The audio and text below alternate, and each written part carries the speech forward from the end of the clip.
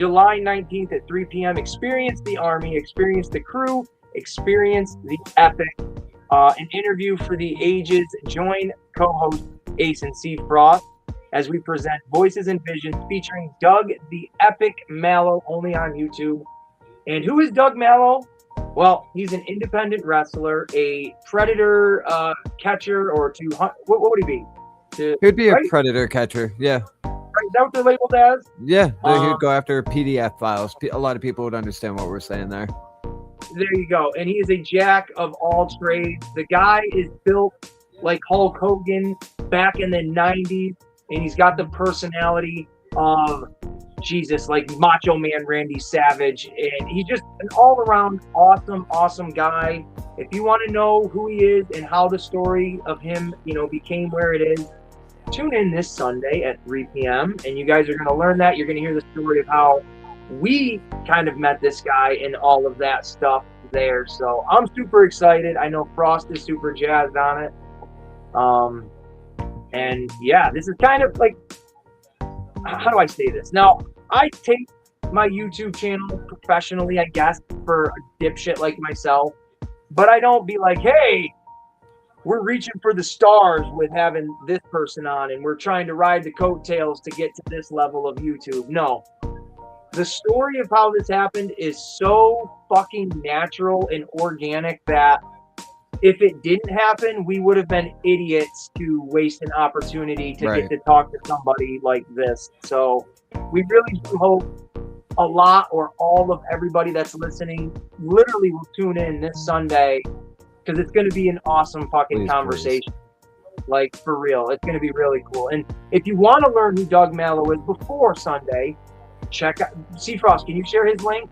Yeah, I can share Doug, and I would like to see everybody there. It'd be wonderful if all y'all would show up. Like, I know I'm not very much into everybody's chats, but I do go through your guys' videos and check you out.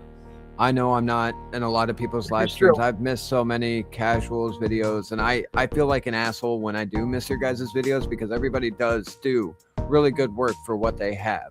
Everybody's trying their hardest. Like you said, Ace, you're not 100% on a big production, but you're doing it. You don't have to do it the way you do it, but you do it your way. Or even Joe, his setup. He has his Transformers in the background. The way Prophet does things, the way Casual does things. Everybody's not trying to shout out Prophet quick. Prophet with his stop motion shit. That's what he does, and he kills it at it. So that's what Casual showed me of Prophets, was the stop motion stuff. So I think that's cool. I think everybody does their own specialty on YouTube. I don't think there's a lot of people like you said, people want to battle and do things. I pay attention to what you say. People want to battle and be top to top, but there's enough room on YouTube for everybody. There's enough room for everybody to grow. There's enough room. And like you said, I want to break bread with the people that really, really fuck with me. Like you, Ace. Joe really fucks with, when I release music. He's there. He likes everything. He shares everything. He's on Facebook with me, and he's showing constant love. Like even Casual, he'll be like, "What's up, bro? How you doing, Frostavelli?" Same with Bruce and everybody. So I would love to see you guys there. If you guys could come in, that'd be wonderful. And maybe at the end of it, if you all have questions for Doug, we can ask Doug if it's cool that you guys ask him some questions. And this will just help us be able to bring on more people, because I want to make this something where Ace and I don't have to break our backs in life anymore. We work our asses off, so we want to work our asses off where we actually enjoy working our asses off. Yeah. And we enjoy doing this stuff. Something that would be fun to do. Like I used to do, I told this a bunch of times, I used to do a podcast with one of my best friends. Really good podcast, by the way. It was okay. Okay. You were different then. Your hosting then was different than it is now. But I will say, you are the stuff you do now, I find as 10 times more kind of entertaining to me, just because you're not on one topic, you're on so many different topics with people, and you bring a lot of people in now. Yeah, completely. And it's nice. It's just nice to spread everybody's, name around and just help each other kind of just meet more people and exposure and all that shit. And that's what we want to do Sunday. And Ace, I have to say, You take the word bud and turn it into a double entendre because you're a buddy, right? So there's bud that way, but you also have a long neck like a Budweiser. That's why everything is blue, because you got to keep it Shit, cool, I got man. a long neck too. I'm fucked. Well, hey, you know what else has a long neck? Turtle Prophet, and we are what we are, and you all are turtly enough for the fucking Turtle Club. I tell you that much. Turtle. And so yeah, if you guys want to know more about Doug Mallow, literally get his link. When C-Frost shares it, go check out his YouTube channel. He's got like 31,000 I shared the link in the comments right now. You guys, it's all over there. Yeah, so like I said, he's got 31,000 subscribers. So it's a big deal for us to kind of have that exposure, if you will, because he's shared C-Frost things on Facebook or Instagram, whatever which one, and then he has shared my stuff on his YouTube channel. So we're very, very into this, and we want to make it a big deal for this guy too, and not have him think that we're just booger picking, fart sniffing dipshits, even though we want everybody to feel welcome. Every time Casual has exposure on his show, YouTube shuts off his video. Oh boy. Shout out Kaz. Shout out Kaz again. Shout out Kaz. So, all right, I think we've rubbed the knob enough of that, but again, just come over July 19th, this Sunday at 3 p.m. You guys won't be disappointed in it. So it'll be fun. Go. Everybody's welcome. Now I know not everybody is a horror movie aficionado or a buff in this chat, C-Frost. I know you're not a big horror movie guy, but I have seen 3 new horror movies very, very recently, and I want to talk about them on my own. But I know there's some movie people in here, so. Have you guys seen the movies? And we can talk about them however you want, but I'm just going to name drop all of them. The movie Together, The Backrooms, and Obsession. Oh, I want to see Obsession, and I haven't seen Backrooms, but Obsession looks so good. Okay. Now, Prophet, have you seen any of those movies? I have not. I am kind of a horror aficionado. But only for older, like anything from the 80s, 90s, and 2000s, like I'm solid on that horror. Right? I got you.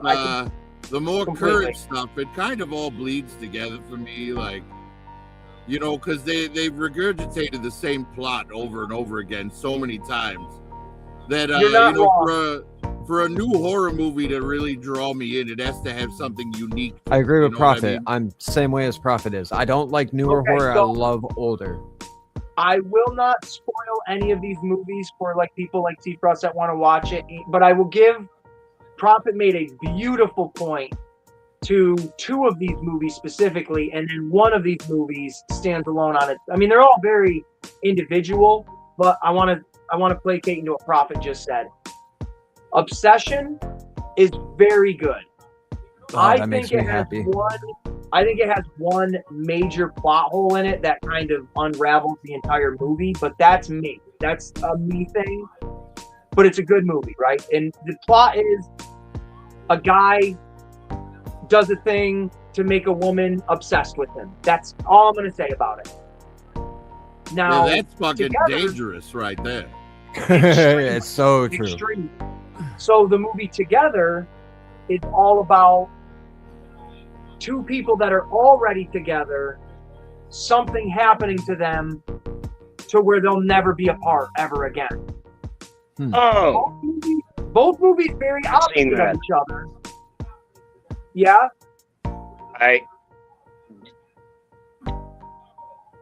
That describes that whole movie right there. Just that Together movie. Yes. When you describe that movie, when you describe Together, all I can think of in my head is the twins in Hellraiser 4 that get their like heads like screwed together, like when they become the Cenobite. The Cenobite, this is very. So and Obsession just sounds like a modern version of Fatal Attraction. Yeah, that's a good comparison. Swim Fan. It's all of those movies, but it's done on a supernatural level. I'll leave it at that. And that's the only twist to it. But both movies are opposite of each other, where someone doesn't really want to be with somebody, but they're kind of forced to. And then two people, they want to be together, and then they have no choice but to be together. But they're very similar as well, where it's husband and wife. They're going through marital issues or boyfriend and girlfriend issues. They're showing the struggles of, oh, I don't know if we can do this. But then the monster happens, which makes it the unique story, right? Very similar. They're not, when you watch them, you will 100% understand what I mean. Now with, what was the other one? The Back Room, that's a whole fucking twisted pig's tail that I can't even explain to you how that movie even makes sense. I don't understand it. It's super weird. It kind of gave me a headache, and I think that was the point of it, to be honest with you, where it's these really shitty yellow lights, like those fluorescent lights. Oh, those are gonna fuck with my eyes. Dude, and then it's that. Yeah, I can't. My ADHD won't let me deal with that, dude. And then it's shaky camera. It's a cool ass movie. Give it a watch for the first go, but no, it fucks with you like. But it's. Seeing that Together, I accidentally watched, but I am looking forward to that one. It's worth it. It's worth watching. If I was to buy, I'll say it like this, rating wise, if I was to buy one out of those three movies, it might be Together. That movie I'll have to check it out.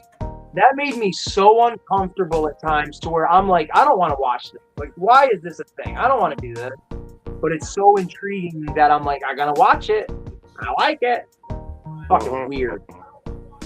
Super weird. Yeah, I like Super it. I weird. like it when there's solid comeuppance in a horror movie, right? Like a good example would be man, I can't remember the name of the movie, but basically what it was this couple is given this box with a button on it. And they're told, if you push this button, is it the box? There you go. Yeah, if you push this button, you'll get $1 million, but someone you never met will die. Yeah. And you realize, I kind of realized it right away. I'm pretty quick on the uptake with these things. But I'm like, if they press that button, then whoever gets the box next, they're dead. Right? It's an interesting flick. Right. I knew that box had been to people before them. You know, and that's like, it's kind of the box is designed to weed out the greed in society. Isn't the guy that presents the box to them, isn't that the original Skeletor? Is that Frank Langella or whatever his name is? I don't remember. I thought it is, but you got James Marsden in it, who's, Cyclops in the X-Men movies and shit. You got Cameron Diaz in it. It's a good movie. That's a good drop right there. Another good version of, probably my favorite version of the Obsession movie was a movie starring Alicia Silverstone and Carrie Yules called The Crush. Oh, that was good. You guys remember that movie, The Crush? Yeah. I don't think I've ever heard of that one. I'm still here. I'm just turning my camera off. Basically, Carrie Yules is a adult male who rents a guest house behind the rich people's house. Is that the Princess Bride guy? Yes, he is. And their daughter, played by Alicia Silverstone, becomes obsessed with him and gets him in all this trouble and stuff, trying to make him hers against his will. Oh, okay.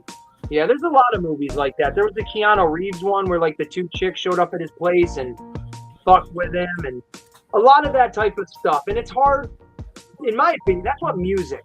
And that's why I want to do another music live with you, Frost, because I want to talk more about how, to me, after so many decades and so many centuries of music, how people, and I know a lot of people rip off other beats and other, shit like that, but to be so creative and be able to make something that's genuine and real and authentic, my mind is so limited when I want to draw a picture. I always end up drawing the same type of freaking shit to where it's like, man, I'm 36 years old and I haven't learned how to draw a better stick figure than this. So it's just fascinating to me when there is something so original, when there is something so creative, and why it often doesn't pick up with people. And then people bitch, there's no originality, and we have to get these reboots and remastered songs, and even with toys, reissued fucking toys and stuff, because they know the old stuff works better than the new stuff. So I've always been very curious of people that are much more creative than me, that constantly are creating something new like that. I think it's a sign of some sort of brilliance and shit like that. Well, there's something that in my opinion, modern music is missing. That music from mainly the 70s. The 80s continued it, and the 90s did as well, but the 70s was kind of like where it was born, where a song would tell a story, right? Like take Gordon Lightfoot's The Wreck of the Ella Fitzgerald, right? That whole song is about, a shipwreck, and it tells the entire story of it, throughout the song. And you don't get a lot of that nowadays. Nowadays, you get stuff like Billie Eilish, like being proud of herself for being a homewrecker. You know what I mean? Nobody's going to be singing Bye, Bye, Miss American Pie, because they drove their Chevy to the levee, and the levee was dry. Right. Instead, the number one song on streaming for 2 months was My Coochie Be Juicy. You know what I mean? It's like... Or that WAP song that was popular forever. It was horrible. I was like, what, why? People that's just the stuff people relate to nowadays. I totally agree with Prophet. Yeah, I feel like it takes a lot less talent to make some of this modern music.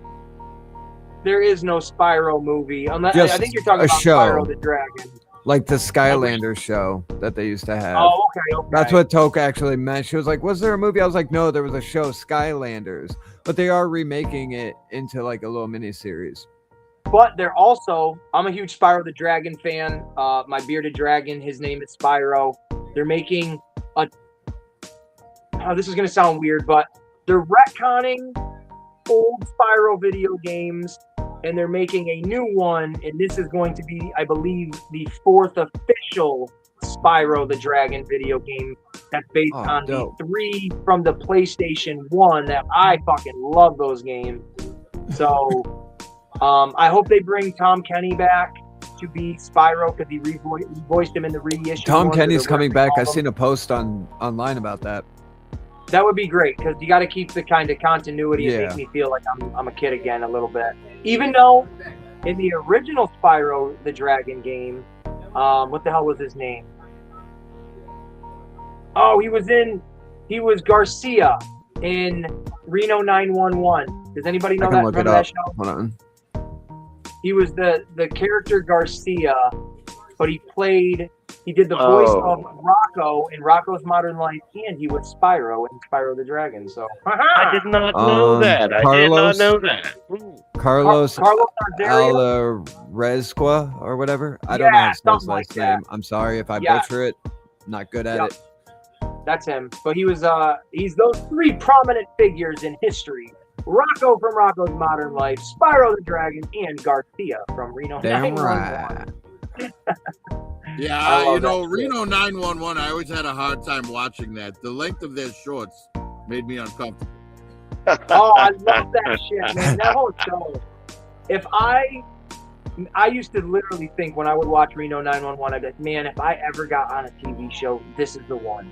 I want to be on this Nick show. Swartzen in it, right? As And well. I could just picture Ace I want to wear those shorts. Oh man, what do I need to do to get a role where I can get paid to wear those shorts? I'd be a nuisance, a complete nuisance. Oh, I'd be a fucking nuisance if I wore those shorts. So I'm like, yep. Not only the shorts, but the boots as well. Those white boots with the fringe, where he did the new boot dance. Oh, got to do the new boots. 4 more payments. These are my payments. It's kind of funny because back in the 70s and early 80s, the entire NBA wore those shorts. Yeah, they did. Dude, yeah, the shortest of short shorts for the NBA. Right. Yeah, and no one could dunk without a little ass cheek coming out. Or a little ball bag dipping out. Dude, that'd be some shit playing basketball. You go to make a dunk and your ass cheek hanging out. Like the fuck? Right. The absolute worst time to get a wedge. Right. Oh, yeah. Oh, my God. Hey, look, we made it to I remember I had the finals. I had an uncle. I had an uncle back in the 70s who wore those leisure suits. He had a leisure suit for every holiday, a leisure suit for every day, every event, a drinking leisure suit. He had a funeral leisure suit, a wedding leisure suit. I had another one that wore nothing but those zip-up coveralls, but they were like disguised as clothing. No. You know, I'm picturing this man like Bob from that 70s show. Oh my God, that's Oh. fucking hysterical. Like a used car. Wasn't there a video game called Leave It to Larry? Yeah, Wasn't my brother. there Had, Oh, yeah, there is. my brother had that. Now, Prophet, I'm going to turn the camera on because I want to show you something. I don't know if you saw that I got this. Once I get it all situated. There we go. Ba-da-ba-ba-ba-ba. It's gonna be real close to the camera, but Oh, the turtle fly, huh? yeah, dude. Oh, yeah. Down. That's pretty badass. I haven't opened it yet. Yeah, and wasn't it like $250 cheaper than the Dragonfly? I have no idea how much the original Yeah. one is. But I think it's sweet. On the bottom of the box, it shows you all the characters in the line, which is pretty dope. And you got Yeah, the I'm only buying 2 of those figures. Can you guess which 2? You're getting Destro, and you're gonna get fucking Shipwreck because he's the best. Nah, I'm getting Destro and I'm getting the Shredder Cobra Commander. Yeah, I knew that's who you were gonna get, but you should get Shipwreck because he's the best turtle and the best Joe. Look at that, he's the best. This Can't do it, was, man.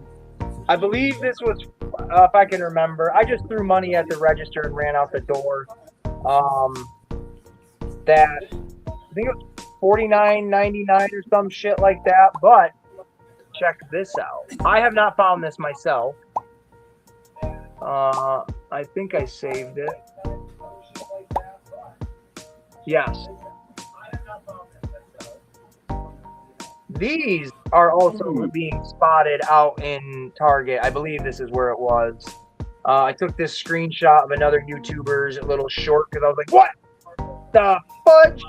This is the original, I think it was 1990. I think that's when the Turtle Tank came out. I could be totally wrong, but I'm pretty sure. The original one came out way back when. This is the reissued one. It's 100% the same thing. Oh, Joe, we'll see you when you come back. Very, very awesome. I never had this at all, so when I see this, I'm 1,000,000% buying it. I do have the original military turtles, so when I get this, they'll look really good with it. I don't have a picture, but they are reissuing all 4 military turtles in a 4-pack, along with the parachute, the turtle chute, or whatever it was called. I have the original turtle parachute, and it's 100% complete, and that fucking thing can go for stupid money. So it's kind of sweet to know that they're going to reissue that, and I can kind of buy a new one and not mess around with my old one. So I'm super stoked. I can't wait to find this. Yeah, you know, I actually think that the helicopter has a wider mass appeal than the tank does, because that helicopter can easily be altered to look like a normal military helicopter and be mixed in with your classified figure. Whereas the tank, there's no way to unturtle that. The body is a turtle shell. We got some new people in the chat, though. I want to say hello to. I don't want to cut anybody off. Kaz, Sci-Fi Swamp Man, DB Morgan. I'm getting upset they haven't shipped yet. Same. Rob, what's happening, Rob? I want Shredder, Coco, Destro, and April with the Shell Striker. People are finding the Shell Striker in stores. I have not yet. My Target, even online, says it's not available. I could get it. It'll be available in 2 hours, about 3 hours away. So, fuck no. I almost bought one on eBay.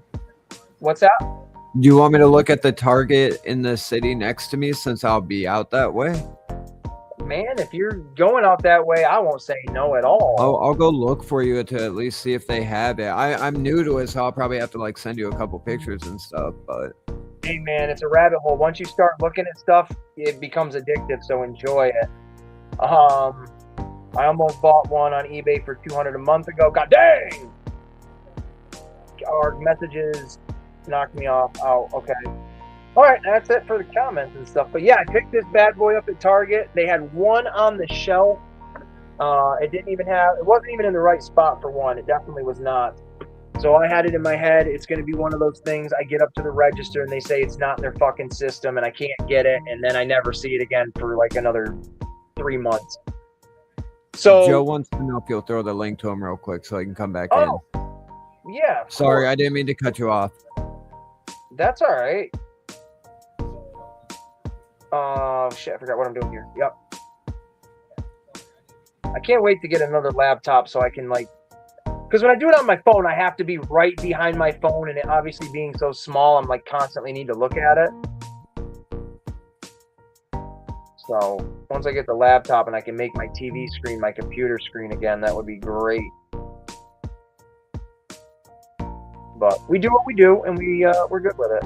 But yeah, apparently the April with the Ostriker is available near me. Hey man, it's sweet looking. It really is. That's another one you can definitely de-turtle, 100%. But this is, and I love that box art. Can we appreciate this box art where it's it looks like it's fucking painted on there almost, essentially. Original well, they've got the backblast effect like the original G.I. Joe art did. Yeah, it's epic. This is so cool. And they even changed it to where it says a real reptilian hero. Ace. It's great. I love it. I will be right back in the chat. I'm gonna take you guys on a walk with me as you're streaming this too. So okay. I'm gonna come right back. Dude. We're gonna walk in our town while y'all are talking. That way I can still talk with y'all. I got to run down to the store real quick to get a drink with Toke. So Hey brother, you're good. If you're okay with it, if you guys are all cool with that. So it's I'm not 100% cool with that. Fine with me. Okay, I will be back, everyone. I just want to say his steps count as mine. So okay, deal. Exactly. We'll double them for everybody here. You know what I mean? It's like watching hours. When you walk, you're getting our steps in for us.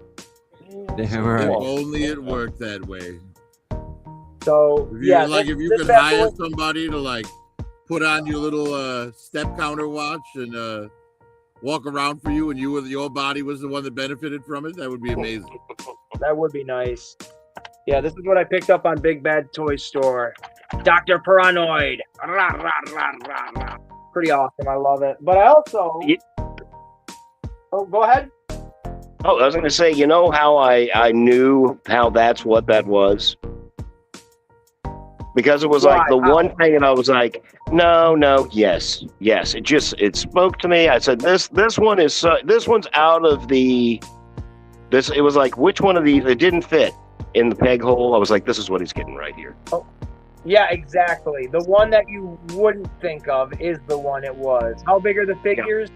Yeah. Swamp Man, are you talking about the Ninja Turtle figures? Because they're probably 5 inches, maybe 4.5. Well, you know what?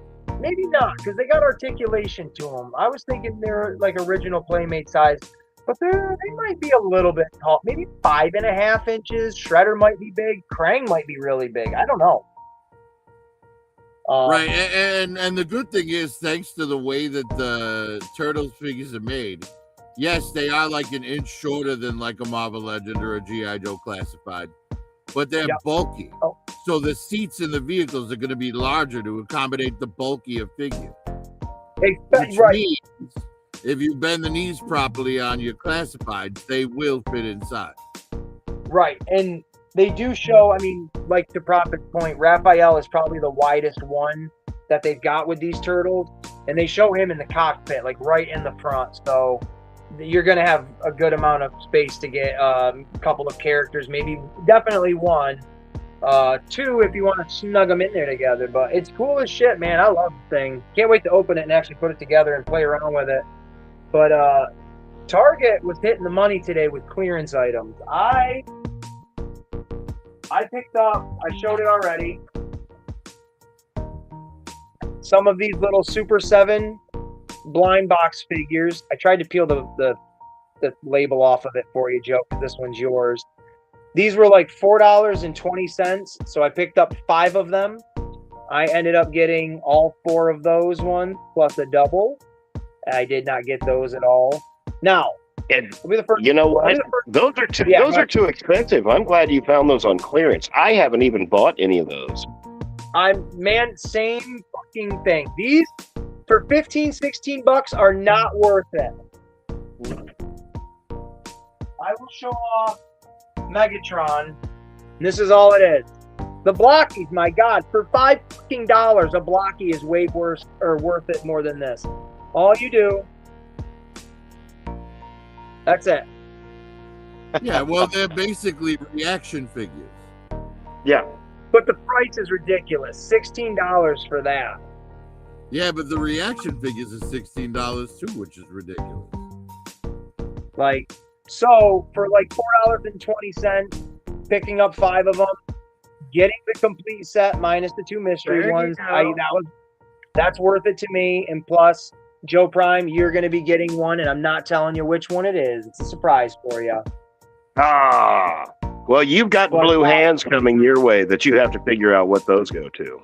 Do you know how many hours of sleep I lose a night thinking about what those blue hands go to, Joe? That's right. I am- Wednesday or Thursday, Ah. possibly Friday, the lady said, but she was cool about it. And then, now, for a lot of you folks, you've already seen, I have this already. I bought this already. Now, I bought 2 of them. So this originally was $37.99. I bought one on clearance for $18.99. But this sumbitch, I don't know if you can see it, is on clearance for $11.39. What? What? Yeah, you know, I was thinking about picking up one of those to make a buzzball. This thing is awesome, Prophet. Let me show you quick. got Yeah, I was going to say. Like, it's You're right. horrible as a roton, but it's great as a buzzball. I absolutely love that he rotates inside of that, depending on the, you know. Sure. Right, right. They stole that from the Incredibles. Everything stolen from something, Prophet. This is a gyrosphere, basically. That's like science. Is that one of your little Skelenites in there? Yeah. Boy, they lock in good, don't they? Well, they got peg holes there, so you can slip them right on. All right. And then I didn't know until I bought the damn thing that there's a missile launcher inside of the front of it. And that's what the missiles go to, you idiot! Why would you not think that? Oh my god. But this is awesome. And at some point, I will set up all of my He-Man stuff in a much better manner than what it is right now. So I'll have both, I say both, but rotons on each side of my Snake Mountain. And then, Yeah, I the need to last thing find I one got- of those Fright Fighters.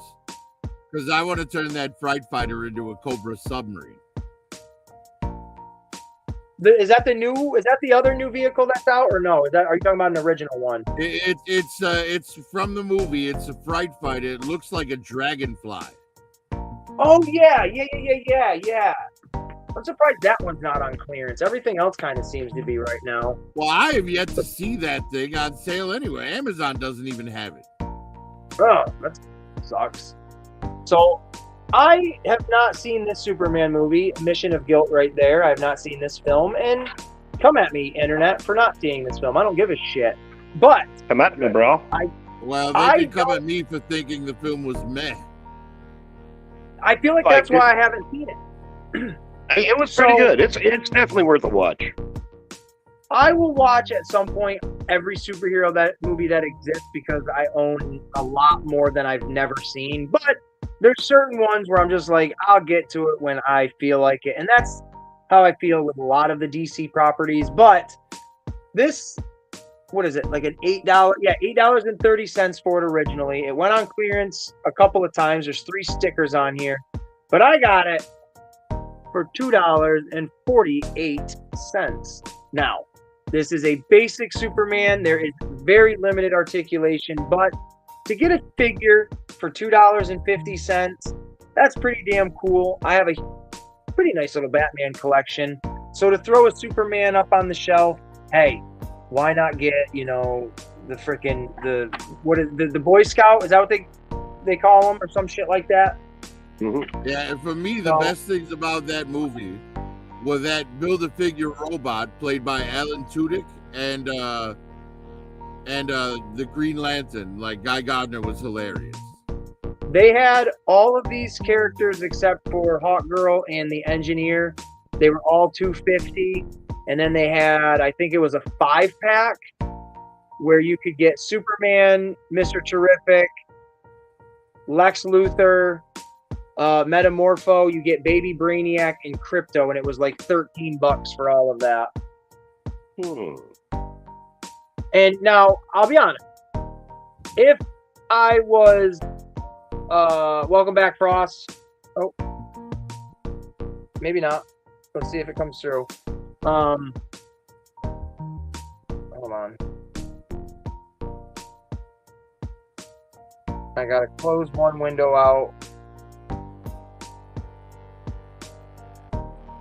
Hold on, folks. I'm having technical difficulties. Here we go. What's up? Sorry about that.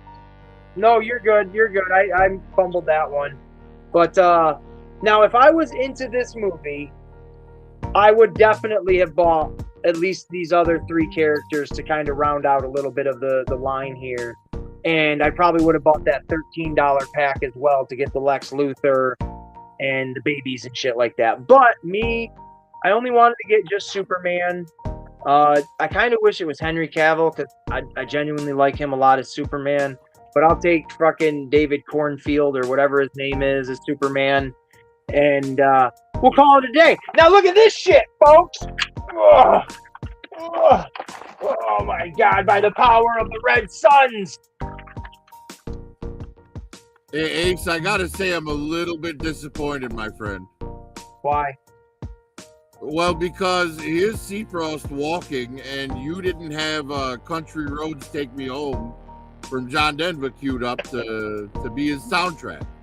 Country Roads Take Me Home. I didn't have the soundtrack to our life prepared, folks. Next time here on Ace's Place 22, I will have music that fits the mood for you. I figured it's good content too, since we have the wildfire going on and we're getting smoke from it. And you get me. And you get help. I got a friend of mine in Iowa sending me pictures of her just smoke-filled skies. Oh, it's horrible, man. Yeah, I'm in Chicago, and you can see it here really well too. It's very smoky out. Yeah, Toke's got to take her inhaler everywhere we go now because she almost had an asthma attack earlier. I took her on a job with me, and the smoke was just so bad. Ooh. I got some fresh air on me. Yeah. Hey, look, soft goods. Right, dude, for $2.50.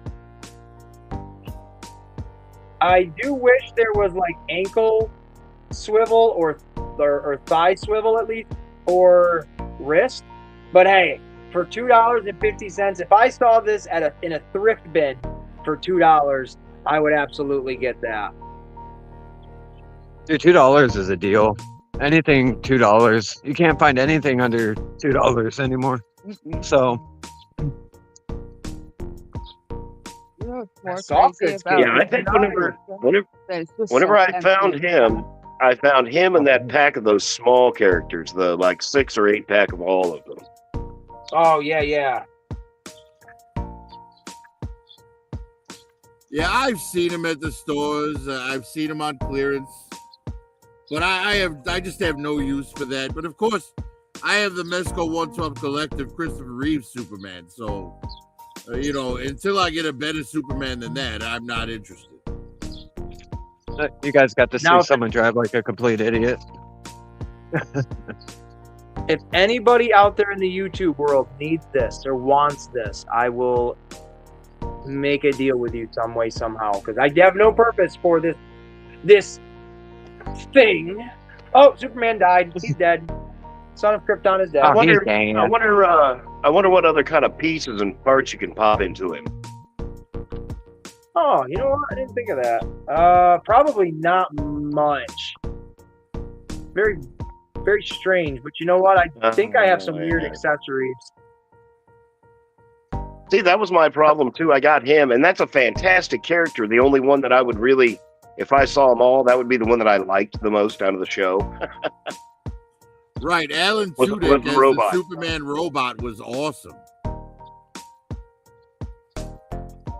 You know what I think I'm going What to do do you with want this? to think? Figure out how to get it to stand, put like something on there, just kind of wedge it, and I'm going to put this on Donatello's table, and he is working on a robot. That's a cool idea. I was thinking like like the boxing dummies you could do, like on like a boxing stand, Yeah. like a training bot or something like that that's already damaged. Since you already have those paint pens, wouldn't it be a cool idea to like make them look damaged and stuff? That would be a sick idea. And I gave one away. They make little, like what you just said, those punching dummies. You can get them on Temu where they're actually on a spring.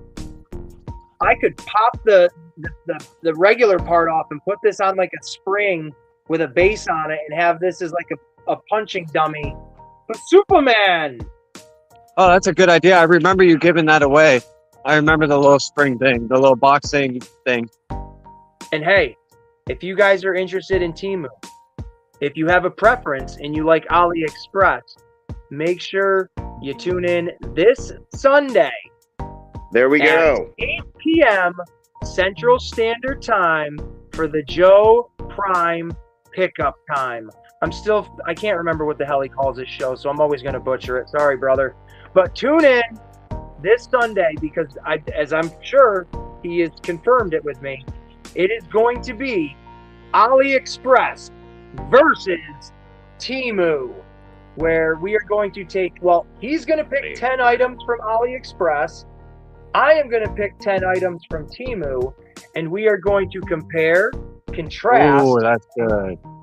and show off the different things you can get from these different sites. Because Joe, he said it so eloquently, and I will, again, butcher it. People have their camps that they like to stay in. Some are really preferred, that AliExpress, they trust it. And then again, there's people that truly trust the Temu process. And me, I'm right down the middle. I order from both websites, but I do have a leaning side towards Temu. But you're going to have to check that out this Sunday. It's going to be a fun one over there with Joe Prime, and I'm sure a handful of other colorful characters that will be popping in. So that'll be fun. Absolutely. I get another chance to show off my little AliExpress. Did you know that Matrix thing that I showed off? That's Yeah. on Big Bad Toy Store for $75, and it's not available until like September 27th. Wow. Yeah, I got it for $48 now.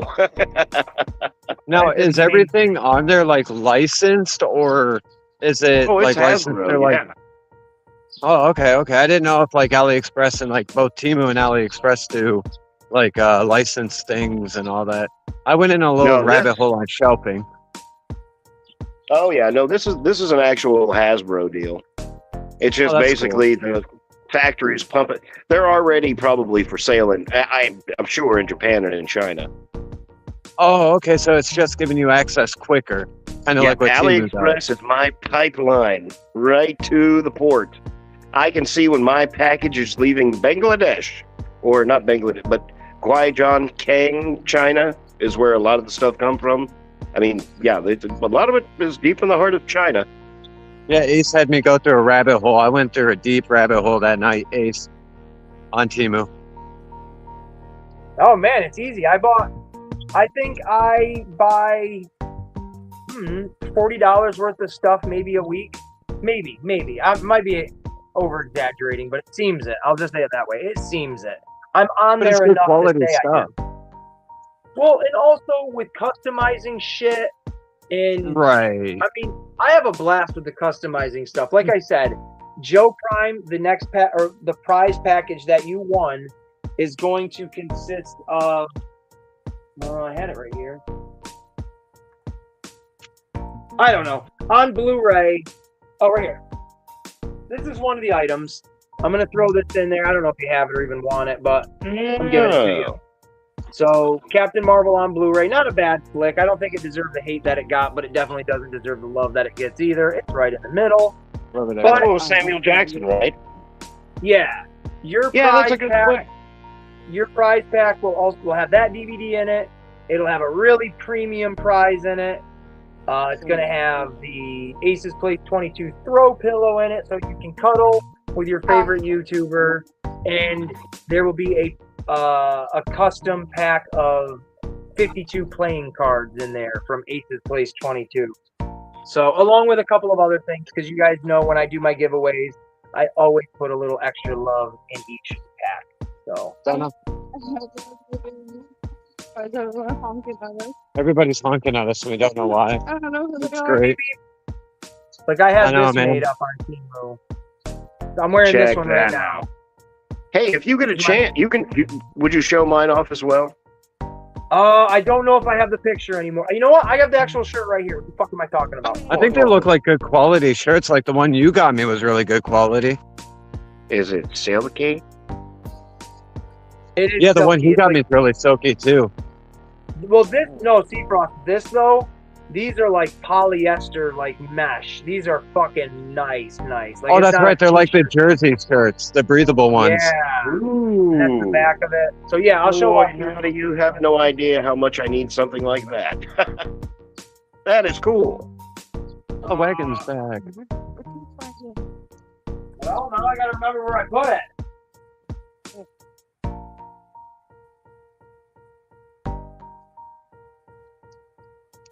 That's all right. I'm glad I was here to remind you to put it in the box. Oh shit! I don't know where that shirt is right now. It's in this office somewhere amongst everything else. But it's in the box. basically the same style as the one I've got, where the front of it has a little patch on the front, and it says, "Oh, I think this is it right here, actually." Yes, this is it. I got it. Let me get this off the screen.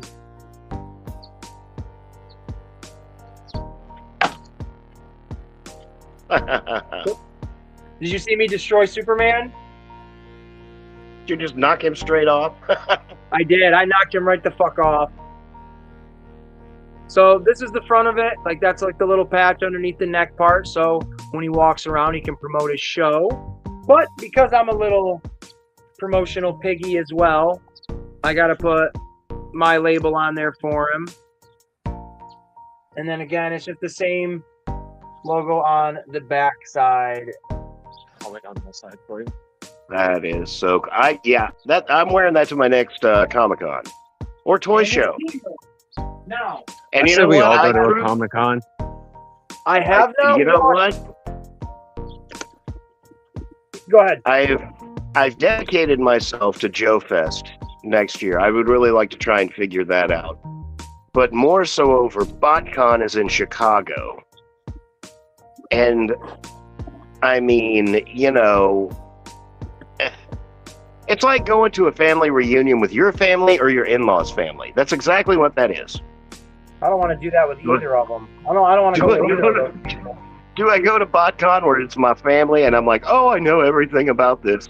Or do I go to the Joe Fest where it's my you know, my girlfriend's relatives. They're still cool people. I still like them, but I'm like, okay, look at all these dolls.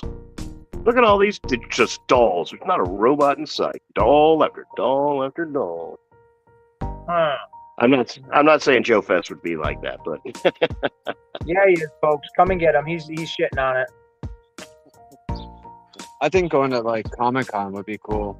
I think like having like you guys having casual there would be kind of cool. Having Bruce there. Comic-Cons are fun as hell, but I've never been to one. in the last 15 years, they've gotten so fucking expensive. I had been Right, well, priced. I they've was been priced out about hijacked. 10 years ago. They've been hijacked by corporate America. 100%. You know, back in Yep. the day when I used to go to C2E2 here in Chicago, you know, it used to be that the floor was covered with all the booths from the local comic stores and stuff. And now, like, the entire floor is covered in corporate shit. There's a Mattel booth, there's a Hasbro booth, there's a, you know, a Marvel booth, there's a Bluefin booth, there's a, you know what I mean? Like, there's no, and all the, you know, anybody who is like a local store that wants a booth is gonna pay like $4,000 for the weekend. They Yep. literally have to bring all the inventory from their entire store and sell out just to break even. Digital And Caveman, it's like- how are you doing? It's just, you know, it's been stolen by profiteers, basically. You're 100% right. The big ones here in Kansas City, you can go in 4-hour blocks, and tickets start at about $75. So, you know, and there's no that, you know, kids 5 and under free, nothing like that. Basically, they're free if you carry them. If they're sipping from a bottle, they're free maybe. Right. But you know, it's not a child friendly place. You know, it kind of lost that wonder of a Comic-Con. You know, going in a 4-hour block, I can understand because it's so busy, and you know they got the big stars. We had Mark Hamill here in Kansas City last year. That's cool. And I can understand, you know, but even at that, I had a buddy that went, and he's like, yeah, I got the VIP pass, which meant I could stay as long as I wanted, but it cost $180, and then I had to get, and then, oh yeah, then he still had to buy everything at the event. That just meant he got more time there to spend more money. Oh, see, that's bullshit. You would think they would give a little bit more to the people who paid the VIP and got the bigger ticket and put a little bit more effort to come. You know what I mean? You'd think you guys would give more. That was what he was saying. He's like, man, I'm sure I get a discount. And he didn't get nothing. He got to walk around for an extra hour. And he's like, oh, I'm just as broke as I was when I came in. That's my issue. I feel like I would take. I mean, the cons, they honestly used to be, because I remember, like, I'm 54 years old now, but when I was 19, was the first time I went to a con. I went to Gen Con. And the entrance for it was like $5. And, you know, because they understood the whole point of the con was to get more people into their stuff, not create a price wall to keep people out of it. Right. Yeah, that's why, I mean, Ace, you got it down with the toy shows. And Yes. I've started following them more closely on Facebook too. And you'll see that I've been sharing a lot of these. The I've toy noticed that you've shows been are the sharing way some. to go. That's the It is, way to, Yeah, if they're you're going to far go. superior. Yeah, We Well, have like one you here in were just Illinois called the Kane County Toy Fair. And the last time I went there, I got a original Cobra Rattler for $40.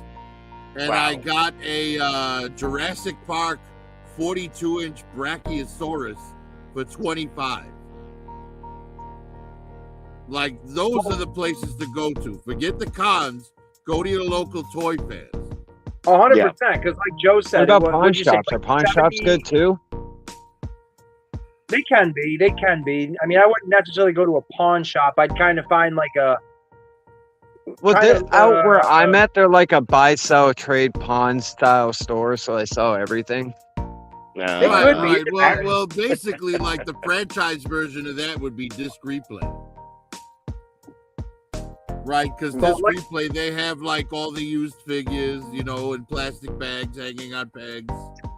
They have, you know, older toys, newer toys, you know, because like they had to supplement their inventory with other stuff than like music and DVDs because, you know, at the time that was a dying medium. There's a new pop and interest in physical media now, but 10 years ago Right. that didn't exist.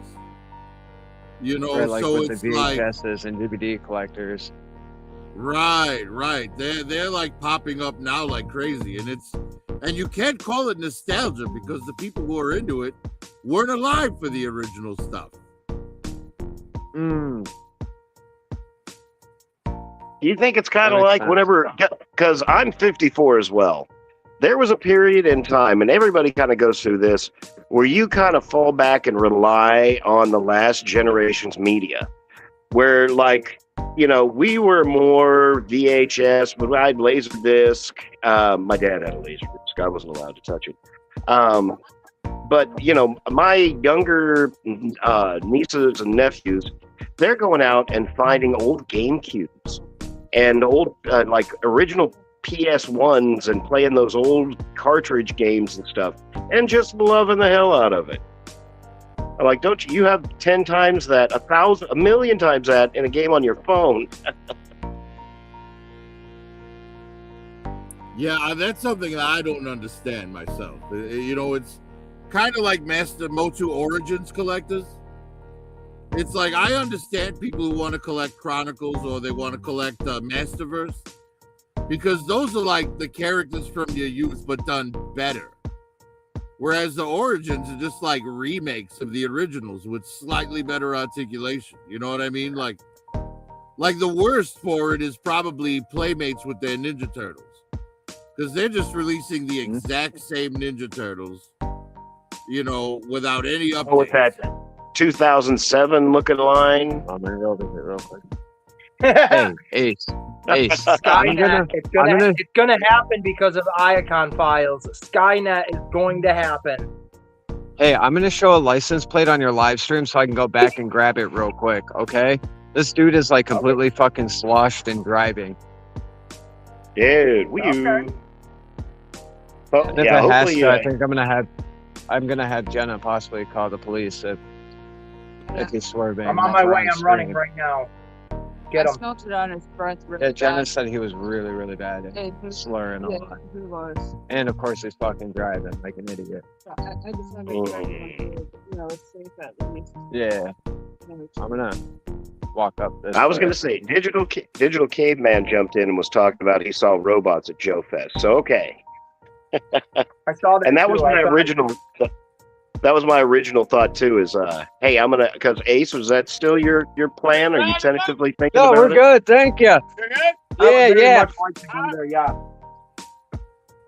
Uh-oh. very much so. Yeah, personally, I Got think it. Joe Thank you. Fest is more like 80s nostalgia fest.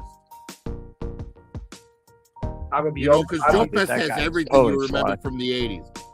Joe Fest has, you know, Transformers. It has Well, no, the GI or the Dukes of Hazzard stuff you got Masters for of the showing Universe, off. All and, that, yeah. like, yeah, everything. It's like it's more like 80s nostalgia fest. Is really what Joe Fest is. I found this little ducky. This is for Sea Frost. I picked him up one of these, and I picked up my daughter one of these little duckies. Quack, quack, quack. All right. Well, did that dude like drive away there, Frost, or Yeah, what's the What's that, situation? brother? yeah, did that guy drive away, or he's not Yeah, like he circling drove the away. parking lot? Okay. Yeah, he drove away, and then Jenna and I both got the plate. So she's gonna send it in through our. We can do it through Facebook for our county, so it's kind of Oh, cool. wow. So we're gonna report that. That's horrible, dude. I can't stand that shit, dude. We have kids out here, and like I'm Mhm. super protective of children. Like I am hella protective of especially my community. It's a small town, and driving around drunk like that just surprise my ass. If you guys didn't know, I'm running for mayor of my town. Oh, and the bad part Hey. was when I was cashing out, he was bragging to the cashier. He's like, yeah, I'm gonna go home and go get hammered and get high as hell right now. There's nothing else to do. And I just need more of this booze. I gotta get more high. There's the shit to do around here. I'm like, oh my gosh, dude, what is going on? Yeah. See, Ooh. I get just as mad at people texting and driving What was that? because I've had 3 friends killed by people texting and driving. Oh my. Yeah, I don't like that shit either. My one friend, he was I- riding his bicycle along the road by Brookfield Zoo in Illinois, and some girl, 17 years old, on her phone, swerved onto the Oh. shoulder and hit and killed him, and then just drove off. That's oh yeah. When I drive Tokyo, it takes my phone and answers. I don't believe in that. Yeah, I have Like, my I- phone on my dashboard, like mounted on my dashboard, and if my phone rings while I'm in driving, I just press the button on my steering wheel and answer through the Bluetooth. So Yep, that's my what I eyes do for never our leave work the truck. road. I am completely hands-free. Yeah, I like the hands-free It's stuff. when That's I'm, what we you do in our know- work truck too. Well, when I'm next to somebody at a light and I'm looking at them texting, I'm like, you fucking bastard. I hate it because when I was growing up, my mother used to yell at people saying, "You're not driving a phone booth," you know.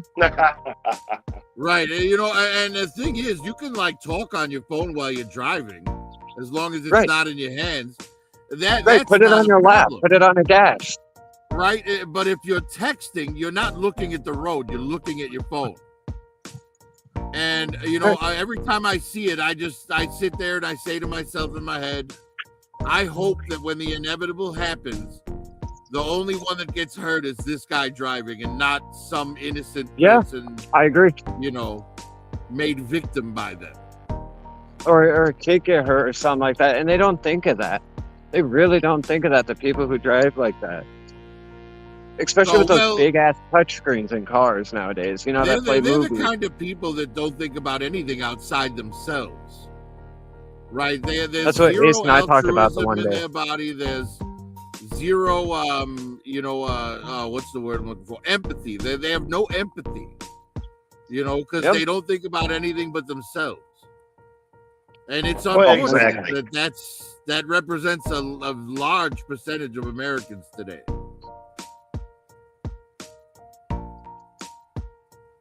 Oh, that's a nice truck. Yeah, I was going to say, exactly, Prophet. I kind of look at that as, everybody gets in their own bubble and then everyone else is just an NPC, Yeah, we had Right, a. well, kid- I'm still the kind of person that if I see someone with a flat, I pull over it. Yeah, same, absolutely. I'll help someone on the side of the road. No one deserves to be stranded. Right, because I've been in that situation, so I have empathy. Oh, 100%. How you doing? Yeah. Gotcha. I have a couple out. I'll bring them down to you. Appreciate it. Have a good night. Yeah, and Yeah, it used to be that empathy was the difference between, a teenager and an adult. Right, Yes. because the teenager's the kind of Shows jackass maturity. that'll like do 20 miles per hour on a 1-lane road just to piss everyone off behind them. Whereas an adult would never do that because they know what it's like to be stuck behind that asshole teenager. Right, like I was telling Ace earlier, it's like the old me I would want to smack in the head. Like that old me, oh my god. Naive. Right. If I could go Unempathetic. back in time and like,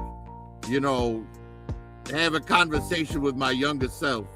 Oh yes. My younger self would probably call me an old fart and fucking walk away from me. But, I would still try and impose a little wisdom out of it. Exactly. And like I said, I'm becoming a grumpy old man, but I have a reason to. You like when Right, young I Thanos never met old thought- Thanos, you just wanted to fight him. I never thought I would be that guy on my porch going, "Get off my lawn!" But I said that today too. Yeah, I'm same way now. It's like, get off my yard. I just want my yard to be nice. It just shows maturity. That's what it is. Empathy, maturity. It's like if someone in the not respecting your space or respecting what you're doing, it's like, well, then you don't belong in that area. Yeah, like they were saying, once some people get in their personal bubble, they become NPCs into the outer world. I think social media does that a lot. I give Ace a lot of credit for not having social media. Prophet, what month is your birthday in there? Not that I'm building a profile. I was just curious. I'm 54 as well. I was born in April on the 27th, so I am a Taurus. Oh, okay. See, I'm a November 20th, so I'm Scorpio on the cusp. I'm October. I'm retarded.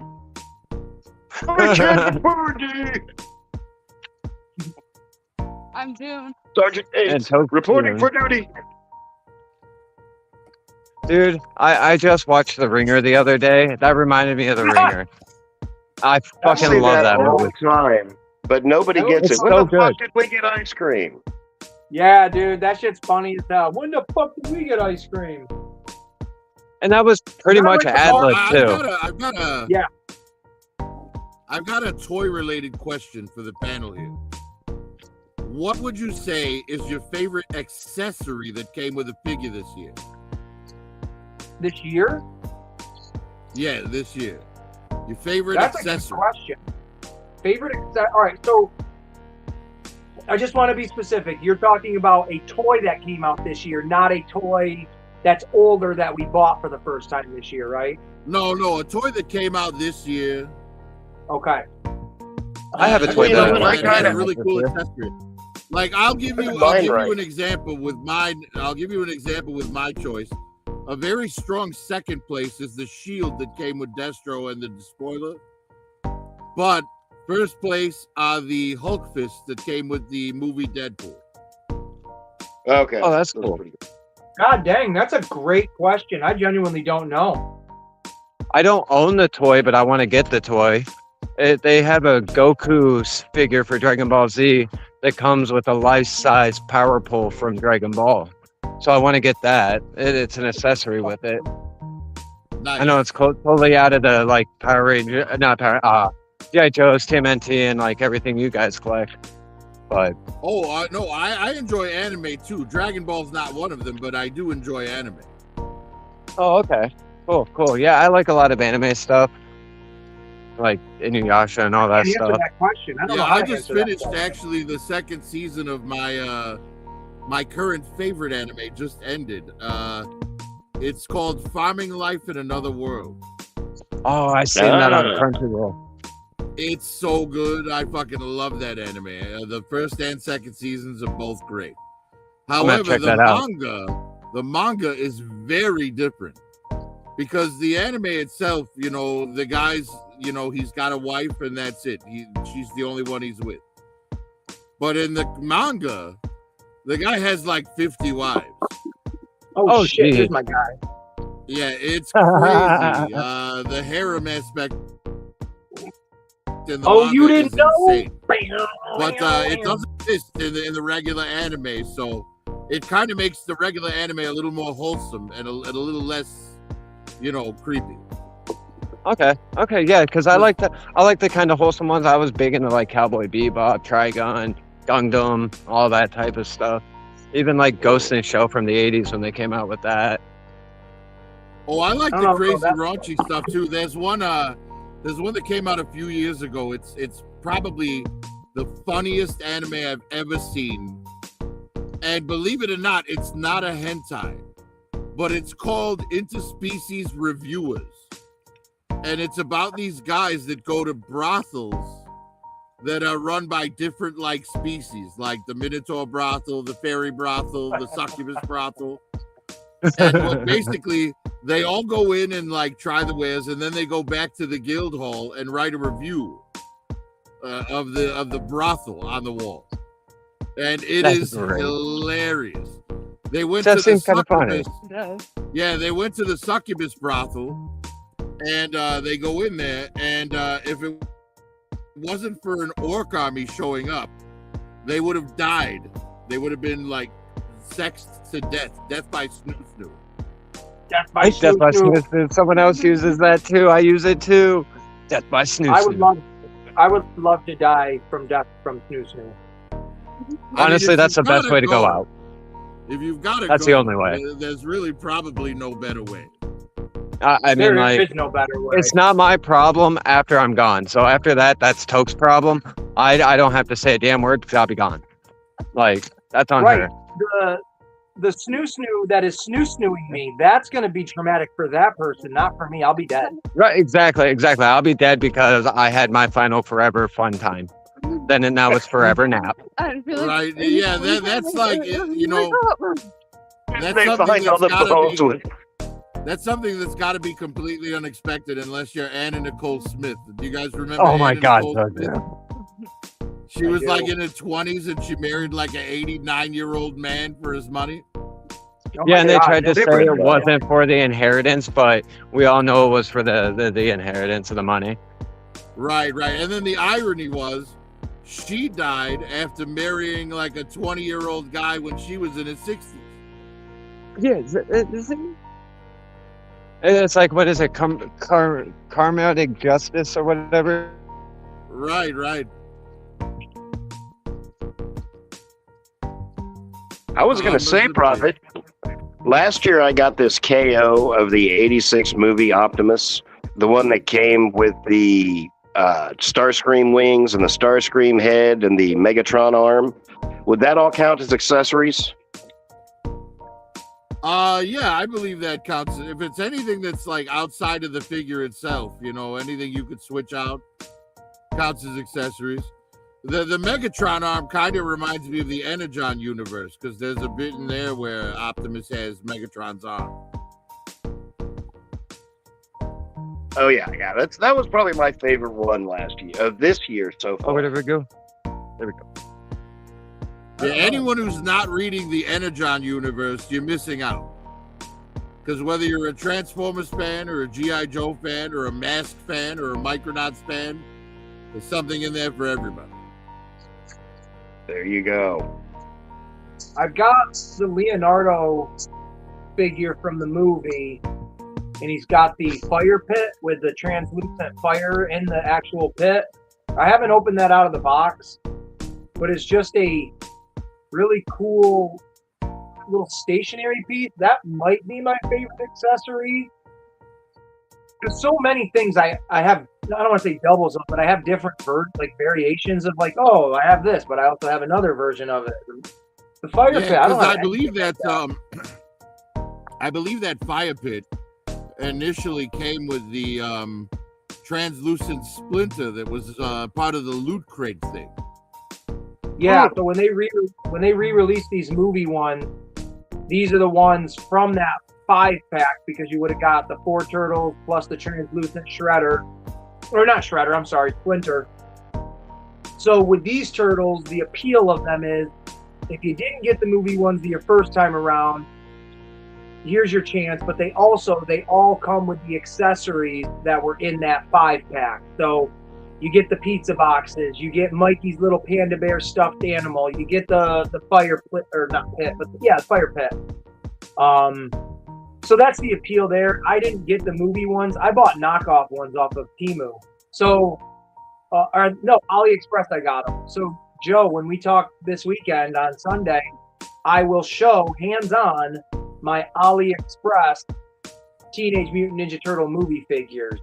So, Ooh. there we go with that. Yeah, But, it took me a decade to get the movie figures, but I finally got them. I have only 2 official turtles from the movies. I got Leo and Mikey, but then I've got Splinter, Shredder. I've got 2 different Super Shredders. I've got Casey Jones, the Splinter. I think that might be it from the movies. Yeah, from the But I only movies, have 2 turtles. I have all 4 turtles. I have April, I have Splinter, and I have Shredder. That's it. The Shredder. And I'll be honest, I only have Shredder because he came with Splinter. That's a really good 2-pack. That's the only way I got him too. Is that good? I've seen it for $30 at Ross, $29.99. That's worth it for sure for that. Yeah, I you saw get- something at Ross the other day that I'm kind of upset with myself for passing on it. But it was the Splinter when he was still a rat in the cage, and it was Splinter's original master versus Shredder before he was Shredder. Oh, Right, wow. so yeah, it's like I can't remember like the names on the figures, but Hamato You know, it was- Yoshi and oh my god, Hamato Yoshi and Hirako something Saki. I can't remember him either right now. But that's available. Where did I just see that? I think Big Bad Toy Store has it for like $40. I think. yeah, I saw it at Ross for 30, so I almost bought it, but I passed. It's a cool one just to have, you know, if you want to separate them from the turtles, to have kind of like, you know, little master sensei kind of humans with. You Well, know, it was almost. I almost bought it just for the Splinter in his cage That's what I'm because saying. The it's accessories got that are like cool. yeah, it's got that like cage that's on the stand that like it's like Yeah. you know, it hangs from like the cane shape. like a like bird stand. cage almost. Right, Yeah, right. It it's hangs like cool. a bird cage, but it has a stand. So, yeah, very, very cool. Because that cage alone, I could do all kinds of stuff. You know what I mean? I could have like, you know, do like some Sunbow type stuff where Cobra captures Polly and I was just gonna say, brainwashes Polly to like you could have- betray Shipwreck. You know? You could have Cobra Commander. Actually, I don't know if they make them. You know the world's tiniest or the world's smallest figure? Yeah, I have them. I have all of them. You could take, I don't know, just I would be silly with it. You could take Cobra Commander, the little tiny one, and see if he fits See, in the the cage. problem But- with the G.I. Joe World's Smallest is there's no Cobras. All they made was Duke, Roadblock, and Snake Eyes. oh, they only made the 3 good ones, the heroes? That's it. They haven't made another since. Oh, I thought they made a Cobra Commander at least. No shit. Well, Like the Motu and the Transformers got multiple waves, so there's tons of stuff for both of those. But G.I. Joe, they skipped on. They only made the one wave. you could even take the Duke, put him in the cage, and then have Cobra Commander, you know, a 6-inch classified figure standing there next to him like, I got you, you little fucker. I shrunk you down, put you in a cage. Right, and then have That's Cobra the kind of Commander stuff I walk out of the room. Have Cobra Commander walk out of the room, leaving only the Baroness. Sorry And the about that. Baroness, like, you know what I'm going to use you for, Duke? Ooh. Oh, Now, that's I do have cool. a question. Do those Cool. world's smallest G.I. Joes fit in these things? No.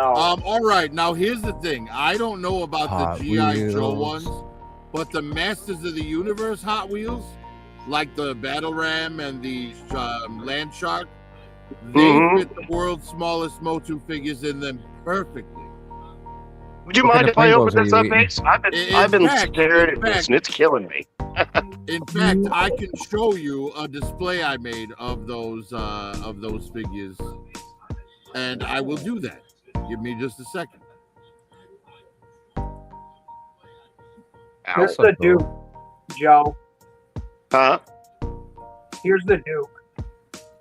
I personally do not know any GI Joes, so it's like new worlds to me. There we go. You So- can see it a little bit better. I've got a ton of these Okay, little. That's the Abernathy guy, isn't it? Or no, Oh, that was that's Hawk. cool. They kind of look the same. They all kind of look the Where do same. you find those? I like little mini I things found like a lot that. of these. I found tons of these at Target. Like I got a whole bunch of them in here. I've got Ninja Turtle ones. Oh, that's so cool. I got a bunch of the Transformer ones. Like here's RC. She's the female. Okay, I know trying to that think. Transformer. So a lot of my little figures like this, these are the types of things Kaz kind of taught me. He's like, man, they can be toys for your toys. So in my sewer lair and my displays and shit, a lot of these little things are sitting around to make it look like they're being used in that type of environment. So I've got little not wooden, but like little boxes, and I actually ordered totes, little tiny fucking totes off of Temu to put these types of toys in to make it look like they're putting their toys away and stuff That's like a that. cool So I have idea. I have one tote that has all the Ninja Turtles in it. I have another one that's got like the Transformers in it, and I need to get more so I can put these ones in it. And I can't reach it! Reach. How I just annoying! It knocked looks over- like I just it knocked looks over like everything. that's hinged on the top, but it isn't. Cannot open the cockpit. That is annoying. Oh, that Sir, is can an you watch annoying your thing. mouth? Can you watch your All mouth right, and not say Ace. cockpit? Ace, I shared a screen there. If you wouldn't mind putting that up. Oh, that's cool. Little crate. Yeah, a little crate. Yeah, I'll do that in a second, Bravo. Hold on. Little crate. Like, here's my little. The lighting is shit. I understand that, but this is my little star screen. Or wait, is that who that is? Yeah, that's the My thing is, little Jurassic Right, Park cards and stuff in there. I've got Transformers and stuff. So, toys for your toys.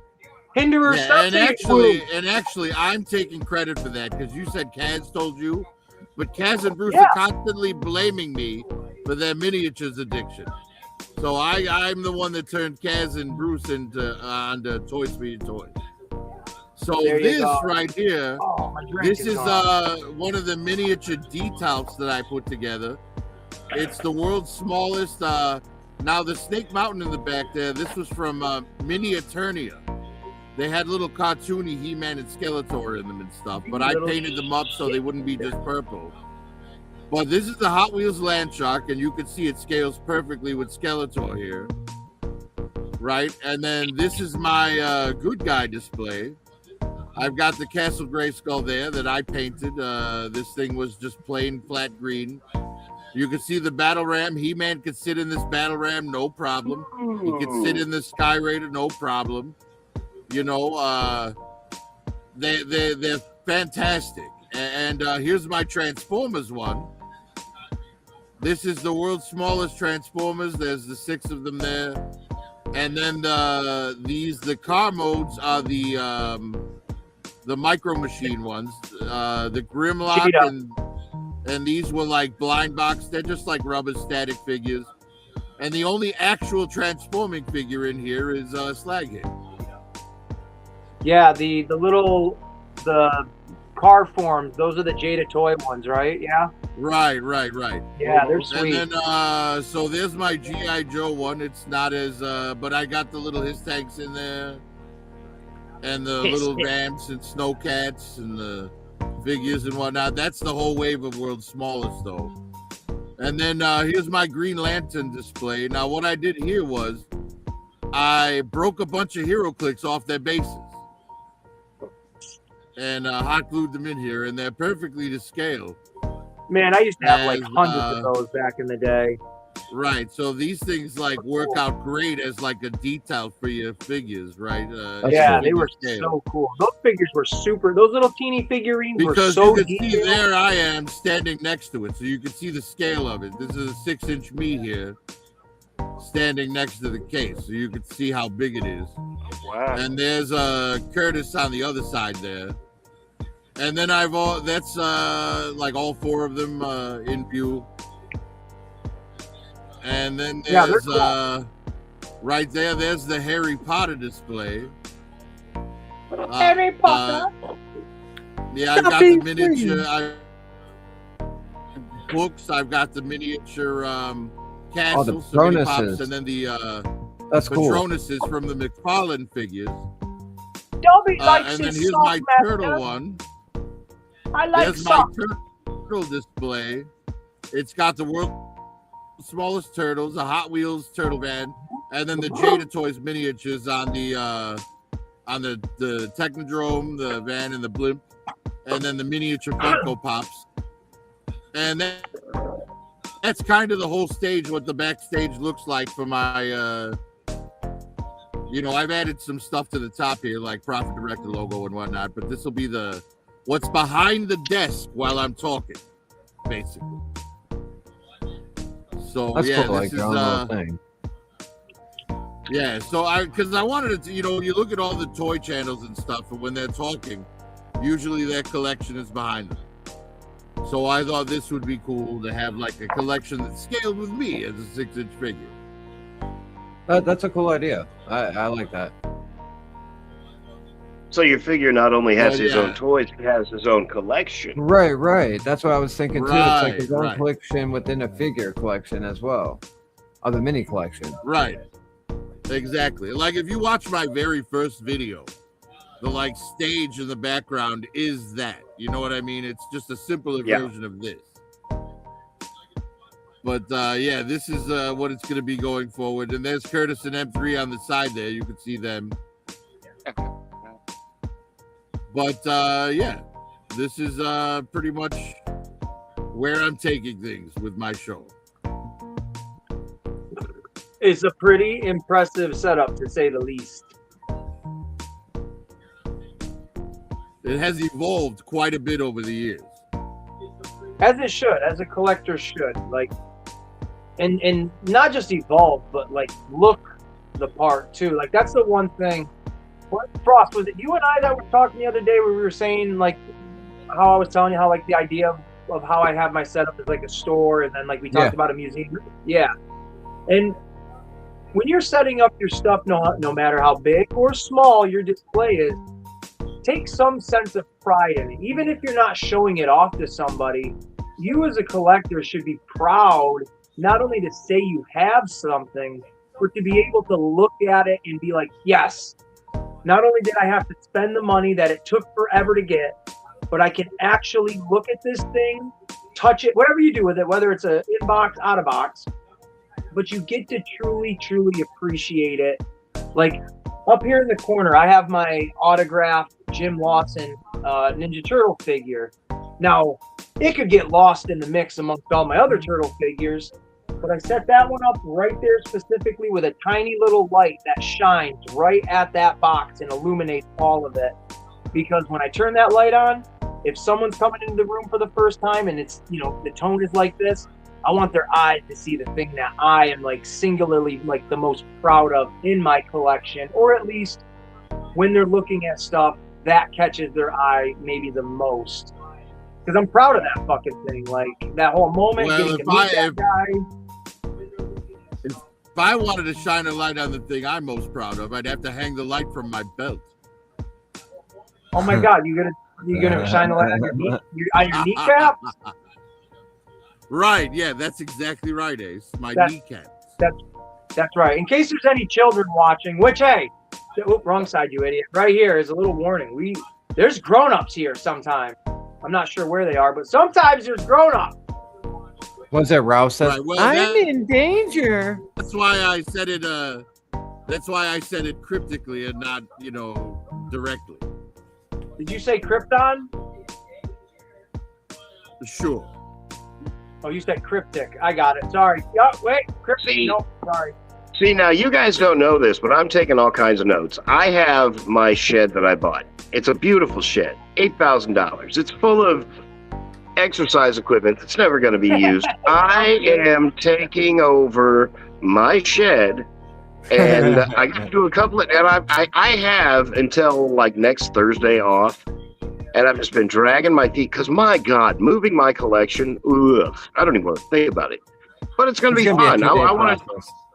Oh my God, I gotta, because it's just studs in the shed. The shed's immaculate clean. It's one of those big Amish built sheds, but I got to figure out, I want one of those hook and rail type systems for shelving.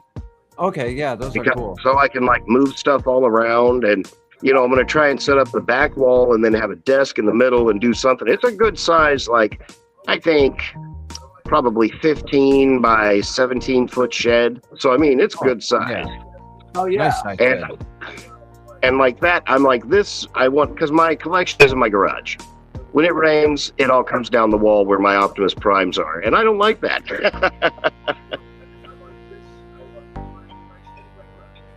I think that's a good idea. That's a good idea. I want to do more than just, because everybody walks in here and they're like, oh, it looks like a museum. I love like seeing the black shelves and the lights done just right, and the figures actually where you can see them all. That's what I'm shooting for, though. Yeah. Yeah, mine looks Absolutely. like shit. I need to learn how to stage mine better. I literally, I'm not turning my lights on or anything, but like these metal shelves, man, all around me, except for the really tall ones. I bought those at Walmart for like $80. But all these shorter ones and shit were like $16 a piece. And they are the metal framed ones. You can hang shit off of them and stuff. And this whole room is unison with that. I even bought like a small one to go in this little spot over here. That's what I like. I like that kind of look and stuff like that, and they're simple to put together. But man, what I love glass cabinets. Right, and they're cheaper because they're not finished for like in-home like decor. They're meant to be like, garage shelves. So you get them at like Lowe's or Home Depot. Yeah, man. And they're cheap. I got the ones I got. I'm not even kidding you. I got them off of Temu, and they're just as stable and sturdy as my big one that I got at Walmart for $80. Like that small one I just showed you guys, I think it was $10. And I got it within a day. I ordered it the day of and got it the next day, literally. I was like, holy shit, that was insanely fast. So again, these, I think they're 8 inches deep by, maybe more than that. Maybe they're about 12 inches deep by 26 inches wide. They're good size. They're good. That's a good About size 5 shelf. foot tall. You can get 5 foot ones. You can get 7 foot ones. I think it's 7 foot. But if you're trying to get your shelving to pop quick, I think that's a great alternative, is to do that. Like I was going to Walmart originally. All the shit that I had on my shelves before, they were all these janky plastic ones, which is garbage. Yeah, I mean, it's not too bad. If I can, like there, my Nemesis, I'm happy with the way that shelf looks. If I could translate that into, one straight shelf, maybe, instead of having to go, well, I got this, these are taller, so I had to make that up there, but it goes down and over here, and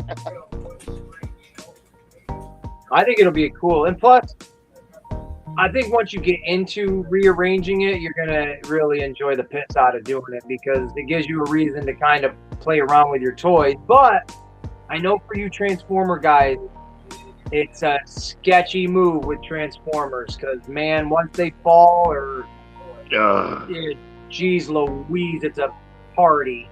See, now for me, if I make like a shelf display, I don't like do like most people do, where I just cram as many figures as I can into the display.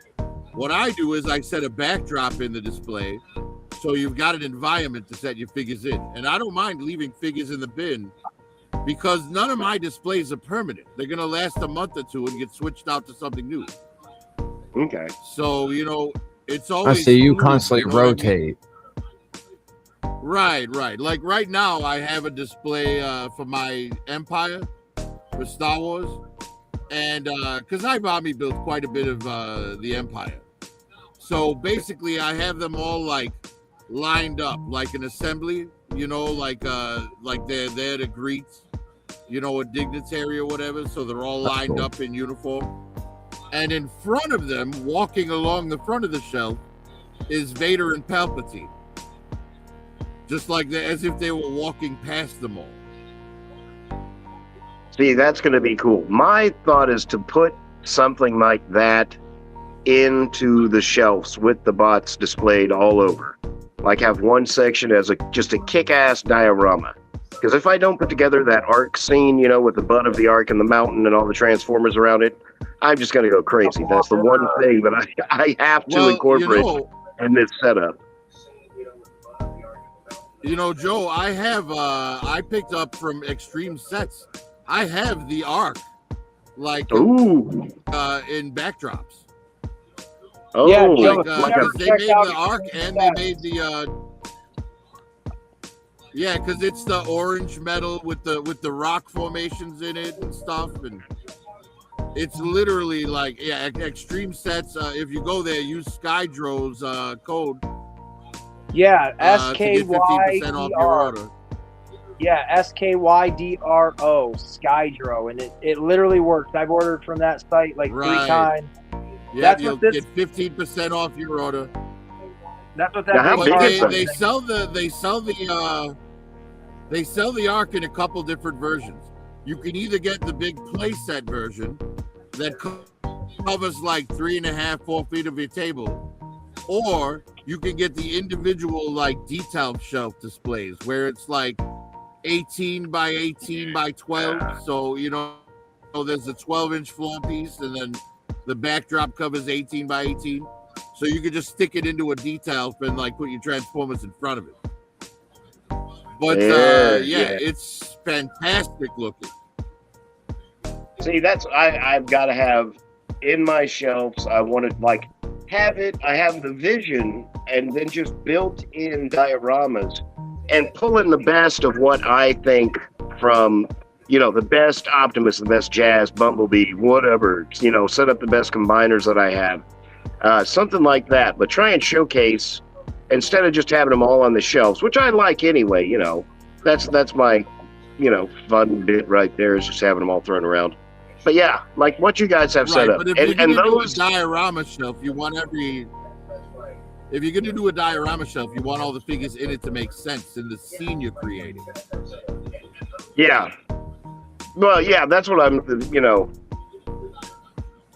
Yeah, absolutely. Because like what I'm thinking is a G1 type scene. Autobots on one side, Decepticons on the other. Would all have to be probably. Well, depending on the scaling of the arc, I would just have to see that. But yeah, your turtle thing is, well, yeah, your Panther Pissed. 60% of the time, it works all the time. all the time. Well, Kaz has the very extreme sets that I'm talking about on display in his display. Oh, yeah. And I'll bet you could get Kaz to show it if you stop by his show later tonight.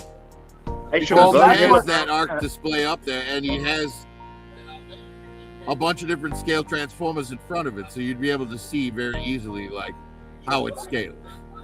Well, that's what this is from. This is that extreme set. This is the whole diorama. And then these things here, these backdrops are the extreme sets backdrops for the sewer layer. They got like the floor to them, and then they have that, like the back to them as well. I remember you showing those off. Yep. And they're pretty sweet. What's up, Son of Crayon a Slime? Yeah, because it really transforms a display. Like it really transforms a display. But like when you've got like a world building backdrop behind your figures instead of just a bare wall. Yeah. Right. Because, Even It though that's really what makes a difference. what I'm Yeah. thinking too is, even though I play around with the whole 1,000 face subscriber blah blah blah, that's going to add a little bit more engagement, and I want the wall behind me.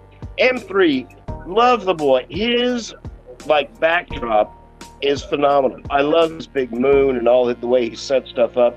I want to be like seated at the altar of Prime, and something like that. Have part of that, art visible. Have all my Prime set up. Something cool, Absolutely. And Well, Walker yeah, Royale. definitely. How's it going, buddy? Definitely check out the extreme sets. In fact, that arc set, I think you could get it on discount now Oh, yeah. What? because it's been Yeah, around I'll for a definitely long do that. time. I will definitely do that. Now, like, my only thing is, I've seen them where they, like the Titans. Do you like them displayed up on the top? Because I kind of like that too, where you walk in and all the Titans are at the top of the room. But, kind of everybody does that. I think I might try and put the Titans in with the regular series, maybe. Because right now I've got all my characters together. Like all my Abominations are together. All my, Starscreams, all my Megatrons, everything's very ADHD put together. That's what mine is, like ADHD put together. It looks good in my head, but now I noticed it's clustered for myself. Exactly. When I stand back, I'm like, all right, Ace, I'm going to share a link with you. I'm going to put it in the private chat because Extreme Sets, like as soon as you open up their page now, it goes right to their brand new arc set. ooh. Yeah, they've got a brand new arc set, one that's not crashed. It's still in space. Oh, wow. So, yeah, I was surprised to see it myself just now. I didn't even know about it, but it looks fantastic. But, yeah, the link is there, Ace, if you want to jump on that. Just shared it. I clicked on it, but it brought me to the page. Can you guys see that? No, you haven't shared it yet. Well, because it brought me to the actual site. Yeah, well, that's what it's supposed to do. And then you pull that into a separate window and then share it. Oh, I don't know if I can do that on my phone. Oh, maybe not on your phone. All right, you Yeah, know I what? can't do I'll that. just open it up on my screen and you can share my screen and I'll show it. They got some dope stuff though, like that. That's how they fucking, share the streaming. It has to be done with the laptop. Like the oh shit. The fucking cabin was really cool for like horror movie characters. That looks sick. All right, I'm gonna see if I can back out of all right, this. Ace, without- if you yeah, if you want, I have the screen up, so you can just share my screen, and I'll walk you guys through it.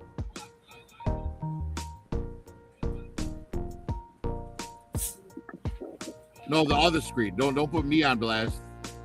Oh, I thought you said I didn't even see the other The one. Hold screen on. that I'm sharing down there. Well, let me click on that if you will. There we go.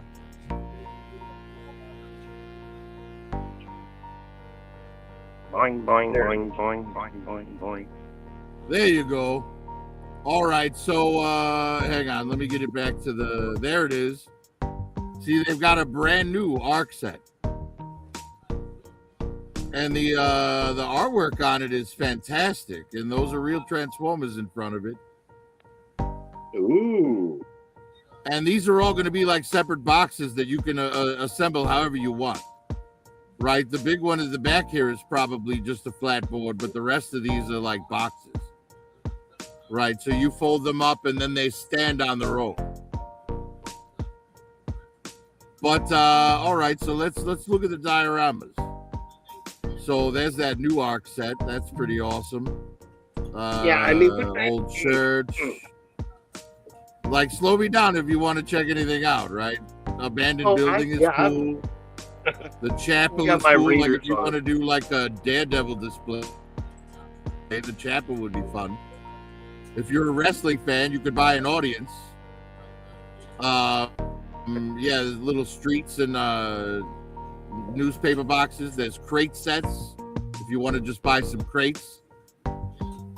Museum stages and stuff. This would be great for like Wayne Manor. You can buy a subway car. The warehouse, this thing's awesome. Like, this thing is so useful for so many things. But I'm going to see if the Ark is still here, the original Ark playset. Look at all that cool stuff. Yeah, there's a ton. There's a pizza place that Ace has. Let's see. Oh, wait, there's another page. Ooh, look at See, that. now here's the Decepticon one. This is the Yeah. Decepticon version. That's So you $70 can bucks. see this thing. Right, but you get a ton with it. And these are like No, I'm three-dimensional. saying that like, woohoo. Only, Yeah, that's these like are only fantastic. $70. And use that Skydrill code, and you'll get 15% And there's off. actually, right, exactly. And yeah, these things are like done really, really well. You can see all the like three-dimensional, you fold these things into position and then they just stay there. right? But yeah, and that's the set. You Whoa. can see the scale of it right there. So it's like 16 inches tall. It's like 3.5 feet across. That's a 6-inch figure with it.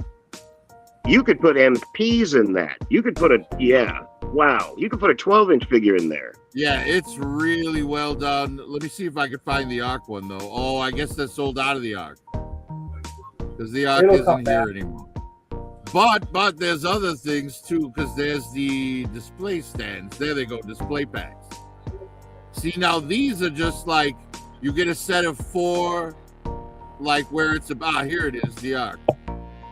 So yeah, you get this set of 4 of them, right? And there's still the 3-dimensional aspect of it there. Yeah, those But are like these the were just- super ones. Yeah, these are just fit into like a detail for whatever. Oh, see, 14.5 inches. I actually have like 3 of those Teletrans ones, the little transformable dude. Right. One of So those yeah, would these, look great in there. and you can see how it would look like in a detail if you fill the whole detail with it.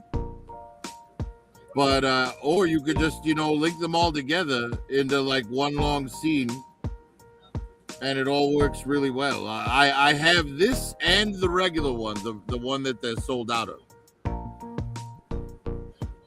But yeah, these display packs, and this is only $20. It's on Baloney. sale. Okay. Yeah, Yeah, with dude, your they're great. man. Okay. Yeah, yeah. Please, I'll find a way to bleep that down in the comments there. Yeah, absolutely. Yeah, that's the business right there. And that's exactly what I have imagined. Just a 3 to 4 foot part of the shelf. And I've got a 15-foot wall to cover behind me. So Right, and at $20, you can't go wrong. no, I couldn't. And I believe the Decepticon, if you go for the display rack and not the full diorama, that's going to be the same $20 that the Autobot one is. So you could technically fill 8 feet across in a wall with, the Ark on one side and the Decepticons on the other. Yeah, that's All for $40. yeah, that's gonna happen. Maybe that'll be my And My actually, it might be treat, my less than $40 if you use the code SkyDraw. use the code that's SKYDRO. There we go. Yep. That's just your little thing.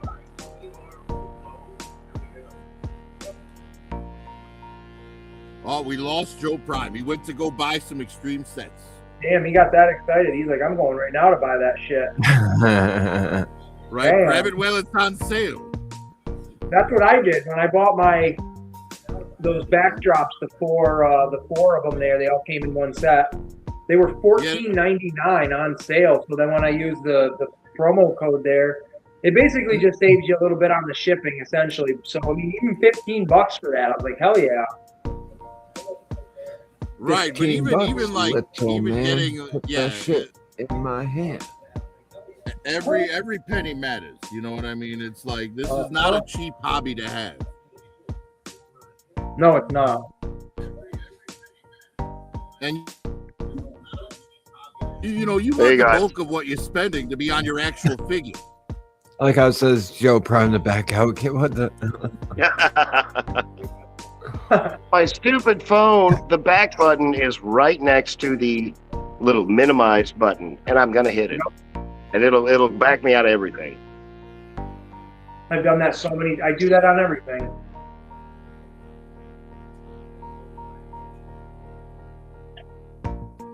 I drop everything. I'm eating a peanut butter sandwich, so I'm a little occupied. I apologize. Peanut butter that's- jelly. Peanut butter jelly. Well, I don't know about you guys, but about 2.5 hours ago, I took some herbal medicine, and right now are the side effects. Yeah. Which are the munchies, and I am fucking got the munchies, okay? I have Hey. leftover Wendy's from lunch that are calling my name right now. I get it. If you're bored and got nothing to do, watch out for the munchies. Oh my god, the munchies need to watch out for me because I'm gonna get them. You wouldn't Right, want to know don't what I eat do this, for don't a eat that. fucking Klondike bar right now. It reminds me of The Grinch That Stole Christmas with Jim Carrey when he's eating the broken glass. He's like, am I just eating because I'm bored? That's a thing for sure. Yeah, I fucking do it sometimes. Yeah, I love that Grinch movie, man. Jim Oh, Carrey's I do hilarious too. in it.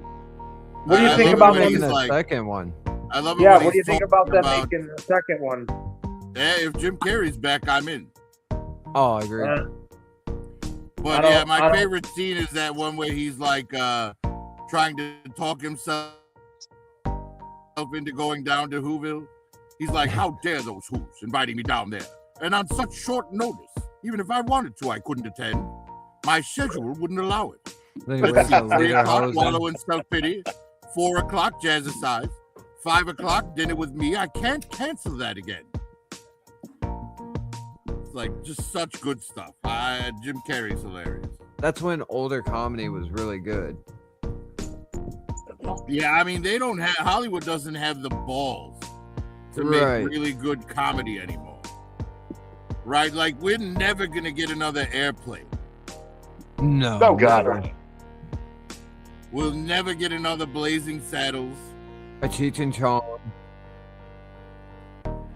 Especially their movies. We'll never get another one of them. We'll Yeah, never it's get a a shame. true Adam Sandler style movie ever again. We'll never get like Toke and I were talking about it yesterday. How boring movies have gotten. You know, I did find something while Ace is eating his peanut butter sandwich. I found something in the Walmart clearance. You found that Nice. while I was eating? You're out shopping? While you were eating, I found this in the Walmart clearance. Yeah. Whoa. Nice. The Sting is a great vehicle. Oh my God.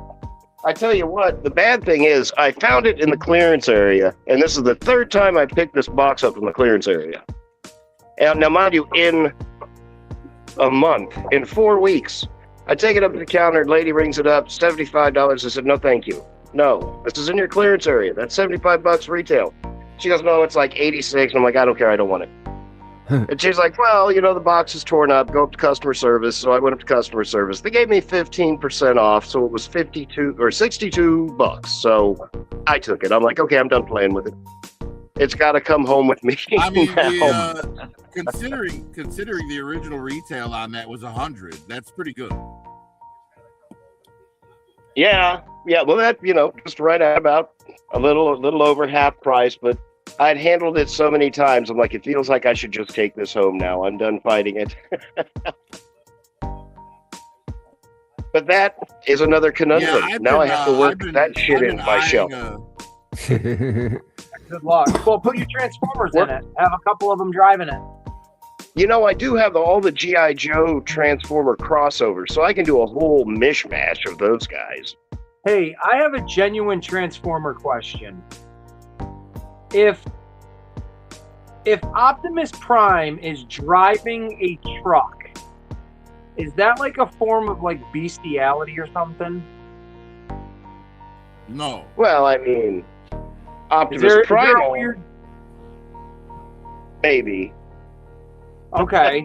Now, I can if see the Optimus connection there. Prime, if Optimus, no, look now. If Optimus Prime was driving, like what's the white truck's name?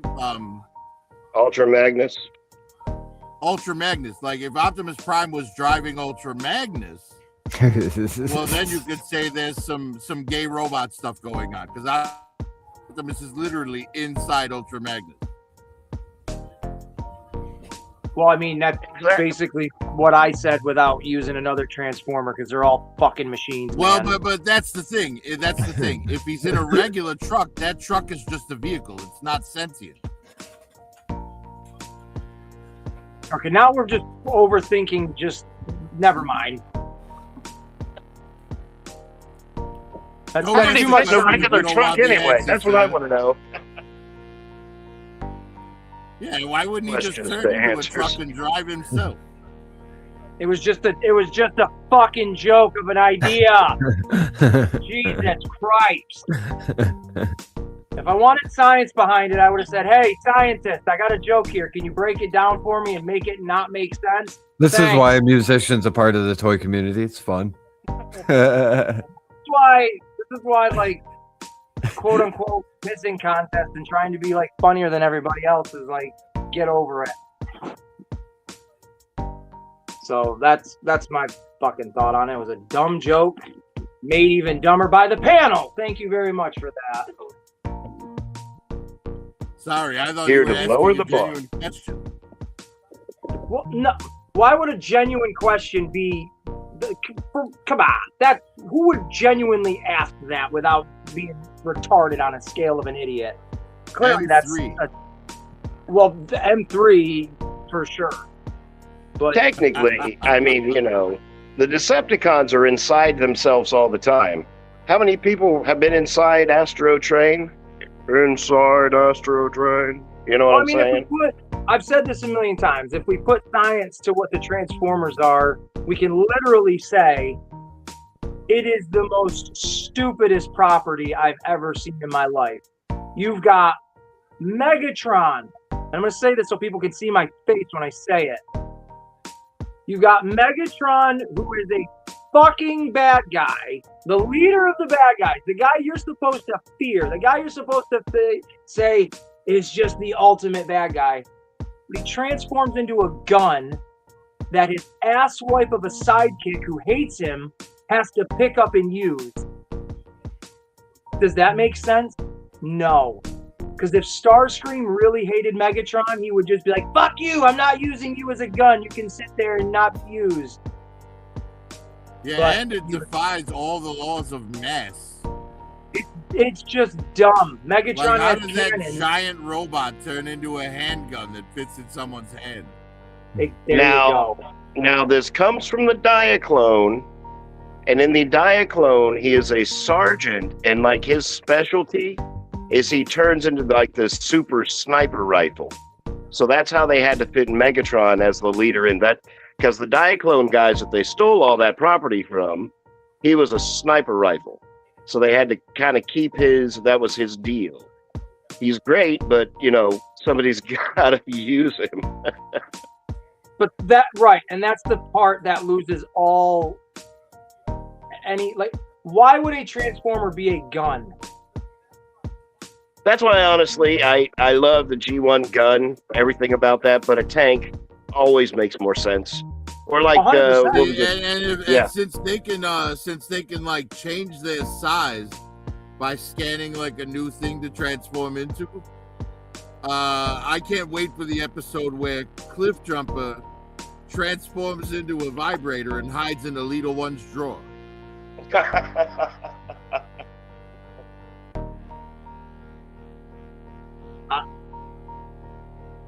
I wouldn't be opposed to that.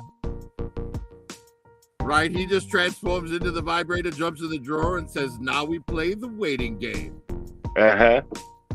If my mind wasn't perverted, I don't think I would have picked up on that because it sounded like something that a Transformers would consist of, like a vibrator. Of like, oh, this is his alternate form. It's like, oh, no.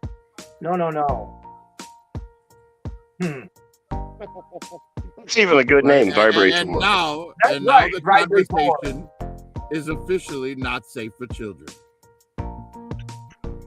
Hey, that's why there's that warning, and there was a warning at the beginning because.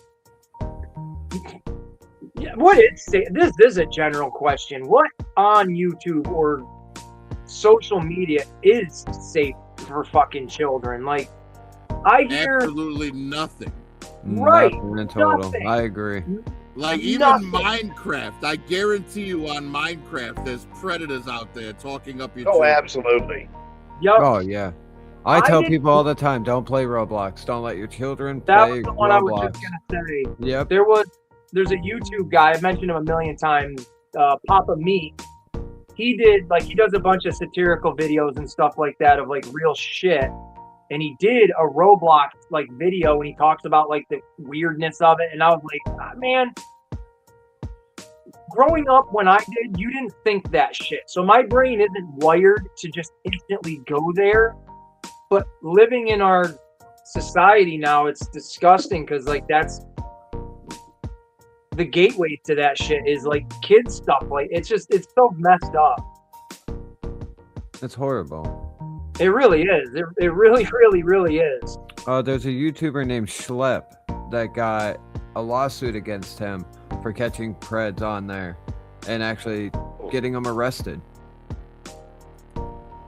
It's I don't like that stuff. I'm one of those big guys that are don't let your children play Roblox or any of that type of shit. Right. Honestly, giving your children free reign of the internet without supervision is a mistake in itself. Absolutely. And honestly, I feel, a lot of people disagree with me on this, but I think that capital punishment should still be used for 3 particular crimes. Premeditated murder, because if you had time to cool off and still went through with it, you can't call that a crime of passion anymore. You're not safe among society. The second is people who sexually assault. Like if you can't control yourself enough to not force yourself on another human being, we shouldn't have to tolerate your existence. 100%. And the third is child molesters, and those people should just be buried under the prison. Yeah, no, I agree. I don't disagree with that at all. I don't disagree with that.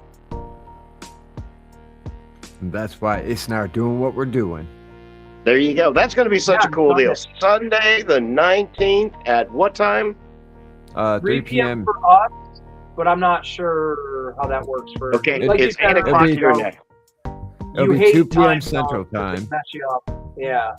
And then it'll be 12 p.m. Pacific Standard Time. Okay. Over in California. And then that's 3 p.m. for Joe then. Yeah, that would be 2 p.m. It would be 2 p.m. for Joe and then 3 p.m. for us. Joe's always an hour behind us. Jesus, man. I never, ever, ever thought about fucking time zones until YouTube.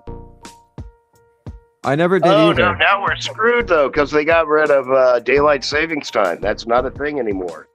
What? Yeah. Yeah. They did get rid of daylight savings time. When did that happen? Today, I believe they something passed for it. I think it has to How be do you voted by get rid of Senate that? still. Right, the poor farmers. Oh, I watched a thing today. This psychologist talking about the effect it's going to have on people and the rise that we're going to see in, the people that are out to work whenever it's completely pitch black outside, or That's going to be me. Oh yeah, then that's what led to a lot of seasonal depression. One of the things about getting up early, you're in the sunshine, you're up, and you got to be up. But now it's going to be dark later all the time. Or dark earlier all the time. Yeah. That's not a thing, though. It just happens naturally. I don't understand. We live in the upside down. That's the only explanation to it all. I'm in the Matrix right now, guys. That's I feel exactly that same emotion when they told me after I graduated, when someone was like, "Do you know Pluto's not a planet?" Right, dude. We got taught that in school. It was a planet. How do you just undecide that it's not a planet anymore? I'm a Jerry Smith. Pluto is a planet.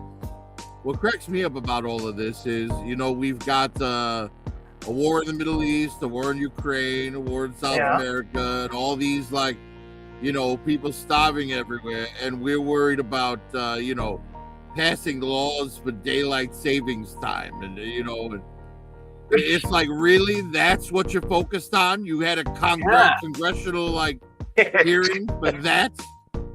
Well, it was daylight savings time. They're sneaking in some sort of probably deal to reinstitute the draft. All that's going to go at the same time. That'll be the pork underneath. Because they can't ever just put together a bill that only covers one thing.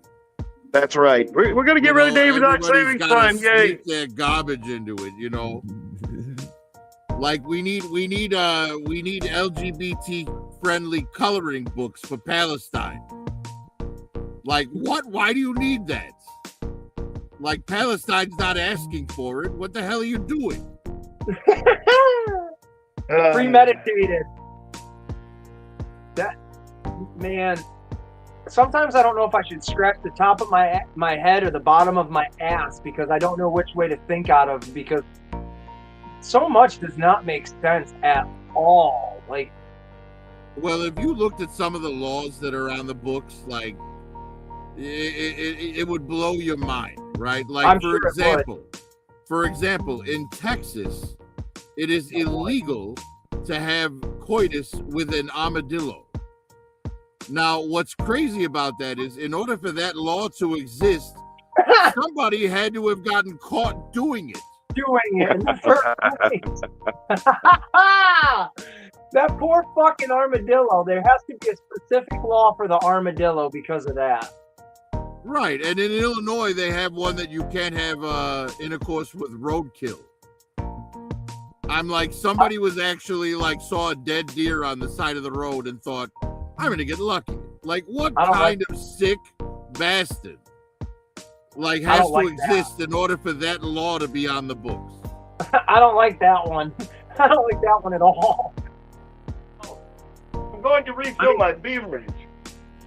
I don't like the armadillo one, but I don't like knowing that there's a law you can't bang the dead animals. That's just what? I did videos on the 50th 50 states has weird laws and stuff. I did a bunch of shorts with it. I think I did 50 different shorts with all the weird laws in alphabetical order. I would like to watch that, because that is very They're all strange. on my channel. You should check those out, dude. They're all 50 of them are right there, and there's a bunch of weird laws. I covered a lot of laws. It's crazy. That makes me wonder, like Prophet said, someone had to initially do whatever got banned for it to get banned in the first place. Yes, someone had to be a real piece of shit. 100%. A real fuck up in life. So they had to make a law. Just looking at an armadillo, I mean, no, that's just makes you think, what the fuck is wrong with people, man? Right, absolutely. It puts in perspective. It makes me feel a little bit better about myself, like knowing, like I'm weird, but I'm not that fucking weird. Like, oh my lord. I'm sharing something on your At screen least that I want to show you. I attracted- want to build. By the way. It's like, at least I'm attracted to humans. Right. You know what? Right. When the She-Hulk show came out, I admitted to people, if there were such things as big green snoo, well, like we said earlier, death by snoo. But at least it's a humanoid. Like, it's just a big green woman. An armadillo? We've all got that bit of Captain Kirk in Look us. at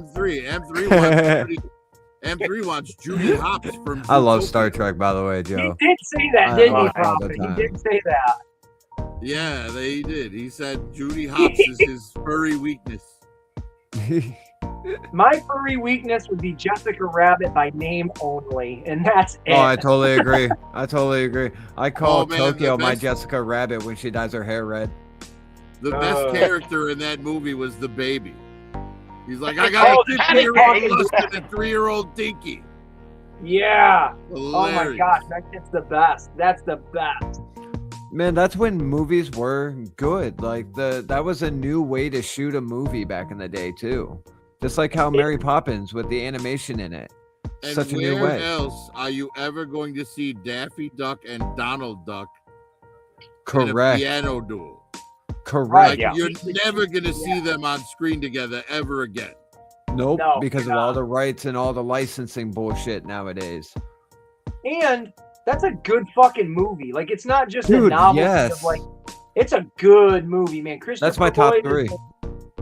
Whatever Christopher Lloyd's character's name was, I don't remember. But The Dip, man, that shit was creepy, and that's a good ass movie. Yeah, And for him to Christopher Lloyd time was that the perfectly. judge in that movie. The Judge. I wanted to call him Yeah. the mayor, but I was like, that's not right. The Judge. I thought Dread for some odd reason. I don't know why.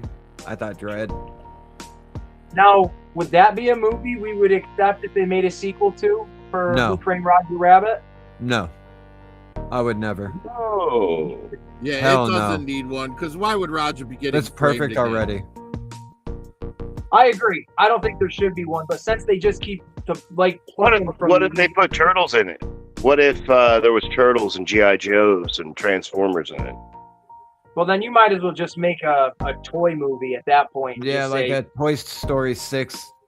You know what I mean? 7, 8, or 9, just like 10. something like that. Yeah. At that point, because It would be a cool idea. It's a cool concept idea, though. Like to have like Hey. those popular style toys come into one.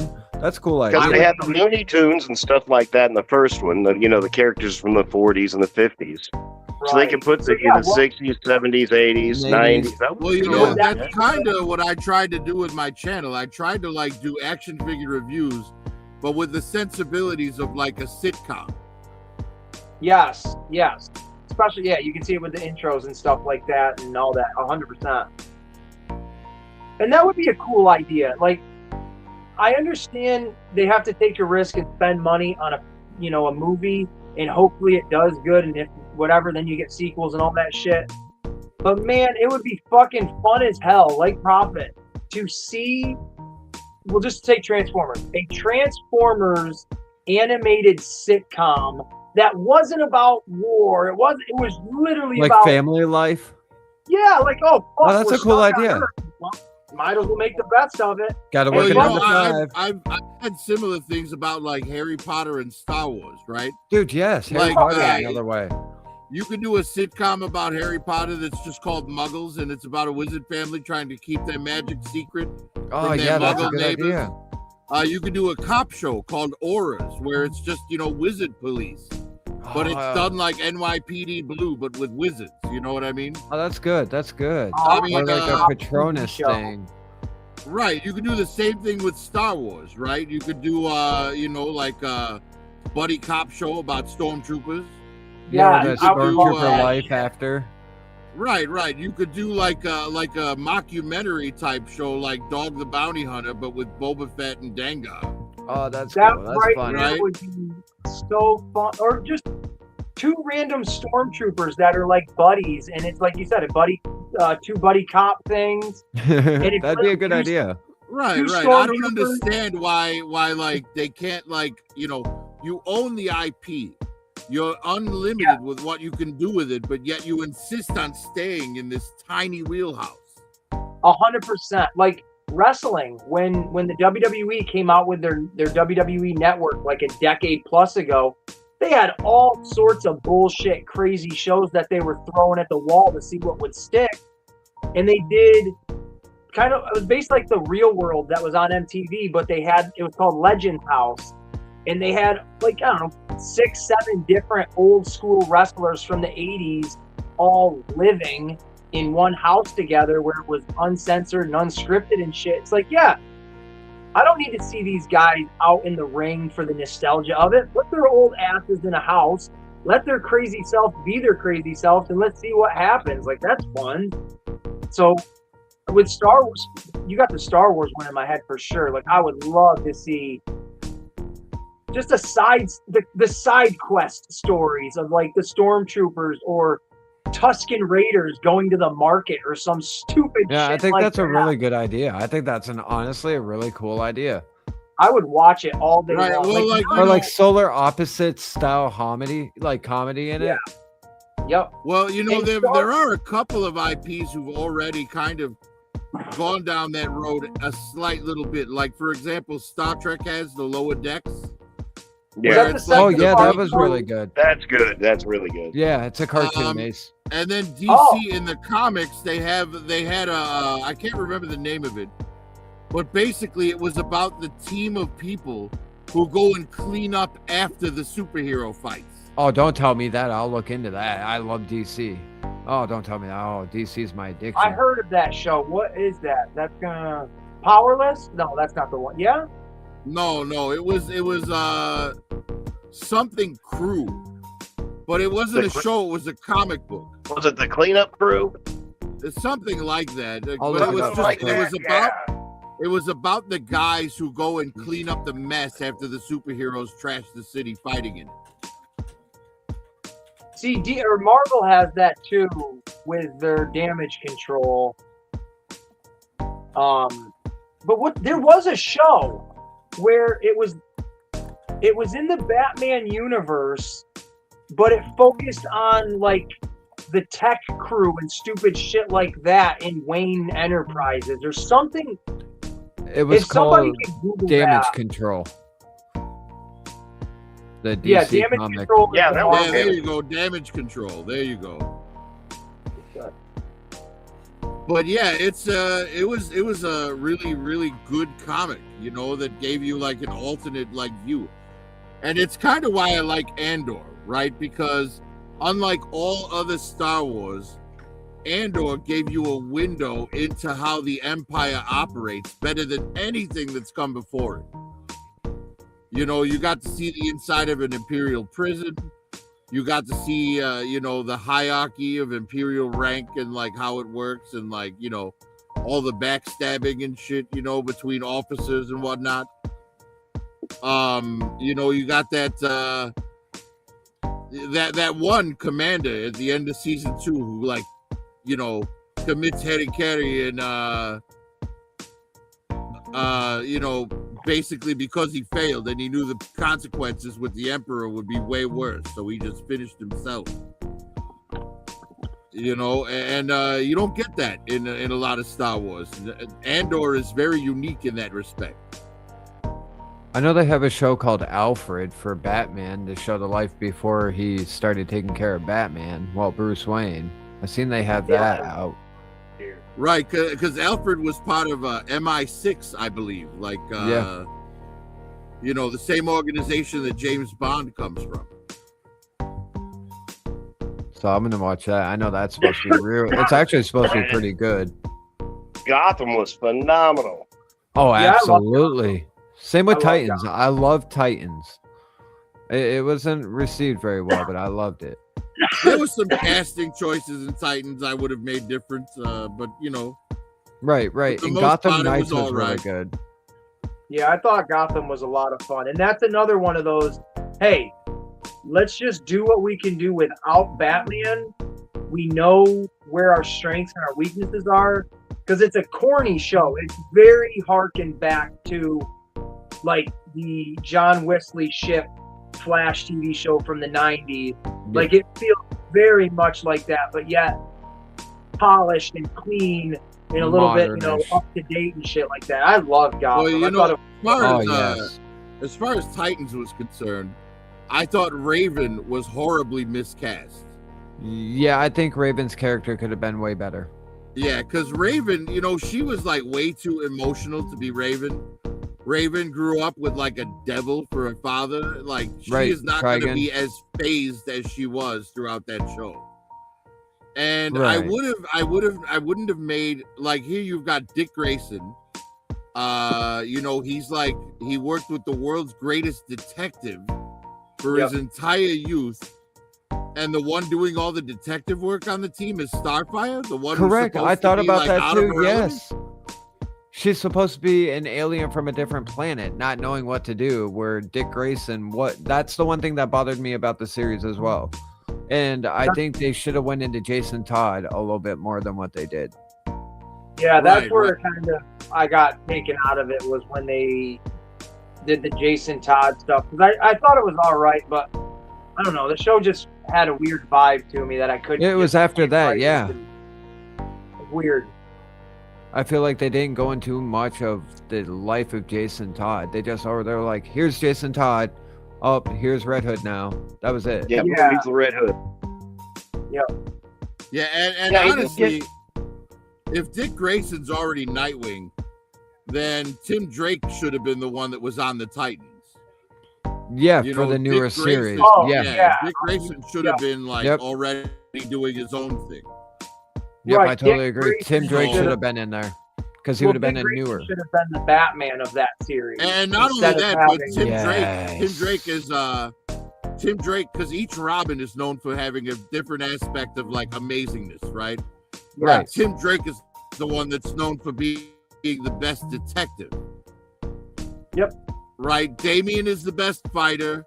Nightwing is the best acrobat. Yep. Tim Drake is the best detective, and Jason Todd is the one with no moral compass. Yep. What 100%. about what the fuck is her name from The Dark Knight? Kelly. What is her name? Burt Ward? Well, you're talking about Carrie Kelly. She's not even alive That's yet. it. Carrie Kelly. That's what I couldn't remember her fucking first name. Carrie Kelly. Dick Burt Ward. That's the best Robin. Gee, Willikers, Batman. I don't know if we can stop him this time. My young Ward. You really got to question.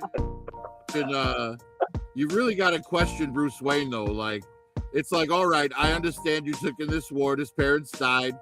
I understand that you're training him to like work with you, but why are you making him wear tights and underpanties? Like, and that's it. Like, come on, dude. Like, you're a grown ass man making a teenage boy dressed like fucking Peter Pan.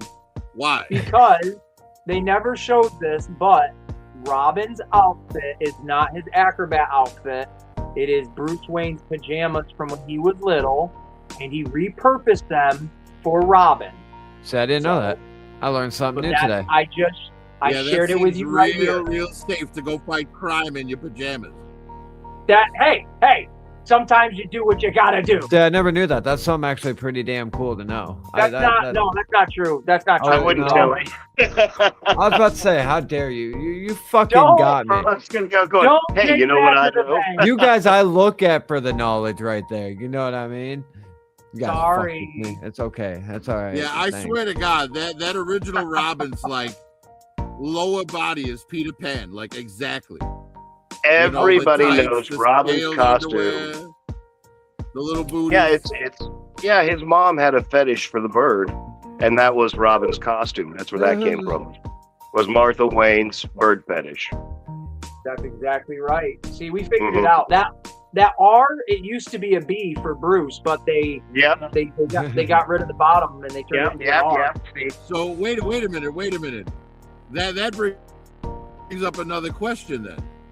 So if furries are people who are into like cat girls and bunny girls, if someone's into birds, does that make them a feathery? It makes them a pecker. Because they wouldn't be a furry, they'd be a feathery, right? Not a furry, but a feathery. Kind of, but I'm gonna go with they're a pecker. You guys are peckers if you're into birds.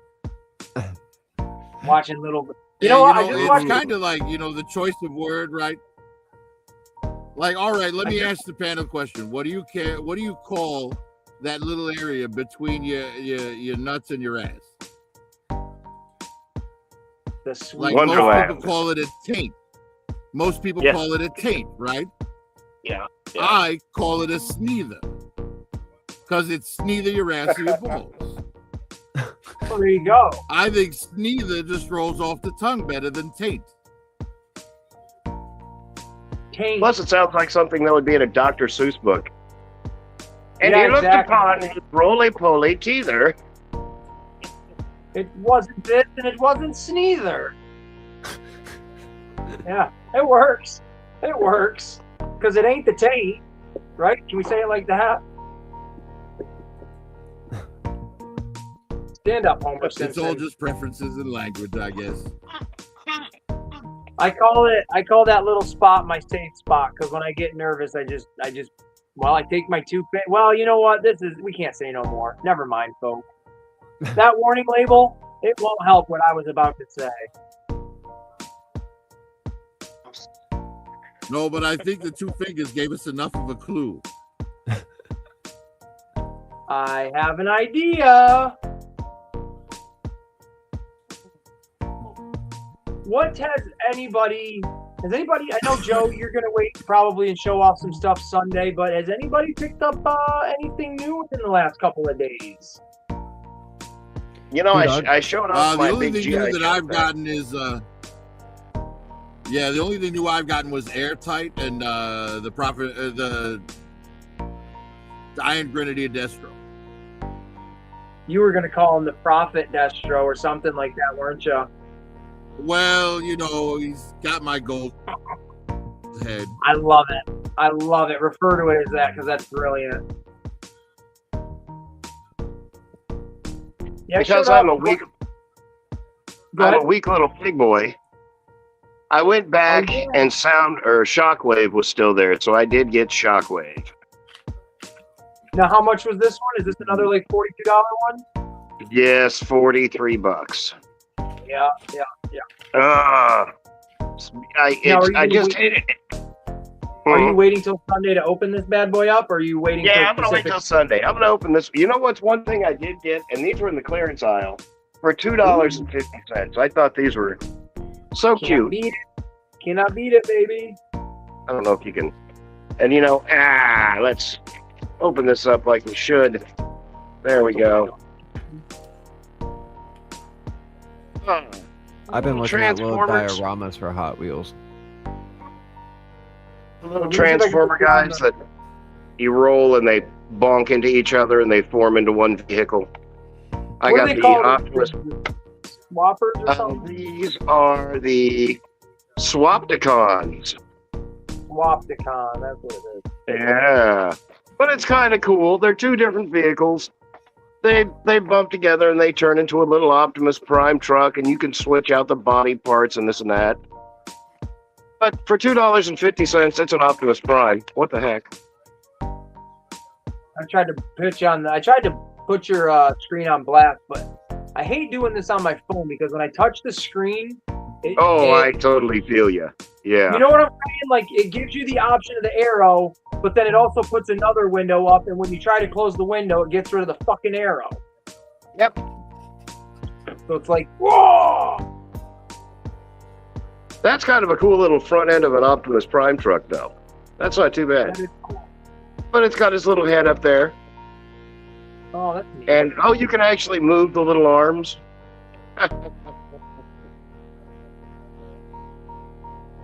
All right. Well, I have a question for the Optimus figure. Optimus, how do you feel about Joe Prime challenging your manhood, saying you have a little head?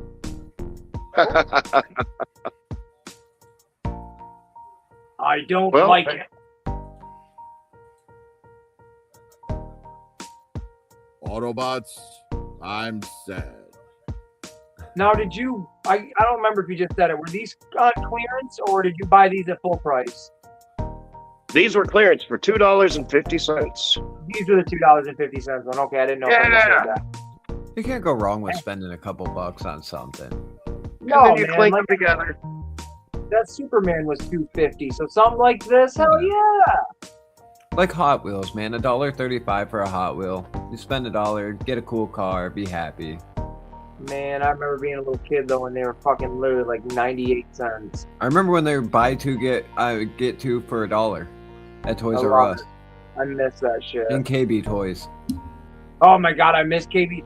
Man, if I had a gazillion dollars, I would buy the rights to KB Toys and I'd bring it back. Oh yeah. Wouldn't be the same because the toys aren't the same, but I would specialize in just the shit that's good. The gold. Well, I'm going to show my age right now and tell you guys the very first Hot Wheel I ever bought was purchased at a Zayres. I'm You sure remember you what guys car don't it even was? remember the Zayres. Zayres. No, I've never heard of a Zayres. Me either. Zayres, they were around at the same time as Venture, and they were Okay. like what Kmart replaced. Oh, Like Kmart. Venture and Zayres were there before Kmart. Huh. Oh. I remember Same kind the of Kmart. store. I missed the And Kmart. I even remember the exact car I bought. It was a 53 Corvette. It was blue with white stripes on it, and it had real rubber tires. I fucking loved it. Oh, I miss Wow. the cars. Like the Johnny Lightning cars have rubber tires. Wouldn't the Hot Wheels with rubber tires now, wouldn't those be considered like the premium ones? Yeah. Which is crazy to think. That a little piece of rubber makes it premium. Right, especially since the rubber's actually cheaper to make than the plastic. Right. 100%. That's crazy. Yeah, it is crazy when you think of that. Right, like if you Yeah, go to like McDonald's and you say, I don't want ketchup and mustard on my burger, I want mayo instead. And then you see the bill and they charged you 50 cents for mayo, but they didn't take any off for the ketchup and mustard. Right. It's Right, like, why it's couldn't stupid. you just replace it? Exactly. Like you'll Good give point. me a mayonnaise packet for free, but you got to charge me 50 cents to put it on the burger? Like, come on. Our McDonald's charges for everything now. ketchup, everything for like the little packets and stuff.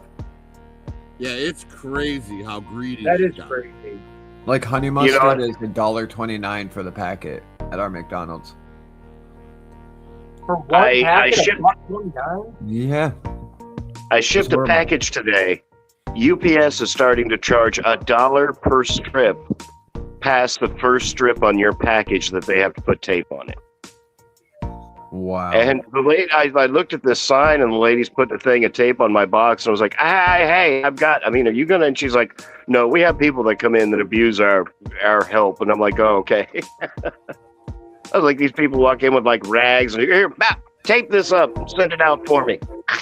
Wow. Man, I tape up every one of my own packages. Completely. Yeah, you tape your packages pretty damn good too. I will have to say that. Man, hey, shit, people are getting shit. I don't want it to be all fucked up on my account. I can't help Yeah, you what do. happens when it's in the carrier's hands, but Man, my airtight was delivered via UPS, and I swear to God, it looked like they played soccer with the box. I've had that happen with Amazon. Amazon, I've never had a problem with. We had a computer desk get delivered and it was chipped on the side from them from slamming the box around. I'm sure Crazy. Joe can probably. I know he can agree. He just did he just This got is that what out. And you got Yeah. This one here. a back massager for him and it broke. in a week. I was I'm just so gonna say, curious. Yep. Anything I order from China, I expect it to be destroyed. Yeah. No, I mean, actually there- I got a figure once that they sent me a notice. Your figure has fallen off the ship, as well as the entire rest of the shipment. The box is ruined. Do you still want the figure? We'll give it to you at like 3/4 price. And I was like, heck yeah, I want to know what a figure looks like that's fallen off of a shipping container into the Atlantic Ocean. And I got it, and they're kind of crappy figures. They're cheaper plastic and this and that, but they do have a faint hint of sea salt to them. That's kind of cool. Shit, yeah, that's a curiosity buy right there. You're like, I'm gonna keep going with it. I need to know now. It's like I'm this far already. I ordered a 1/12 scale Figma horse for my Indiana Jones figure. Nice. And that thing, I swear to God, it came in a plastic bag, no bubble wrap, and the bag was crushed everywhere. Like if I was an inbox collector, I would have been fucked out of luck. You know what I mean? But Oh, I hear you. thankfully, the When horse I ordered- inside the plastic was fine, but the box was demolished.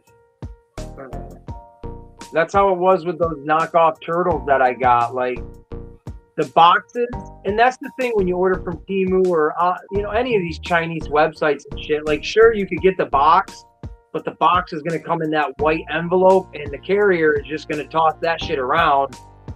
And that's how my turtles were. Like, literally, I am surprised they weren't broken because the boxes were like squished right down like that on one side for two of them, where it was like, holy shit, like if they're not broken, I'm going to be shocked. And I was completely blown away. But that's the gamble. You literally have to be aware of that when you're ordering from those sites, that someone's probably going to step all over that fucking thing. Well, that'll also be an issue too. We can talk about Sunday is how the customer service handles your complaints. There you go. 100%. The whole thing, I've been thinking about it. I took a couple screenshots earlier. Like, all right, now I don't know what the quality is as of yet. It does say that it's name brand Hasbro Marvel Legends figure of the new Deadpool, not the $40 one, but like your basic $27 one, whatever it is, for $12.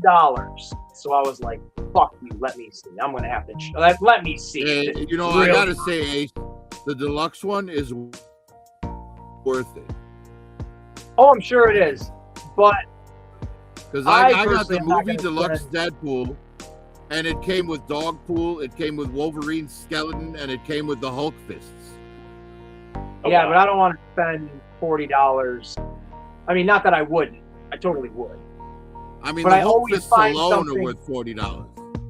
Well, I find other shit when I'm usually like, oh, well, they don't have something I want. Like, all right, well, I'll get this instead. And that's kind of when one of those purchases come in. That's why I jumped and started buying the GI Joes, because I was like, oh man, like I've kind of bought all the turtles that are out right now, and I want to buy something else. I've always wanted to buy Joes, so I started buying them. Yeah, the Joes are the best toy line out right now, I think.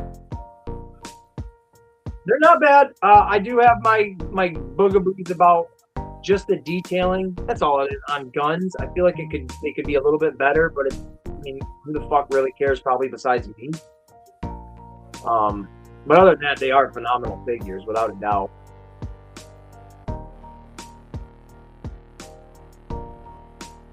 Without a doubt. Yeah. Oh, Zaire. I'm looking at I that. think they do a solid job with the guns, you know. I mean, some of them, I don't want to say that because I don't have every character to have every weapon to know. But out of the 4 that I have, there's, I don't know, maybe 10 guns altogether. And only one of them has like any detail on it of like coloring. The rest of them are all like just, what the hell? I found you from AliExpress. That is the weirdest comment. Yay! That is so bizarre. I don't know if that's coming from yours or mine, but I sometimes will post my YouTube videos as reviews to AliExpress. Really? Yeah. That's smart. That's kind of smart. Number one, I think I've gotten quite a few people from that who, hey, how's it going if you are here? And number 2, yeah. From the beanie review. Oh, there you my beanie review. No There shit. you go. That's crazy. That is absolutely crazy. Never in my life would I have expected someone from AliExpress to literally see my review. Hit that subscribe to Ace real quick. There you That's go. insane. Please, yes, and thank you. You're welcome. Totally. Like, I read that comment. This is going to sound awful at first, but I read that as like, is this a bot? Because that's so random. That was so random. Oh, I'm your favorite man. Oh my god, you're going up on the fucking stage right now. I'm there. Look at that. Read it and weep it there, panel. I'm their favorite. Look at that noise. I appreciate that, Yabina. I think I said that the right way. Hey. So, Yabina, we're doing a show, Joe Prime and it's his show, but I'm going to be on there with him with a bunch of other people, hopefully. And we are going to be specifically talking about AliExpress and Temu. And if you're obviously you're an AliExpress buyer, so if you're into that kind of conversation and stuff, please bring your part of what you want to talk about into the chat and stuff on Sunday. Because how cool is that? I'm definitely going to mention you coming from AliExpress, because now that AliExpress versus Temu, AliExpress just got a brownie point. They're in the lead right now, and we haven't even started the show. That's cool, man. That's That real is cool. Hey, That's it's looking very up. You deserve that shit. I appreciate that. That's a fun little like, hey, how you doing right there? And I'm glad we're still going live for you to be able to catch it right now and be part of that. Shout out So- to Yabina for doing that. Shout out to you. And You're shout cool out to peeps. Joe Prime for the AliExpress, because hey, he's Yeah. the I'll be there, AliExpress Joe. I'll be watching. Because you'll be over at ours, so I'm going to show the same love. Hey, you show now you us. fuck stuff up. I need to know the deep the experience, the aroma. Because in my mind, you know, AliExpress and Temu, they even smell different. You know what I'm saying? It's the difference between walking into a Walmart and walking into a Dillard's. You know? Hey, I genuinely can't wait for this I love debate it. of The debates. back and forth It's going to be a for lot the of fun. AliExpress and Temu. And honestly, sure, toy collectors, we all talk about the same stuff, but I have yet to see any of us or anyone do a Temu versus AliExpress stream. I think that's really fun. I have a Very, question. very clever. Yeah. Do you want me to screen record it and then I can edit it to a different video so you guys have like a shorter version of the stream for viewers to come there back we to? go. There we go. Hey, it's Joe's show, and It's up to you. up to him. Yeah. So Be my guest, sir. Absolutely. Yeah, that would be. Yeah. I'll edit the Prophet, video I think for you. I think we're getting your call sign there. I just noticed your picture. Yeah. I have a couple of things to do before Kaz's show starts tonight, so I'm gonna need to jump out. Have a good My night, flight Prophet. is here, so I'm gonna board, and I'll see you guys later. Have a We good will one. be there, and we will see you. Thank you very Thanks much, for Prophet. having me on, Ace. Thanks for the good conversation, C Pros and Joe Prime. Absolutely. Good, brother. Next time you come on, you got to show, not just talk about what you picked up, but you got to show off what you picked up. I will be better prepared. Yes, sir. Yes, sir. All right, brother. Have a good one.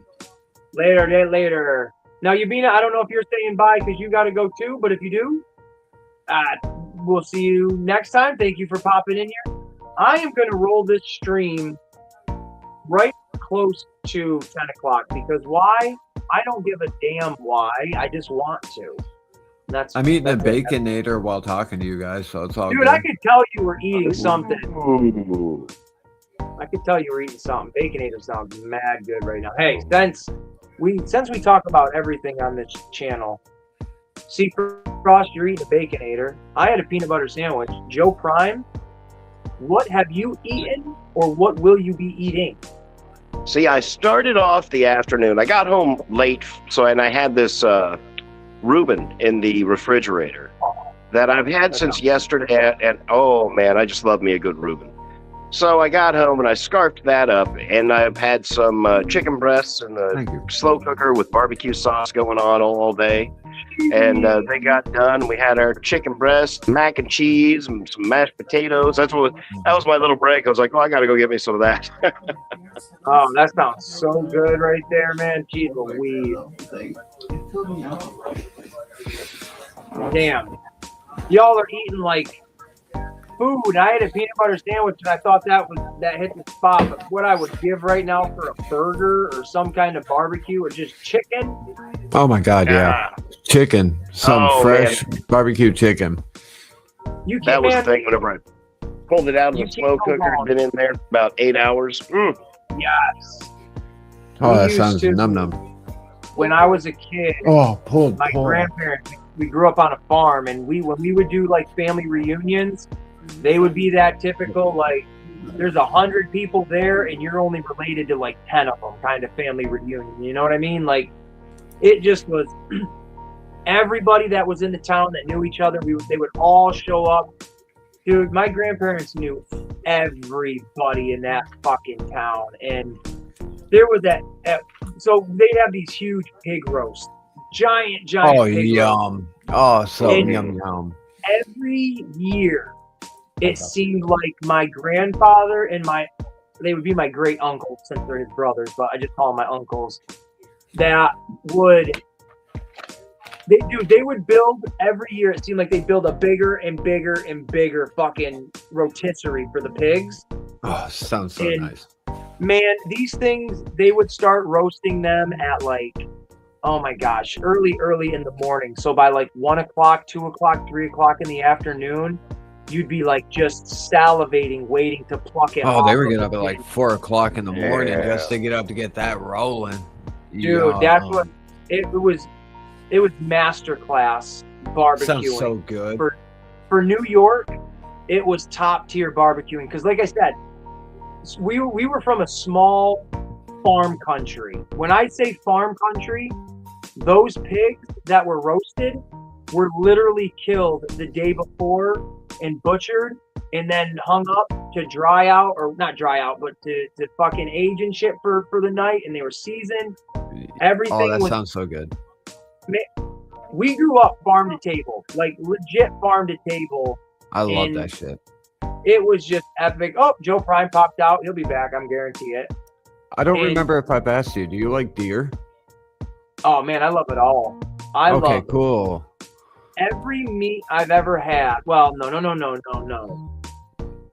Every animal. That's the answer. Every Yeah. animal I've ever eaten is something I've liked. Not What? every part. Like I don't like the liver. I've eaten heart once because my grandfather was eating it, and I wanted to be cool like him. And I've done it wasn't once. cool. It wasn't cool at all. It was really gross. I didn't. Yeah. It's didn't a like it. spongy feeling. It's like, ugh. It was the thought of it was making me nauseous, and I couldn't swallow it. Have you tried elk? Because all I kept all I thinking heard was like, you were nauseous, couldn't swallow it. and that was the end of that conversation, folks. Waka waka. No, Waka waka waka. Sorry about We that. had Back out, King. The Back Out King is back. We had heart. Cut that up and eat that deer heart, and I didn't like it. Ooh. Now, did he And, cook it or did he do it raw? Oh no! He cooked it. He cooked it. Okay, I had raw. No, See, I now, wouldn't have done it wrong. I treat myself. There's a food truck down the street called Smash Burger. He has great smash burger, but what he has that I love, he's got a big, huge all beef sausage, probably about that big around, on a big, huge split hoagie that he's cooked in butter on the grill. Throws some onions on there, that big, huge hoagie. Then he throws barbecue brisket on top of that, tops that with coleslaw, and then a squirt of cheese, of canned cheese. You can't see He calls right it now, I'm fat. drooling. He calls it the Fat Kid. And I go up there and, hey man, can I have 2 fat kids? And he's like, man, you sure can, buddy. We're gonna have to take Ace when he comes out to Cooney's Island for a milkshake. Oh my god, I'd be bro! down with that. It's like a heavy cream whipped milkshake. Oh, it's so good. I don't care who wants to jump on this idea with me, and it might even sound stupid, but Frost probably more than anybody might want to do this with me. Would either anybody like to do a live stream Ace's Place special cooking show? Oh, I'm down. You didn't even have to ask. Token and I are I down. literally want to have us on a stream where we are both cooking a meal. Let's do a contest. Let's dude, let's go. Let's go. Let's do a fucking contest. We'll figure out a meal to make, and we'll both make the meal. We'll do a presentation of it whose looks better, and then I'll have to have the kid here as my judge, and you have to have Coke as your judge. Okay, you know what we could do though? Have like a $15 budget. Like the best person who can make the best budget meal can win. Yes, Let's I like fucking this. do that. Oh, that's wonderful. That's a beautiful idea. Let's do that. All right, so Ace's Place. I want to do that one and have you on there, and we're both gonna do a cooking. So what are we? See, all right, this is how the Douglas thing happened too. Guys, you're witnessing it in real time. Right, real time. And Joe, This is you're how it invited, happens bro. right here. Come on, let's go. Now. I love this. See, now the other day, I got really super herbalated, and I made the best thing in the world. I had a couple of Hot Pockets, but I was really hungry, and I had the makings for burritos. So I cooked the Hot Pockets, and I was like, I got burrito topping, so I made Hot Pocket burritos, and it was delicious. It was awesome. Yum. Cut 'em Token, all I up. love It was the tacos. pepperoni ones. Anything Oh, tacos, man, great. I can't wait for the cooking thing. That's Dude, gonna I'm be with fun. it. Let's go. Let's. I'm I'm trying down. to I'll present it right here on the desk with these transformers. I'll show you. What's hell up. yeah! What are you thinking for a meal? What would you prefer? What is something? Something that's easy but also affordable. So, and everybody makes burgers, so let's not do the burger route. Okay. Toke's got an idea. Yeah. The best struggle meal, maybe? What do you mean, like a poor man's meal? The best thing you Yeah. can make for a poor Yeah. man's meal? Yeah. And use the $15 budget. I got it. I already know. I So got anybody it. who makes the best looking struggle meal. Because we've all Bro. been there. You don't even know. Okay. My But- family legit But is what? it has to be 3-course. Oh, that's a good It one. has to be 3-course. It has to be an entree, and it has to be What? a main and a dessert. I can make that What? happen with the oh, we can do it. And Did feed 2 people. You got to stretch that All right, 15 up. all right, we can do that. We can do that. But my family, my grandfather, legit. When him and my grandmother got together, they were super fucking poor, just like all of our grandparents way back in the Right. day, right? They all make that fucking. What do we got in the cupboard? Well, barely anything. Well, we're gonna eat that barely anything. So, Yep. my grandfather, he has made this my entire life, and I will try to make it. I will try to make it based on his ingredient. It's called Putsin, and it literally originated from whatever he had, he puts in. So it's called That's Putsin. cool, man. That's cool. So, okay, let's do this. Great. Since you're going to do that, I will use one of my father's recipes that he had in his cookbook called porcupines, where it's beef meatballs that you put rice in and you put them in a crock pot. You put tomato soup in there, and milk into it, and then you serve it with a mashed potato. And you use whatever sauce in there as your gravy. It's called porcupines. Okay, that sounds Mm. interesting. That's a So, good I had struggle meal. something kind of cool that we used to make. My mother used to make all the time called beer rocks. I don't know if you guys have ever heard those. And the ones I liked, she would make a whole bunch of bread, cook up a whole bunch of whatever meat we had, sausage, corned beef, it doesn't matter, just meat. As we had them with pepperoni and cheese before, and just stuff it and make little almost pizza balls, little squished balls, throw them in the oven, and she always put a piece of American cheese in every one of them. Cook those in the oven, 350, till the bread was all cooked and all the ingredients were all cooked in there.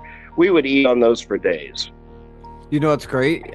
Toke was like, I would make pepperoni balls. So that's great. That's what great minds think alike. Look at you two tonight. You know what I mean? Oh, Like, wait a minute. And you Should know, we do? if you're gonna do an entree, don't do a salad.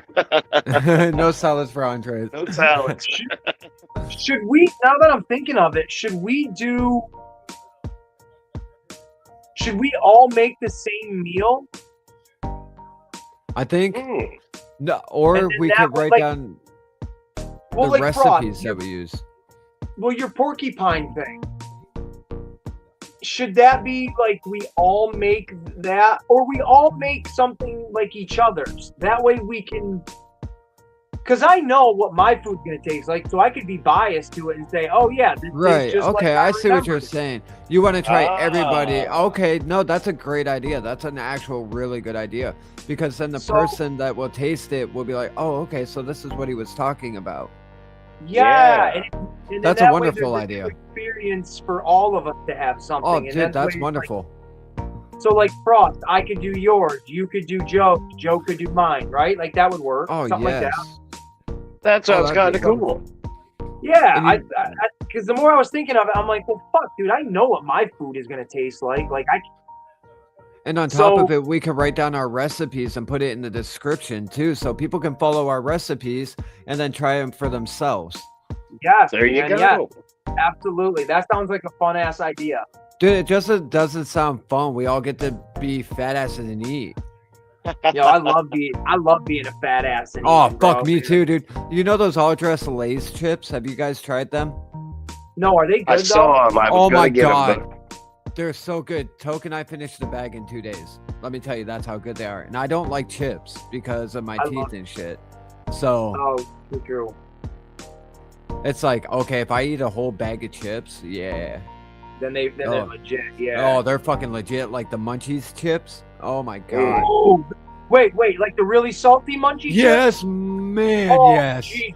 Do they Oh make my- those still? Yes, they do. Yes, they do. They're $2.99. Oh my God. Then Underrated. you get some of the cheese dip, let them soak in it for a second, and it tastes like a fucking nacho that's soaked in nacho cheese. Why, when not us, but like when people talk about snacks and shit, why are munchies not fucking right? Or munchos? Is Oh. that what they're munchos? Yeah, Munchos. Munchos.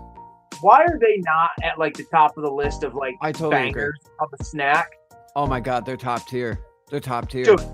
oh And my, all they are is like a little. They're basically like a pork rind, basically. Yeah, and they're fluffy. Ah, they're so good. I need a bag of them in my life. Oh my God, I might have to get a bag of them tomorrow. I'm gonna have to send you a bag of them too, so we both have a bag when we do our streams together. I'm going out before Sunday. I'm going out and getting a bag. They're going to be the sponsors of Voices and Visions. Yeah, exactly. That's what we need to do, guys. We like even if we don't have like someone as like a wrestler, we could have like Joe come on an episode and say why he got into collecting and shit like that. You know what I mean? It might be like even that. You know, like we're not just gonna host people that have big subscribers and stuff. We want everyday people too. Like, and that's why I said like us. We're gonna we do everyday people, whether you're a YouTuber or you're even a social media person. All right, so there's a YouTuber. Everybody knows who Theo Vaughn is. Everybody. Oh, I fucking love that guy. Okay, so his I forget what the hell this past weekend. I think that's the name of his podcast. Yeah. So he literally interviews the fucking president of the United States, Donald Trump, but then he's interviewing a coroner that works at a fucking mortuary. It's everything and anything. And that's when you said the Voices and Visions, you know, when you originally said it to me, you know, almost last year at this point. Right. That's how I perceived what you meant. It's like, oh, yeah, he has no limitations or no restrictions, maybe restrictions, but like no limitations on like what your background is, as long as you know you're coherent to tell and your a good story. Person, right? Yeah. So I love, and I'll always say this, I love that I was the first ever guest on that. Like, whoop, whoop. Yeah, and it made you the co-host, the permanent co-host too. Right, and then it transitioned into that. Like now I'm the co-host that we're doing to date our biggest interview. Oh, absolutely. As our second interview. For real. And now you and I, we were talking at one point, like I told you I did the wrestling interview with that one guy during our podcast. Yep. I totally forgot about the Jim Lawson little interview that I did. That was like 5 minutes long. But that to me, on like an internal level, is probably the biggest and coolest thing I'll ever do interview-wise, because like I'm talking to a Ninja Turtle creator. Oh no, that is fucking outstanding. 100%. But on like a professional level and like a hey, ooh, look at me. I think this is cool as fuck. This has me on a different type of high. I'm loving it. Same. And like I'm gonna tell your chat. Like I've told you. I didn't always want to be a musician when I got older. At 35, I told people if I didn't make it or anything, it's time to transition to something different. Time to grow up and say, okay, I love making music. Now let's just make it a hobby. So that's what I've been doing. And that's why it took me so long to do Voices and Visions again. It's because I was in that weird little, you get in those little states, right? Where it's like you're going to something different and you feel like, you kind of, I told Tokyo this, and I'm going to tell you this because your chat's always honest and you're an honest person, and so is Joe and stuff. I felt like I washed out as a musician when I stopped doing music solely and went to only doing different things. I was like, did I really just wash myself out? And then I realized, no, I just wanted to grow up and mature out of the just making music into actually entertaining with other people. That's why, like I say all the time, I love the toy community because everybody has different ideas. Yeah. That I never had. And like you said, with musicians, how do they come up with so many different ideas for different things? We think that same thing about different people, like toy collectors, car collectors. Like Joe does auto body. I'm an auto body technician. No one would have known that. You know what I mean? Other than the people I tell outside of my music. I do carpentry. Right. I'm a carpenter, 15 years in carpentry. But I never talked about that as a musician. I feel like I missed that point that I should have in telling people to go get a career or go work with their hands, because you don't have to be book smart. You can learn a trade. You can work with your hands and help build and build and build. You know, it was always drilled in my head to follow a different path than what I did. So I always went, okay, music will help me in a therapeutic way and in a way of feeding my family. And then I kind of got tired, if that makes any sense. It makes complete sense because I've done it for 20 years. You kind of you ran yourself thin with just one direction. Yeah. And that's why what we're doing with this interview part of it, like, so for me, it's what is the interview talking to this guy on a real level? Like, he's not just a guy that's going to come in and talk about toys, but like we are going to have real deep conversations that might make people uncomfortable and blah, blah, blah. Right. What does that do for me as a toy collector, for a toy collector channel? Well, honestly, nothing. I'm not doing that. We're not doing this interview in hopes that people jump on and see like, oh, look at Ace's background. Those are cool toys. I want to watch his stuff. Like, I somewhat ventured out of, being a toy collector with my previous life of my previous podcast, where we did do little interviews and we did do little segments and this and that. So us doing this is very natural to me in a sense of, well, it makes sense for me to want to do this because I've done this shit before. It doesn't have to make sense to other people. And I know, I can guarantee the people that hate watch my channel, and I know they do, they're going to look at this interview and say, look, his toys are failing, so now he's got to start trying to reach for something else. And look, he's copying other toy channels and doing interviews with people. It's like, people can think that, but it's an avenue I've always been interested in, and it just didn't pick up because I didn't have a Steve Frost on my side. I'm always here for everybody. I got very special humans. You and Joe are my special humans. You guys know that. Well, I truly can't wait for Sunday just to talk to this person and for people to hear a story that's like, whoa, I don't think I was expecting this, but we might cry. You never know. I know I'm going to tear up at one point because of the Predator conversation. I know I'm going to get choked up at a couple of points, but to just kind of re-verbalize our story of like, how did this even come about? Because it was not something we just said, hey, let's find somebody with a bunch of subscribers and clout chase. Right. And it's such a truly natural. And now this guy, I'll say it right now. Doug Mallow has been on podcasts with guys that have hundreds of thousands of subscribers, millions of subscribers. So he is the little fish in a big pond to other people, where we are the little fish to his big pond, right? Does that make sense? No, that absolutely. It's like a koi pond. Think about it. We're going to try to bring each other peace. And that's all it is. And he's got such a killer personality that. And he's humble as hell. Very, very, very. And I'm excited for this because, again, you can only, to go off of what you were saying, you can only go in one direction for so long until you either just give up and you're like, fuck, I'm just done. Or you turn and you say, there's a different direction and I'm going to go that way now.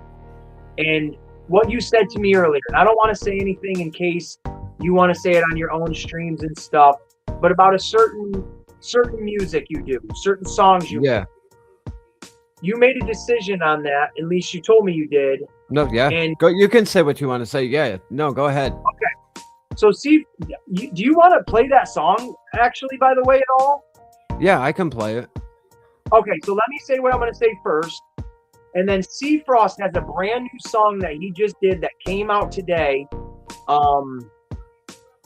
I don't mind it. I like it. He's my friend. I can say that. But it's got explicit content in it. I mean, if you listen to rap music, it's not unfamiliar shit. But if you've not heard this type of dialect on my channel, it might be very shocking to you. That's why there's that little, kind of a warning. Yeah, little warning. This is, Are you saying there's going to be profanity? A lot of it. There's going to be a little profanity. So, ladies and gentlemen, if you don't like explicit content, this is your chance to get the fuck up out of here. But I know you won't. So, but what I'll say first before we play this song is, actually, let me turn my music off before I forget. This song is, as we just said, it's got explicit content. It's a fun song. That's what it's meant to be. It's not meant to be offensive, and that's my biggest plus about it. Right. C Frost does not make music to offend you, but if you get offended, he will not be surprised because it has certain dialogue in it, right? I mean, it's expected. Right. But he told me earlier that after today's song, he's going to shift gears musically and create. I don't know what he's going to create yet. He didn't really specifically tell Life me, but he's going to. experience type deals. Like Yeah, what he's I've just gone going to through. go in a different direction, music. And I think for him, me as a friend, I think that is a huge acknowledgement of. I don't want to say faults because I'm not calling like your what you're No, doing a fault, but I'm you're growing up. acknowledging where you need to progress. Yeah, I can only be this little hard ass wannabe, and I'm not that person anymore, bro. Like Yeah, the 20-year-old C Frost that like to fight isn't the 35-year-old C Frost that likes to fight, dude. I just want peace, love, and happiness now. I'm at that point in my life, like I'd rather just be at a table with my bros. I want to be at a table with like you, with Joe, with Tragic, with Toke, with a few other people. We all break bread. That's my people. That's my Justice League right there. yes, sir. Yes, And this yes, sir. song So I is respect something I that. just wanted to vent out and be like, all right, I can chop it up. I can talk my shit, but this is it. This part of C Frost is dead. I'm done with him. Like, There fuck you him. I'm go. over him. It's There such you a, go. it's draining. It's so draining to keep up that persona, bro. Oh man, yeah. You know, I think I talked about it. Maybe not in your Voices and Visions, the very first one, but growing up, I was always the toy collector and geek and shit like this. And I've told you some stories about some certain people that were not, but pretend to be Right. now. 100%. But I always was that guy, but I always tried to be something else to fit in with the group that wasn't me. Right. And Same. when I stepped away from that and I could finally breathe and was like, oh, you know what? Some of that's me, but not all of that. I could drop the weight of the shit that's not me. And it only helped me grow. So I respect your decision and your ability to acknowledge that. And I do hope this Sunday is a big progression for both of us. This is my revival. I think Sunday yeah, is my revival. Like, mentally a revival, soul cleansing revival. Realizing like I have some really good friends in my life. This is what like Sunday has proven. Like even our 7-hour phone call the other day, that Yep. was like dude, we were just two bros chilling. Like even if Joe called me and wanted to chat for like 6-7, I'd be like, cool, bro, let's have a Frost, you have- three-way Joe, call with.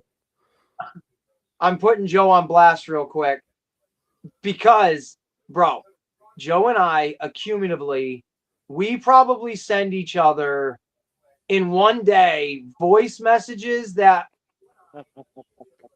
a few hours probably all together.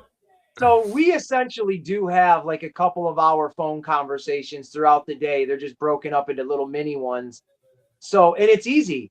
It's easy to bullshit with you, Frost, because we are, you know, obviously, for one, we're the same age. We grew up in the same era. We have a very, very, very, very similar background. Yep. And then with Joe, I don't even know. He's just my type of fucking Right, dude. He's just a Listen, fucking Joe, awesome, dude. He's a Like- fucking Joe, dude, man. I don't even know. Everybody Like, needs a Joe Prime in their life. That's all You're we're gonna talking say. about this. What's happening, man? This is called Genesis. You know what I'm saying? This is the Yeah. birth and the rebirth. I went through this. I think I've told you before that I used to be a musician. I played the drums, I played the bass, I played the guitar. I was with a bunch of dudes that were hardcore into it. I mean, you know, band, blah blah blah. And I played for a few years, but it just, you know, it got to the point. First off, playing the drums is work. It is work. Oh, I would get absolutely. I done. can play drums. Yeah, play- they're oof. Oh, I'd play for 2 or 3 hours and then just be wasted. And they're down there plunking guitars, and they're like, "Well, what's wrong, man?" I'm like, "Shut up, my legs are cramping," you know. Legs cramping, Yeah, arms dude. cramping, forearms hurting. Oh yeah. But they moved on with it, and I just kind of, I kind of felt bad because they, you know, like, "Hey, man, come on, man, we're gonna go do this, we're gonna go do that." The bad thing was I had the drum set in my basement, so they would meet up at the house, and I'd be like, "Dudes, I just don't feel it." After the first like couple hours of playing, I'm like, "Man, you know, finally, I sold my set and basically dissolved my own house band, you know." But I just made that decision. I was like, it's fun, but it's not my path. Right, and Yeah, that's what yeah. I feel too. It's fun. It was my path when I was in my younger age. I'm getting older now. Getting on stage does suck when you get older too, jumping around. And I've abused the shit out of my body. Like, I was a dumb teenager. Holy shit, I was dumb. So, I don't like, know if even I've had my performing Janet. sucks. I think I that's think what I, it is for me. it's just it is. It's that growing up. Like I said this to someone the other day. I don't think it was you, Frost. I think I had this conversation with someone in the real world. I have like I don't know if it's schizophrenia or psychosis or something, but I have a hard ass time remember if I have these conversations with you guys virtually or if I have these fucking conversations with people in my personal life. At times it's a blurred line, but saying that there's a difference between, and this is going to sound very like vague, which it is, I guess it's just kind of a general, but Get a there's a drink real difference quick while you're between like, talking. yeah, you're good. There's a difference between like man child and childish man. Yeah, I agree. And at some point, you have to step away from being a childish man, for lack of better words, into a man child, if that's, the way you want to go. And there's a lot of people as I get older, whether it's at my job or YouTube or I see it out in the just everyday life of, holy God, there are a lot of childish people, not just men in God, general, yes. but Yeah. childish adults that they didn't have that epiphany moment or the genesis moment or whatever you label it as of, oh, well, you know what? I suck right now and I probably should stop sucking. And you can just see that. You see it. It's You can see it in their face. man, and it's Man, so prominent now. I saw that in someone's face today. I pulled up at an intersection to pull onto a highway or a road. There's a motorcycle coming down the street on the inside lane, and there's a bunch of bushes. I can see the motorcycle. The guy behind me can't. He starts honking his horn, screaming, raising his hands, throwing shit, honking. Beep, beep, beep, beep. About that time, the motorcycle goes in front of me, and I was just there. There you go. And I pulled so slow out into that intersection. I'm like, come on, buddy. It's on. It's I'm just, sorry. I should have ran him over. I know. I have the song pulled up for you too. All you gotta do is share my screen. Oh, I'm ready. Here we go. Okay, here we go, folks. So is it gonna play as soon as I hit it, or you just have to press play? I'll hit play when you press it. Okay, click on okay, it. okay. When it pops up. Okay, Let me here see you if I guys can put go. it on. Yep, we'll leave it just like that. I am. Can you hear? Yeah, that's perfect sound right there. I'm gonna turn my camera off for a minute. Okay.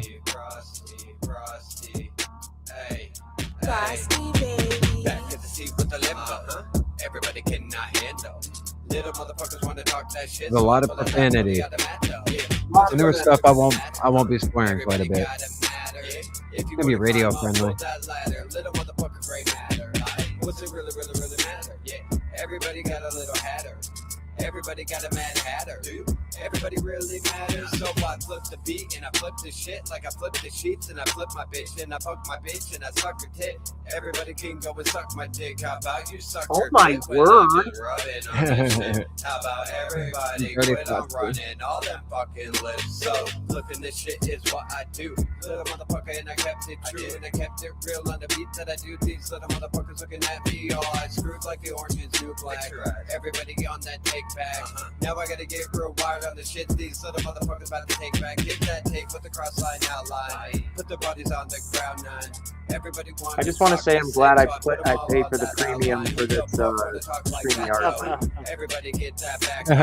Boom in the back 40. Everybody knows I'm an asshole, so I flip that shit. These little motherfuckers always suck that dick. They run them lists, so I never gave a fuck what they said. They keep on talking all that shit. Who the fuck do they really want to get to? Everybody knows they get to me. If you want to get on my nerves, little bitch, just say my name wrongly. I never give a fuck what they say, and that's true. Everybody knows I hit the booth. These little motherfuckers always want to be a motherfucker, so another motherfucker play down. Everybody knows I grind, so I do. Everybody knows I grind mine.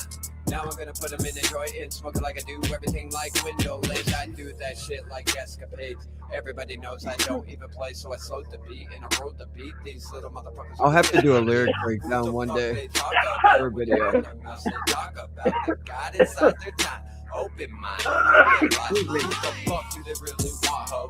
Everybody knows I got that flow and I got that dream and to make it happen. Little motherfucker better get that backspin. Who the fuck we make them baskets? 3-point shots when I hit that beat. These little motherfuckers always thinking I don't even know what I'm doing. Stand on my view. 10 toes down, 10 toes down. Everybody knows that it's been around. 10 toes down, 10 toes down.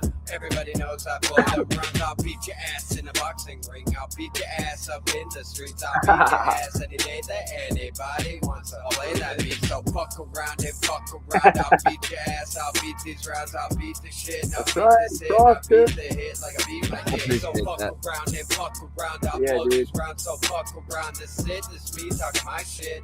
Everybody knows I talk it, bitch. Frosty baby. Yeah, I'm gonna show you a reference real quick. Is that okay while we're here, Ace? Yeah, man. Like the direction I'm going, more of instead of this. Now, before you do that, Joe, that's your first time hearing that one. What are your thoughts on that one? Well, it was tight. Had a tight flow. It hit hard. The lyrics were perfect with the beat. Yeah, it was good. It was good. I liked it. I liked it. I thought you put you. It's like you were squeezing all that right in. It was a pinpoint, man. I felt it. You're squeezing it all right in. You know what I'm saying? Right. Give him my last hoorah. There. That's easily. It was coming into this song with your chest saying, "Motherfucker, yeah, whatever." Yeah, exactly. yeah. I like it. I appreciate that. You go. I do appreciate that. I'm glad you played it on here too. I'm glad. That's why I said I'm glad I got the premium so I can do this stuff and you can't put a cap on that, Genie. You know what I'm saying? Don't tie yourself down to a never or not gonna. Right, right. I told Ace that if I have to, I will pull that side of me out if it comes down to it, or if someone asks it for on a song. Of course, if someone's paying for a verse, I'll give them what they want. Side out. Let's see what this new side is. That's what I'm talking about. This is kind of the direction I'm gonna go. I know I played this maybe once or twice on my channel, but this is the direction I'm gonna steer towards. Like it shows.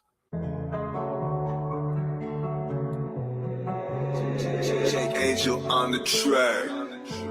It's like softer, not a lot of swearing, because swearing, yeah, it doesn't make anything anymore.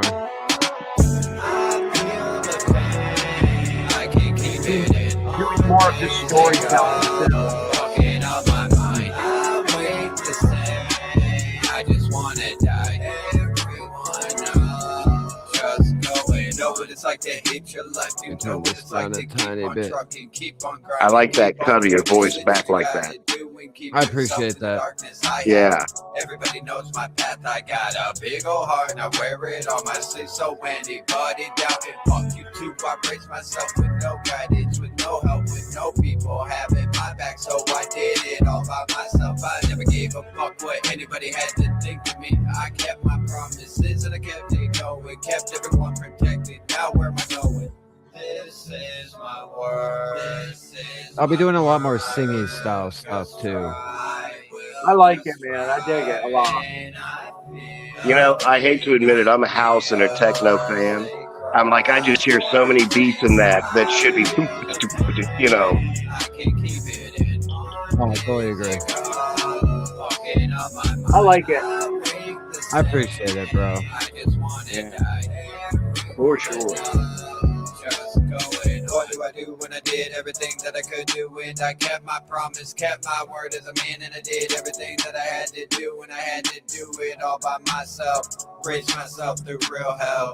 Now you know about the story, about to tell it all hell. So fuck anybody. You get over to the Official C Cross channel, give them a like and subscribe, folks, for this hard ass That's what it was like in that shit. It felt like I had to get branded by demons. Everybody fought. Now I fight my own, and everybody thought my mind was gone. This is my word. This is my word. I will just try. Yeah, this is kind of direction I'm going. I don't I don't think doing the hard stuff all the time was my real like calling for me. No, like you said, once in a while, maybe make it a special kind of thing when you do that. Right. Right. I totally agree with you. I like that, man. That was smooth. It works. It definitely Yeah. works. Now, let me ask you something. So when you and Odd made that your newest song together, you were talking to me about it here and there. Who comes up with the beat? Him? Yeah, he found that beat. He paid for Okay, that so beat through a beat he producer. found that, and then does he record his verse and then send it to you for you to be able to pick up on it and then do yours, or do you have the beat already yourself and then you just do what you do and then he just mixes it? Okay, so usually what I do is when someone says, "Hey, for us, you want to get on a song," I'll be like, "All right, record your parts, but send me the beat and all your stems, like all your recorded vocals and all that. So when I record, I will mix them down to match equally instead of having one verse super high and then one verse super low or super mixed." Yeah. Because Right. I've noticed in the music world, when a lot of artists collaborate nowadays, they don't do that. But with mine and Odd's situation for this song, he bought the beat and he said, "Hey, Frost, I got this like crunkcore house style song, but I There you usually go. don't do this. So this is something that you've done and this is your specialty type deal. How about I will follow your lead?" So what I Yeah. did is I recorded my hook and my verse, sent him a snippet of it to see what he thought of it. He was like, "Oh, I like that." So I sent him all my stuff, not mixed, but there, so he could record his verse. And then he sent me his verse, and I mixed his verse and mixed the whole song. Okay. I was wondering that because So it all depends on the artist, and it all depends on who's gonna mix and master the song. Like if I have Tragic mix my song, I'll send him all my stems because when he does like the house stuff, I have him do that. gotcha. Because maybe I'm just in a creative flow here, but I would like to try to do something with you in that world. Oh, I can definitely help you with that. Dude, bro. I would really, I I would- feel I like would we like to should get try. together for Friendsgiving and just fucking do it. I would like to give it a go and see what creative juices I could splooge out. Bro, I've had so many artists come through, like my studio, my home studio. I had a couple of my friends come through. I had a few artists come through. I've had A Money come through, record, Toke, and a bunch of like other artists. Even one of the artists I used to have an issue with came and recorded in my house. You know what I mean? It was like, that's cool as hell. Like, music can either make a friendship, fix a friendship, or burn a friendship. I've noticed that. I rather keep fixing relationships and having my bridges and having really good friends, other than like I've noticed like I've heard like Casual, you, and a few other toy collectors say there's a lot of drama in toy collecting. There's a lot of drama in music. There's a lot of drama everywhere you go, but you got to surround yourself with like fucking super cool people. I'm starting to get this as I get older. Like I say, I talk to you every day. You know what I mean? Like we've gotten to a point like if we don't chat every day, something feels off, but it's not like our friendship is off. It's like, hey, my boy, like you said the one day, it's like my boy's upset or something's going on with my homie. I'm worried about his well-being, not our friendship. Yep. Like- Yep. That's 100%. 100%. Like- And it took me probably a year or so when I started doing the YouTube. And if anybody that's listening, I know Kaz's stream is going right now. If anybody's over there and they're listening from over there over to here, I don't mean no disrespect, but there's been from certain things that have happened, you both know of it, obviously. It took me like a year or so to realize, like, oh, okay, just because you're in the community doesn't mean you're all friends. Doesn't mean you're all Right. pals, like that word implies. And literally, the people that come back every single time, that want to mess with me every single time, that want to get in the videos every single time, or at least enough, it's like the beginning are your first steps. You're like a little baby deer. You're not really sure what direction you're going. You're just walking because you don't know how to. You're just doing it. And then you realize, oh, I can walk and I know how to. Over that way is the woods. That's where I want to go. And over that way is the highway. I had to figure out as the little baby deer which way was the highway and which way was the woods. And now, after kind of almost getting hit by the cars in the highway, I'm in the woods, safe, with the people that I truly do think are my friends and not just community friends. Right. So, like I I've really always enjoyed learned, this option. you can have friends, you can have acquaintances, you can have your bros. You know what I mean? Like Yeah, I've for real. noticed like a lot of YouTube communities, yeah, they are acquaintances, which there's nothing wrong with having acquaintances, but there's always going to be someone in a different community that don't like you for what you do or how you do it, or they'll feel like you're mimicking or something, which that's okay to feel like that too. I felt like that. I've said that numerous times, but it's Yep. like, you got to pay homage to the homage of people. Like it is what it is. Like you guys, I blame you, Ace, for my Hot Wheels collection. You are the blame for that, and I 100% stand on that. I'm standing on business right now. Did you see the new one I got you when I showed No. you earlier or no? No, Oh, the rubber ducky one. Yeah, bro. I know you've got a duck one. You got the blue duck one, right? I don't know if I have a duck one. Oh, fuck, son. I thought you had the blue duck one. No, I don't have a duck one. Well, you're going to have this one. Oh shit! Look, babe. It's a rubber ducky, dude. That just made my fucking day. I love ducks. Ducks are the best, The little You know duck why? is a Hot Wheel for you, bro. bro. That's gonna be like the top duck. I'm gonna put the top duck at number 1. Well, like I told you, I got you a gift today because you've been such a good fucking boy. Thank And you, good thank boys, you. Good boys get rewarded. Cool. I can't wait, man. I love Hot Wheels. Like I have, if I'm gonna say my top 3, is now gonna be that one. The gold Batmobile you sent me is there, and then my DeLorean that you sent me. Those are my That top 3 DeLorean Hot is Wheels dope. right now. Yeah, that Yeah, DeLorean was what got me really wanting to get more. Like I was like, oh fuck, they got a DeLorean. Oh shit, they Well- got a Teen Titans one now. Fuck, I'm fucked. Man, the funny part is, like, in Gemma, my daughter, obviously, she's brought this to my attention where she's like, Dad, you, like, collect Hot Wheels now, and you gave away your DeLorean. I'm I like, know, yeah. I thought about that. I'm like, you know what? That's like the catch-22 to it all, isn't it? I give something away to get more in return, essentially. So, but, Yeah. fuck it. Dude, check out this. I think this is a, Matchbox car and not a Hot Wheel.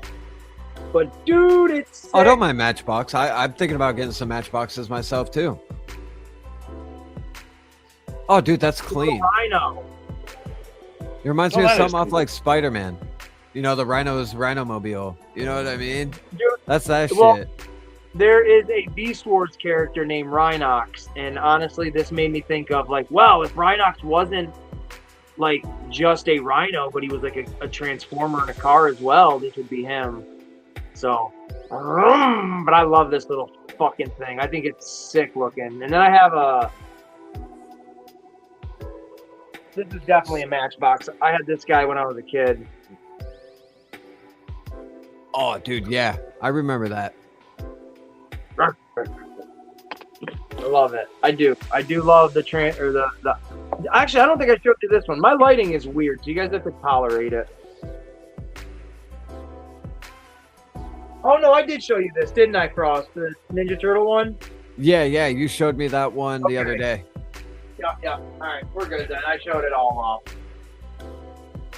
See, But, I didn't yeah. know they made specialty Hot Wheels like that until you started showing me. Man, Where the packs I don't didn't look like the know- original Hot Wheels. I didn't know what premium Hot Wheels were until I got I think it was my Batman Forever one, and it was like $7, and I'm like, why the fuck is this Batmobile $7? And then I looked into it, and I was like, dude, what the fuck? Like I then said, Joe, you're the I don't know main what he's thing got I for got Hot Wheels. Batmobiles. Well, it's your favorite dude, so I gotta get you Batmobiles.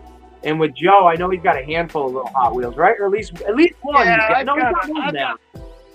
I've got Hot Wheels here and there. You know, I used to every now and again. One of my boys here, I would grab those Hot Wheels blind bags, those little dollar ones. He loves yeah, those. So I would those. get like two or three of those for him.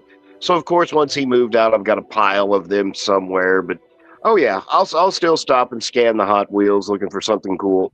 Like I think I showed you the Hiss tank I found. Yeah. I thought didn't you open that? I thought you opened it. I was smart and I cut along the plastic so I could pop him right back in.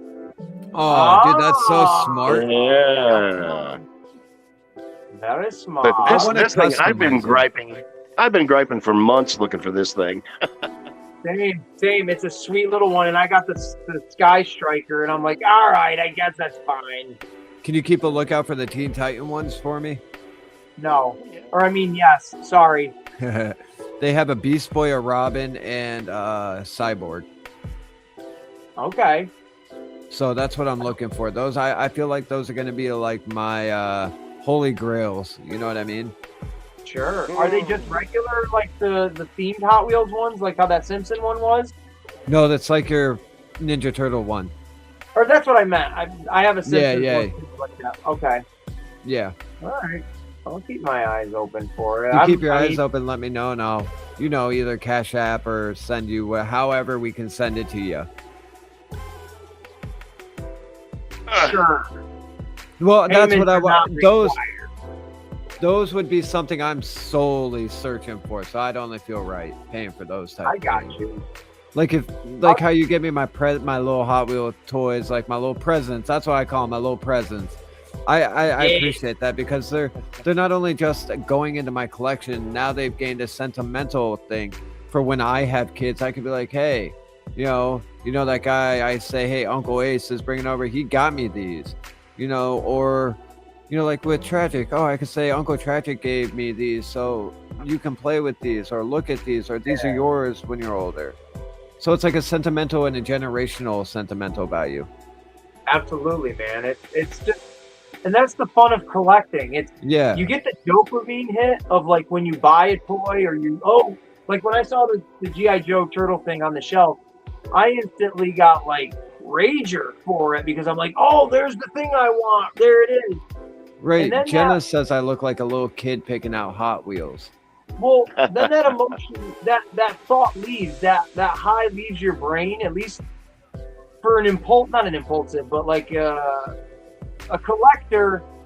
Once I got the item, this is going to sound sick, I guess. Like, my brain is then on to the next white whale. Now I'm like, okay, got this. Now that I got it, I've hyped it up. I've obsessed about it. But when you appreciate the collecting, like as much time and money as I have, these Simpsons that I'm looking at right here in front of me, have invested into these, it would make other people be like, dude, you're fucking insane for spending that kind of money on that. And they're right. But when I look at it all and I say, this is why I started doing it, is to say to myself, look at what you've always wanted and now you have it. And that is just appreciating being a collector, like appreciating yourself and your stuff. Like, god dang it, it's the best. I have a question for both of you since you guys have quite a bit of stuff. Have you ever thought about getting your stuff appraised and then insured? Yeah. I have. I do. I got content insurance on my garage for up to $10,000. Oh, okay. So, I mean, and that even wouldn't, the Titans that I have sitting back here on the desk, that's $10,000. So it only covers a certain amount of figures at that point. Yeah, I mean, although it was kind of funny, the insurance guy walked in, he's like, oh, we won't cover that crappy old garage. And I was like, well, what about content insurance? And he's like, well, you got a race car? And I was like, well, no. And he's like, what, you build motorcycles? No. Go-karts? No. Well, what do you got? And I'm like, you can come in and look. He walked in here and he's like, what the fuck? But he was just kind of, he's like, And he did the same. Everybody kind of walks in, their jaw drops. They look all around. They're like, okay, then, you know, it's like, I don't know I if you're never even impressed. thought about content insurance. I didn't even know that was a thing. Oh, yeah. Huh. The thing Joe told is, me about this. Well, Jesus, it feels like a couple of days ago now that I'm like really thinking about the conversation, but it was like a month or so ago, maybe a little bit yeah, it was longer. a while ago. Yeah. I mean, the cool thing is, it's insured up to $10,000. But in all honesty, I mean, no, not really, because I've got ones like my United Warriors Devastator I'm looking at right now. That in itself is a $600 figure. And that's not Damn. inflated or over budget, you know. That's just what it is. Yeah. So like you guys' collection is like my equipment to me. So like you guys spent, you know, the money on your collection. My computer, I had insurance on it. I spent, how much was it? $5,600? Yeah, like $5,600 on my computer. And they wouldn't even insure it if it broke for the same style of computer. I would actually get a bottom base model off of the insurance. It wouldn't even cover the whole thing. And then we got to talk about like my microphone. I have the same microphone Eminem uses, the CO1U, Samsung. And I believe that should have been insured too, and they didn't even throw that in there. Because I spent quite a bit of damn money on this microphone. I worked a whole year and a half before I could buy this. I'm a puss. I am way too sentimental. Like, if this shit, like, even if I had content insurance or collector's insurance, whatever kind of weird insurance they could come up with for toys, right? I'd still cry my ass off and be like, fuck, it's not the same. It's just not the same. Right. If I lost this all in one fellow swoop, I would be done. For real, I wouldn't even try to start back over. Like, because not only that, sure, you might be insured for, like you just said, Joe, you got $10,000, but the handful right there, like, it only covers that. Right. Let's say, all right, can you kind of just spitball an idea of how much you think your collection might be worth? It doesn't have to be accurate, but it could just be I keep it at pretty, you know, like that Devastator I was talking about. The reason he's $500, whenever I bought him, he was $129. I got it whenever he came out in like 2014 or something like that. But right now you can't touch it, and I have his box. I've got all his stuff for under $500, and that's one figure. You know,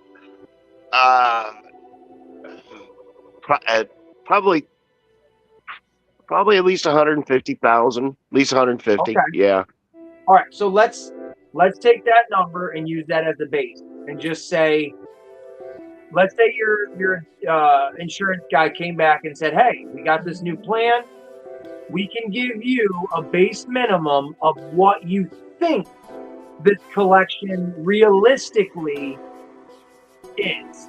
And you just say to them, just what you said to me, I think it's about $150,000. And they're like, you know what?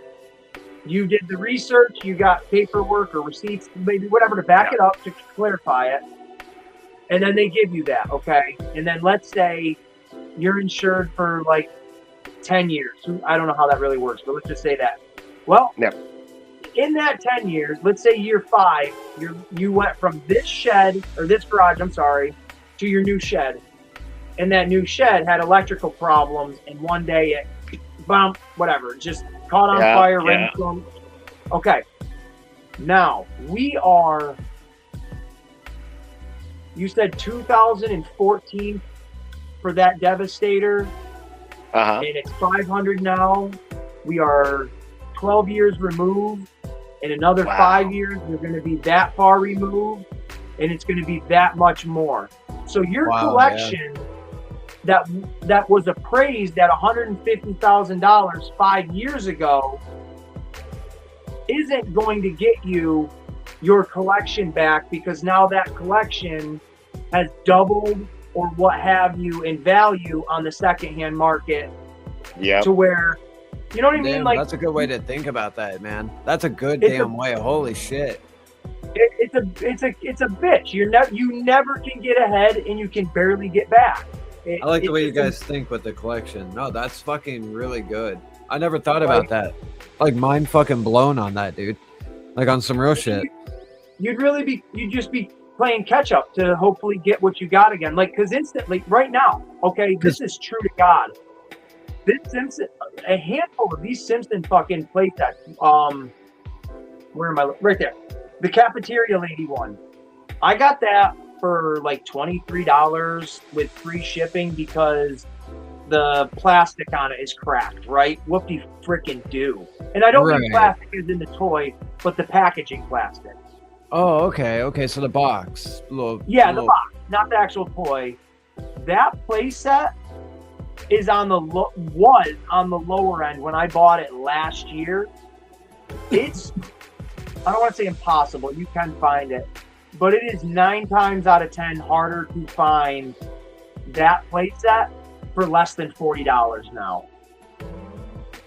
It's especially with collecting, because collecting has become not even just all right. So fidget spinners and all that stupid shit that becomes a fad. Yeah. Collecting is now a fad. Everybody Yeah. that wasn't a collector, and I don't mean that in a negative way, but everybody's jumping on it. And now all of these little like mom and pop shops where you used to be able to go and find something for like, oh, this was a fistful of dollars and this is an amazing little find. Now mom and pop are doing their research on eBay and selling that little figure you could have got for a couple of bucks. Well, now they see it on eBay for $15, so they're selling it for $20 because, well, we're mom and pop, we got to make our money, and it's Right. something, and it's making collecting really, really, really hard. So, perfect segue. Tune in this Sunday to the Joe Prime pickup, because your AliExpress and your Temu are an amazing alternative to paying retail for premium products. They got some And- beautiful There you products go. on Temu. I will have to admit that the Dragon Ball Z stuff is amazing. That, oh shit, Joe, who was it? Alita? Right? Was that That the pink the Alita? Transformer? Alita, yes. Yep. I have seen From that Transformers toy 1. pop up on AliExpress a million times since you showed it. And it's never more than like $20 for that thing. And I'm like, this is an awesome looking toy. They make one where they call it the dark version, where she's purple and like black. Oh yeah, I've seen that one too. Dude, that's beautiful looking, and I'm very, very tempted to get that. Like, See, that's the thing though. Whenever you go do that, make sure you buy them both from the same shipper, and you got all those little coupons on the side: X dollars off, X dollars. You know, this off shipping, that off this, that off that. And you know, it's like every order I get starts out at 120, minus $22 this, minus $18 that, Yeah. minus $5 this, and I'm paying, you know, $44 at the very end. I'm fine with that. man, that's like very similar to Temu. I had the last bit of stuff I bought. It was calculated at $90, and I literally paid $21.75. Yeah, there you go. You can't beat these websites. And again, just to go off of, you know, the collecting thing of how expensive it is, and to go on these websites where you can find the most obscure things that will fit in with what you're doing for decent prices that you just can't shake a stick at. Like, it has helped expand, especially my background here. And Joe, you said it to me whenever it was, that I use these websites mostly, you know, for my accessories and stuff. And you're absolutely right. I 100% am buying accessories for, you know, my figures or backgrounds or this, whatever it is. But where else are you going to find these things? Like, look at this couch. All right, I showed Joe I was going to paint this the other day, and I showed him most of the finished thing of it. This was an all-white 3D printed couch. Oh, you did put the black in there. I painted it pink.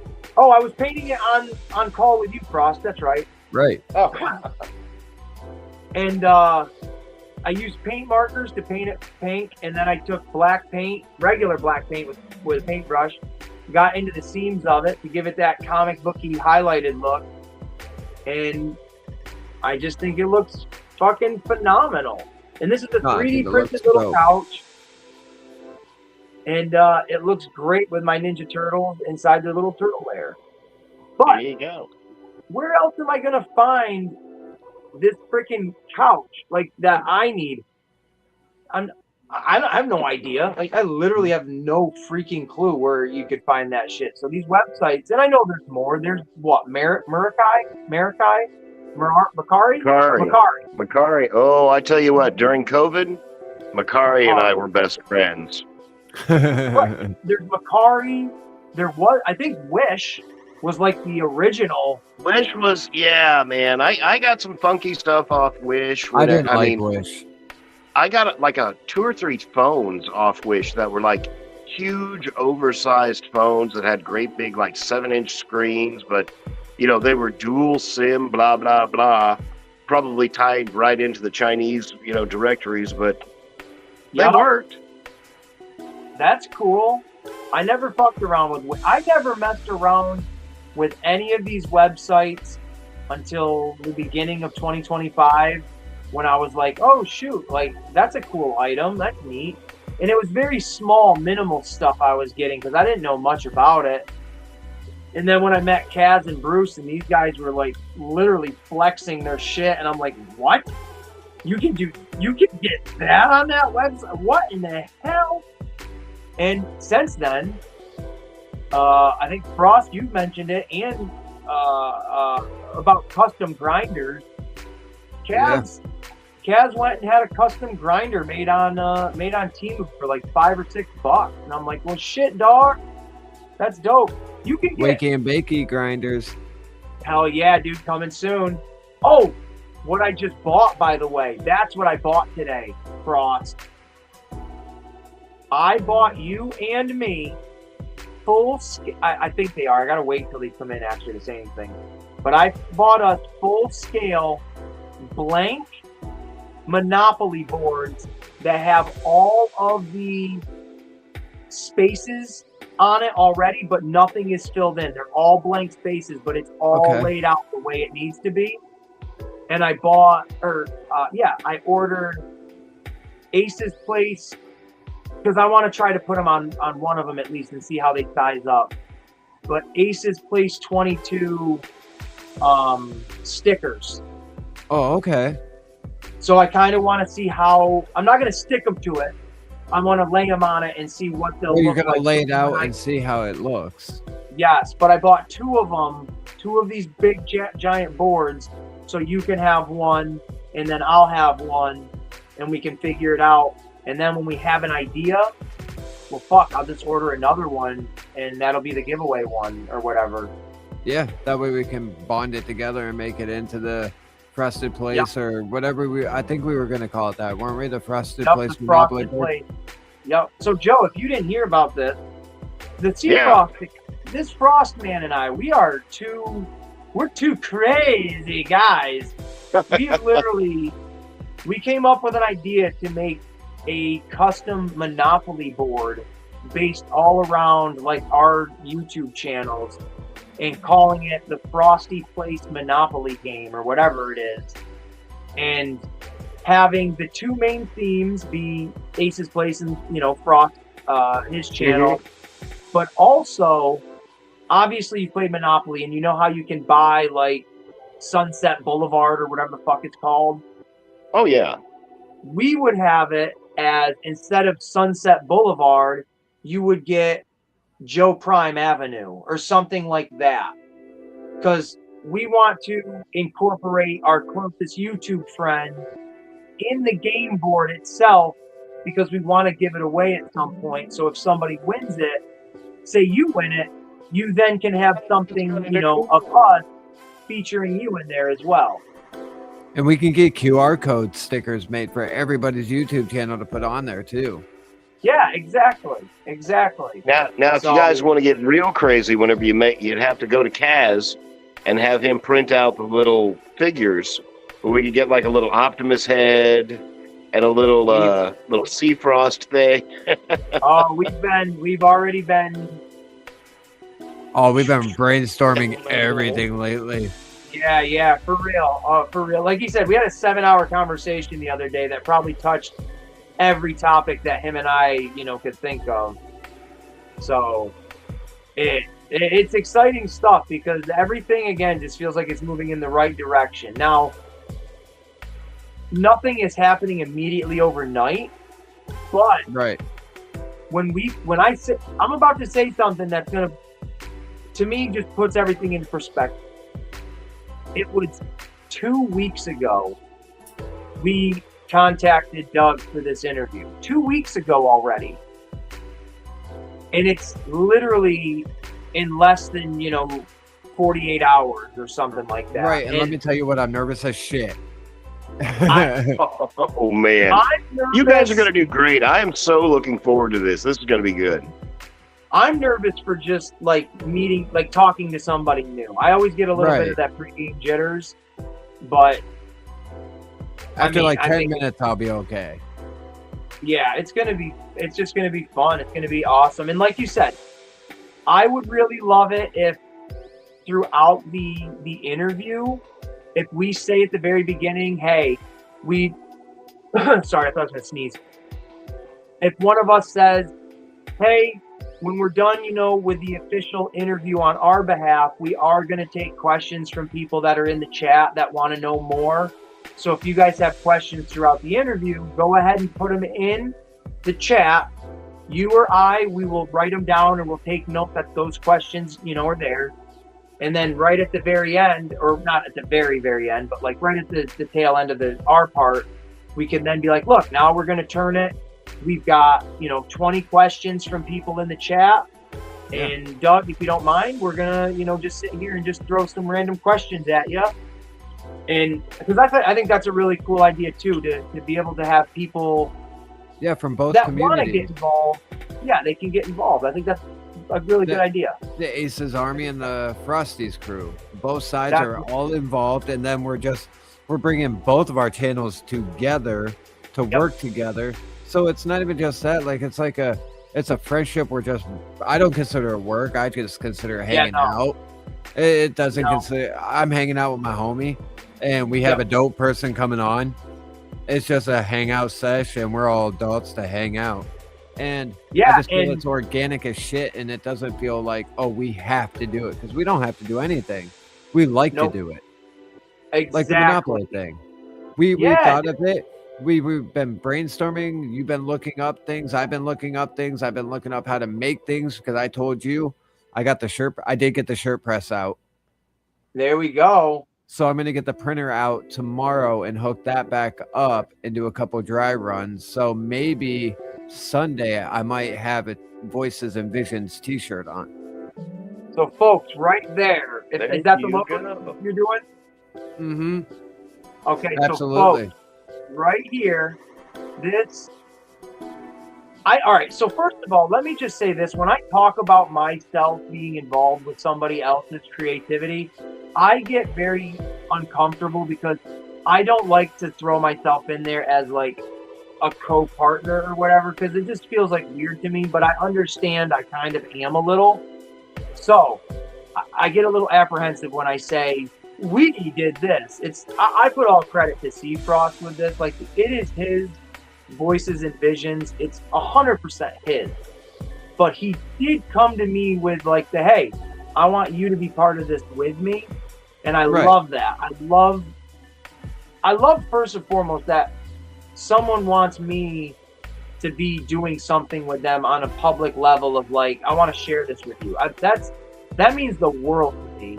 So this logo here is something. When we were on the phone the other day, I kind of just said, dude, you should kind of just do a mouth with an eyeball. You got your voices with the mouth and the eyeball with the vision. And literally within fucking 2 minutes, the guy comes up with this. And I'm like, that's great. That's perfect. And he's got the blue in there for himself, the yellow for me.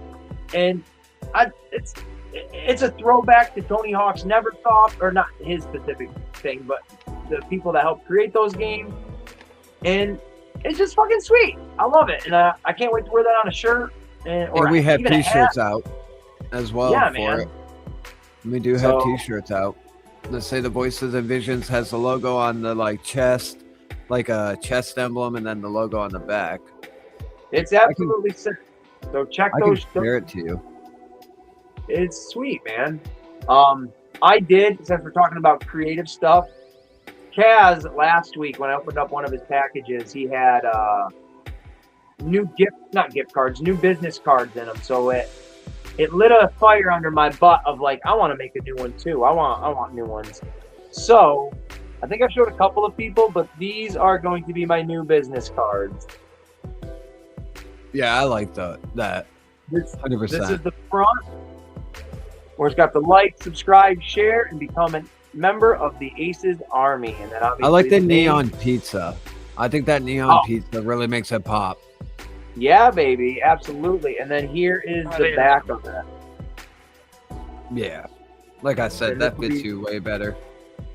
And this is the back. Now, the brick, where you see the bricks, like behind the card, that part of it is not it. It's just the card part that is going to be the back of it. Okay. Still great concept, dude. I like it a lot. Like it gives, so when I hand these out, it'll allow people to really see what I do and stuff like that. And so these are already made, they're shipped. I made 100 of them. So when they come in, I'm going to do the same thing like I did before with a couple of people where I mailed out a few of these in an envelope. Or if they come in before I mail your guys' packages or whatever, I'll just stick them into those. Oh, hell yeah. I appreciate that. And you said you sent me some of casuals as well in the hat. Yeah, they're going to be, actually, your package is right there. It's a big fucking box. That's going out I hopefully appreciate on it. Monday. So, And you know I'm going to do yeah. a video again of unboxing it with Tokyo. you got it. This is a rule, okay? If you're a YouTuber and you get a gift from another YouTuber, Right. you have to do a video on it. If not, you're kind of like weird, in my opinion. That's a weird Right. vibe. Like your box I'm sending you out has a wand for you, a wand for Gemma. Well, the kid. Sorry about that. I didn't mean to like legal name. I name dropped her earlier. I'm sorry about that. I'm so used to our phone calls, bro. The kid. I got a wand for her, Harry Potter one. I got a coin for you in there from Harry Potter. And the wands are from my mom to you guys. I remember you saying that. So those are going to be dope. I can't wait to put that on my mom shelf. wanted you to have a piece of her collection. I love that. And Very much. there's a wand in there that has like a little crack on the bottom of it. I was like, I want Ace. I have a note around it that says, customize this for a YouTube video. Okay. So I want to see what you could do with that. I wanted to see a video of you just, you've been doing a lot of arts and crafts stuff. Oh man. So I've been into that. I want to do a video on it. I've got a vinyl, and it's like the size of my head, a vinyl stormtrooper helmet from Star Wars. And years ago, I started to paint it, and it looks like dog poop. So now that I'm like arts and crafts again, or Ace and Crafts. Oh my God, Ace and Crafts. Oh shit! There's a new show coming out. My brain I'm just writing it went down. Write there. it down, Ace. Write that down. Ace and Crafts. Dude, that's fucking Oh my good. Fucking God. Hold on. That is a thing. I got to write that down. Ace and Craft. So, I tell you what, dude. One of my largest viewed videos is me putting a little bit of chrome on one of my Optimus Primes. yeah? Oh God, like I've done- 4,500 views and growing. Yeah, me just Wow. I think 20 minutes That's putting cool. some liquid chrome on a Prime. I would do that because what was I even going to say? Now I just got fucking sidelined by a genius idea. Oh, the Stormtrooper helmet. Yeah. I have that big vinyl Stormtrooper helmet, and I want to paint it and do like my own Ninja Turtle Stormtrooper helmet. Okay, bro, that's fucking smart. And if I can't do a Ninja Turtle one, because the idea look, I don't know how to get like a bandana look around the eyes without literally Send it to drawing me. on a bandana. Send it to So- me, and I'll 3D make it so you have a template. How I could see My doing that, like cell shading it. That would be cool. that's what I thought, but I don't know if I trust myself. So then I thought, well, since a Stormtrooper is the trooper, why not make it into a foot member and make it a foot trooper? Call him a foot trooper. So That's smart. I'm thinking I might make it into like one of Darth Shredder.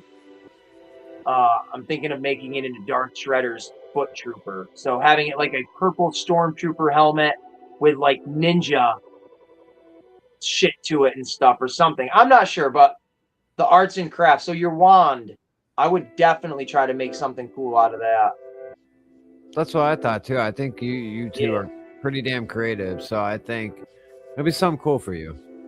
I think so too. And again, you have to do a video of a YouTube video thing, because even if you open it off camera, you still got to do a video on it. You know what I'm saying?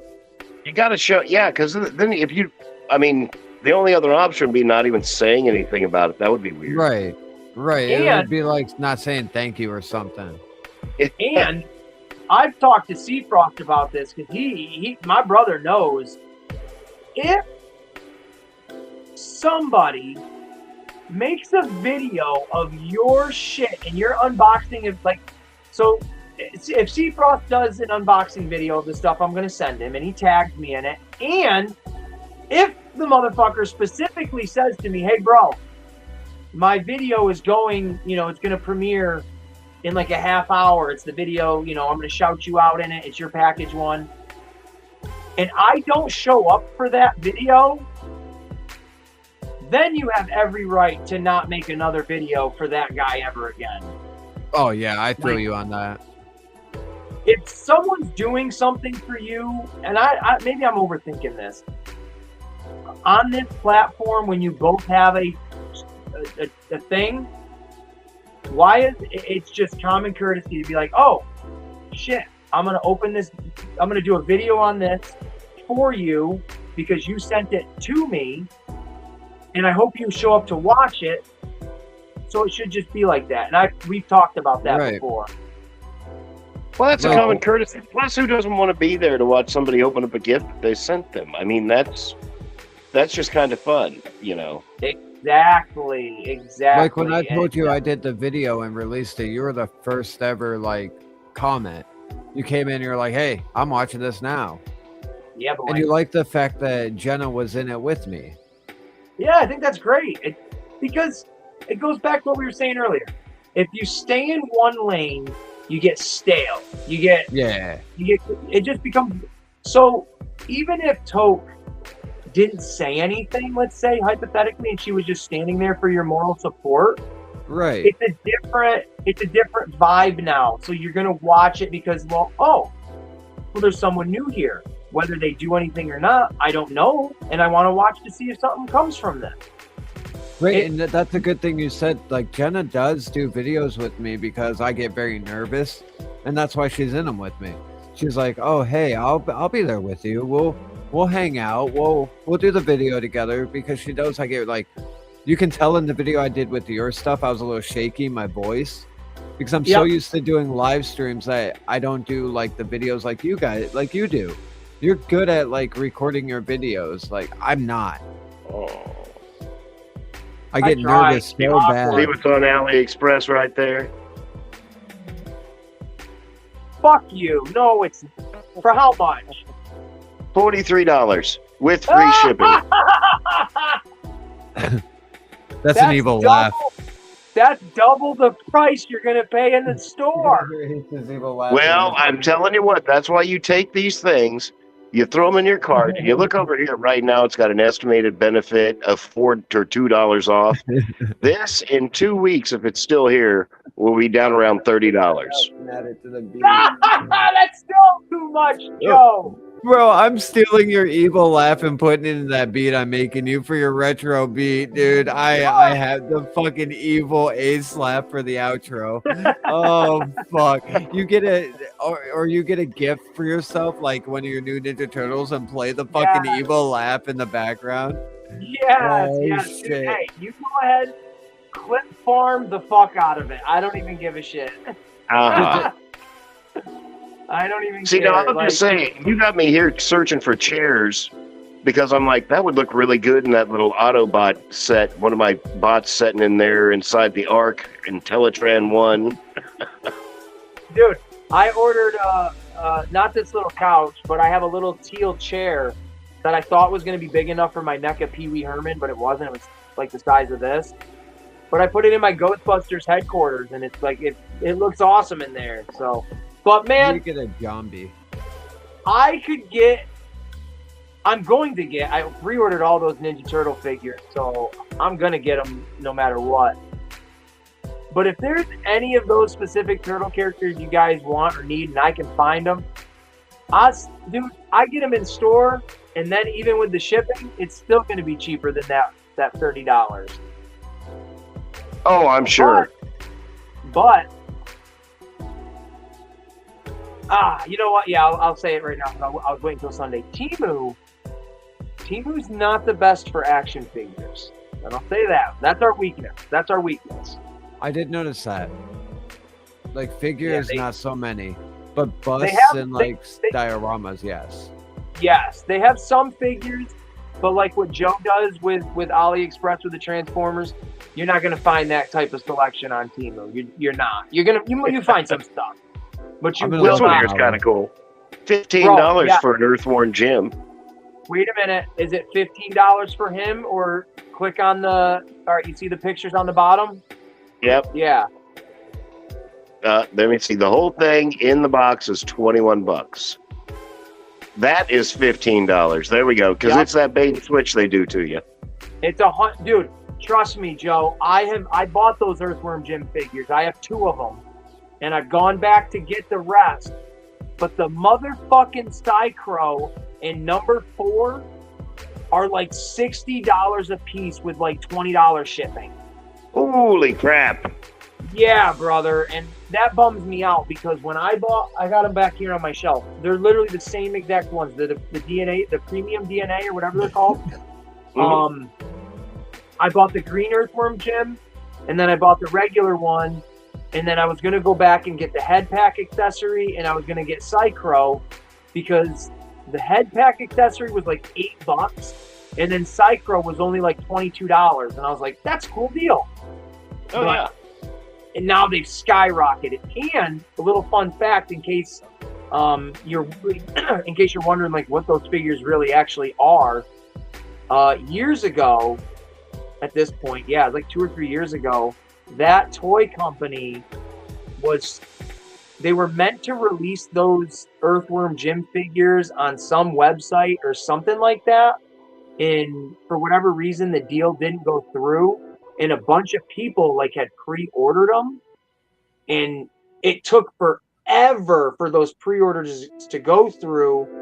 So I don't know exactly why, but AliExpress is the only place you can find them, and they got them for whatever reason, and they got them at like liquidation price at first. So literally, the 2 Earthworm Jims that I bought were like $13-15 a piece at that time, and it's been like a year or so, and they've gone up substantially. But they're really cool figures. The only downside is the Earthworm Jim, his head, his ball joint in his neck is super small. So when you twist the head and like it's tight, you can twist the neck right off the ball joint, and that's exactly what happened. That's what happened to one of mine. And I couldn't get the ball joint out of the neck, so I had to glue the neck in the. It It looks fine. It looks completely fine, but I cannot move his head left or right at all. So, not the best. But if you're an Earthworm Jim fan like myself, to have, you know, a detailed, upscaled figure of, you know, my favorite alien worm, it's an awesome figure. It really is. And he comes with his guns, extra hands, extra heads if you can use them, and his little accessory character of Snot, which he came with as the original toy, which is really awesome. That's great.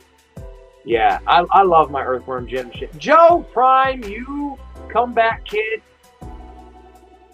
I will say that Temu has a lot more like music video props. I'm looking at that because I do music videos, so I was thinking of something in my common interest. But I will say that AliExpress has a lot more like what's it called, like miniature style stuff, like the wireless mics that you can put on your shirts and stuff. Bro, I just put some of them in my cart today. I've been thinking about getting them as well. Okay, so I think I got a 3-pack. I've never used them before. Now, what does that do? All it does is Bluetooth, right? Yeah, that's all it is Bluetooth, and it records your audio through that from your camera. And I should be able to do that, I think, with my YouTube on my phone, I hope. Oh yeah, absolutely. All right, Joe's out of here. He backed out for the night. He's not coming back in, but he's saying good evening. We have gone on for literally almost 5 hours, but to me, this is like a normal conversation if we were just chatting on the phone, right. Honestly. Like, I know a lot of people have dipped out because they are probably over at Kaz's, which is fine. It's cool. We have had at least one consistent viewer this entire time. So I appreciate that person. Frost, if you're ready to get done and go do your thing for the rest of the night, I don't mind wrapping it up. Or if you want to continue just shooting the breeze, we can. You know what we'll do? We'll save the rest for our Sunday, because after our stream with Doug, how about we do a recap on your stream of the interview, and then when Joe comes on later that night, we'll go over to Joe's and hang out with Joe, since we know Joe's going to support the hell out of us. And plus, you're going to be there. You're my homie. Joe's my homie. I'll be there. I dig it. So ours is at 3. How long do you think it'll go for? I'm thinking probably an hour, hour and a half. Okay.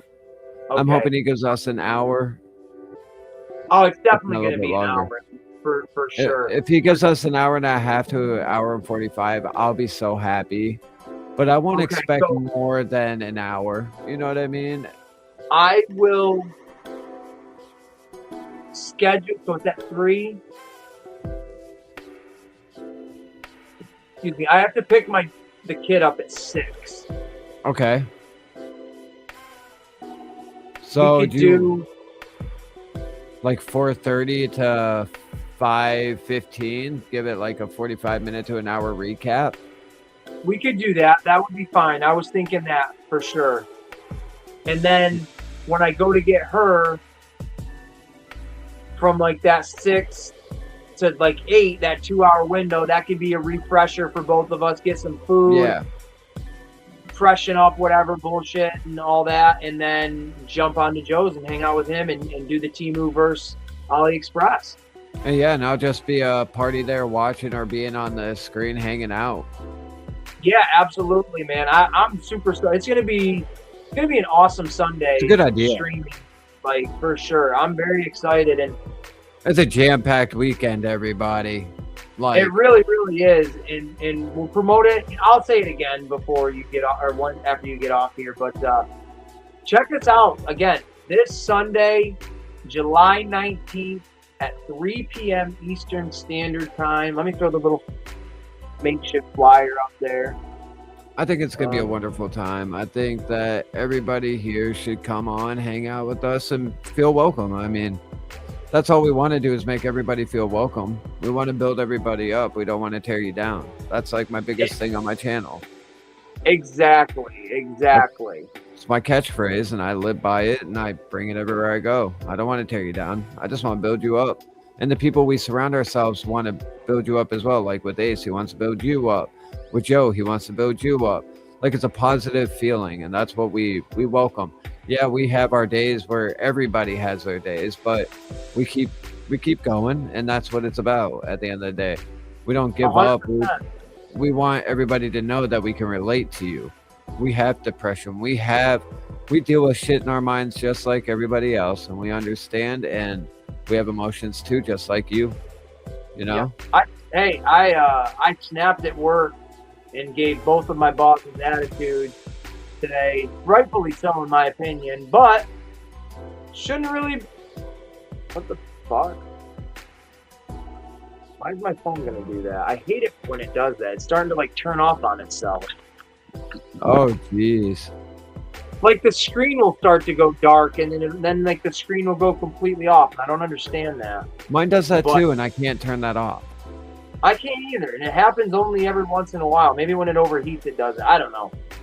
But all that nonsense and stuff. But we just want to contribute back Yeah. to the good people that helped get us here, and we want to just kind of give that in return and just share our quirky weirdness. So again, join us this Sunday, July 19th, 3 p.m. Eastern Time.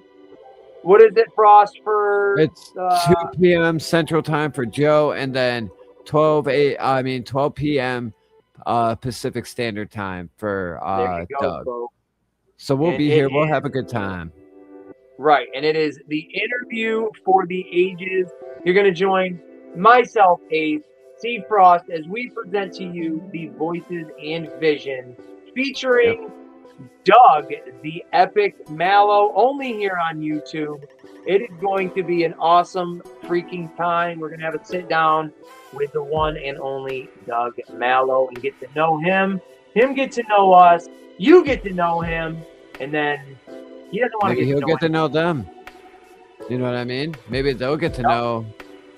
So it's all up to you guys. Come visit us. If you guys come watch us, that's what helps us do more interviews just like that. You know, it helps us Exactly. grow. And that's all we're asking is you guys be patient as we grow and, watch us grow. And we want to make you happy as much as we can. So, Yep. So don't sleep on Aces Place 22 or official Steve Frost because you're going to miss out. You don't want to miss out on it, man. Not at No. all. it's going to be wonderful. But I guess we'll call it a night and everything. For That's how you myself. make that scream like that. You're Sorry, I'm just experimenting now. I didn't know I could do it like that. like, I can figure this out. Watch me, bitch. Well, damn, look at that. That's not bad. I That's kinda actually like pretty that. cool. Yeah.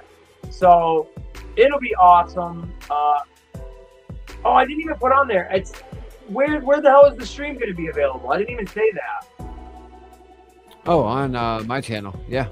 There you go, folks, over at Official Over Seafrost. at Official C for Us. I YouTube.com didn't even put where /Official it was C gonna be for Us. available on the thing. So shit, there you go. They'll figure it out though. They got both of our information. Oh, They'll yeah. figure it They're going to see me tagging you and stuff, you tagging me and stuff for the next 48 hours. It's going to be content on my part. Like tomorrow, I There you got like go. I 5 love it. shorts I'm shooting with myself, and I'm going to tag your channel, Doug's channel. I'm going to put the fact that he mentioned our stream and Oh, everything yeah, for dude. tomorrow's. So I want to build that I up. know. I want to really build that energy for everybody. Absolutely. It's going to be a lot of fun, and we hope everybody, the one person that's watching right now, but the millions that will be watching later, we hope everybody's going to be there. So, Absolutely. I hope everybody shows up. And like I always say every night, be careful out there, everyone. It's a crazy fucking world we do live in. And Ace, my brother, I love you, man. And love you too, I will, homie. I will chat with you probably tomorrow so we can run through questions in the afternoon. Maybe 6 o'clock if you can give me a call.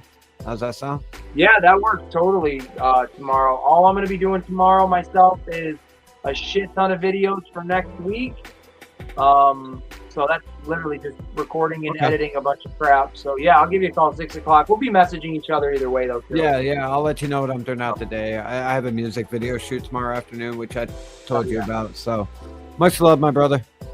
All right, man. Oh, we got someone. All right, later, Joe. Oh, Joe's saying Later, bye. Joe. Hey, have a Later. good night. Well, I'll probably see him over at Kaz's. I'll jump over there for a little while. Yeah, I'll go over there and say hello for a minute. All right. Hey, Seafrost, Tope, love you both very much. Thank you guys for coming in here and rocking Love it out you, my with brother. friends for Peace this out, love whole you, amount Tope. of time. I appreciate that.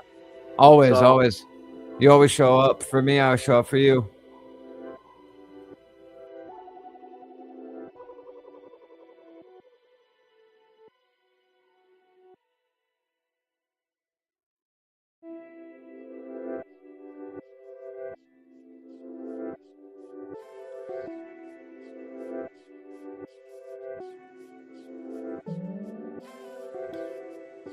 Ah, my damn.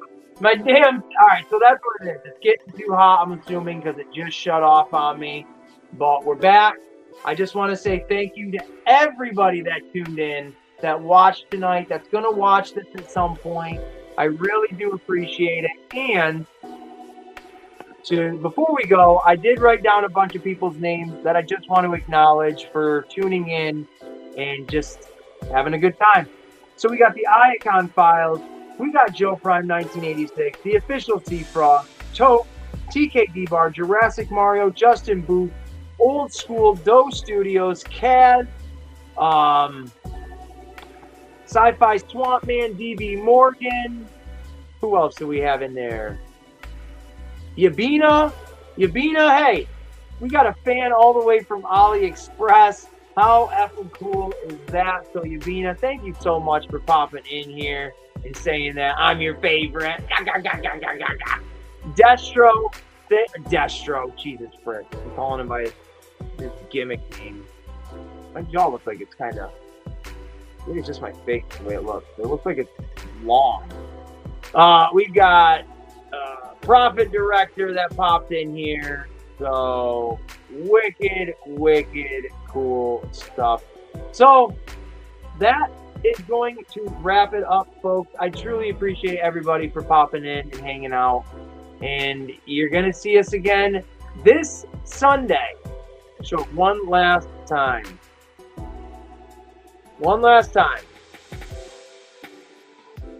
Right there, this Sunday, you're going to want to tune in to Official Seafrost channel, where we are going to co-host an awesome interview with Doug Mallow. He's got a lot to talk about. Incident with Rajah Jackson, his backstory of how he got into professional wrestling, who he is on the inside, big soft cuddly teddy bear, or a hardcore meanie pants. Who knows? But you could find out this Sunday. Do not miss it. It's going to be a hell of a time. It's going to be awesome. It's going to be fun. So, other than that, folks, this has been Ace with Ace's Place 22, the Ace in the Hole Variety Show, your 5-hour Friday night delight. Get on over to the Casual Toy Collectors. It's been going on for an hour and a half. I'm going over there right now to say, hey, hi, how you doing? So thank you all so much. And until the next time, peace, love, and peace to grease.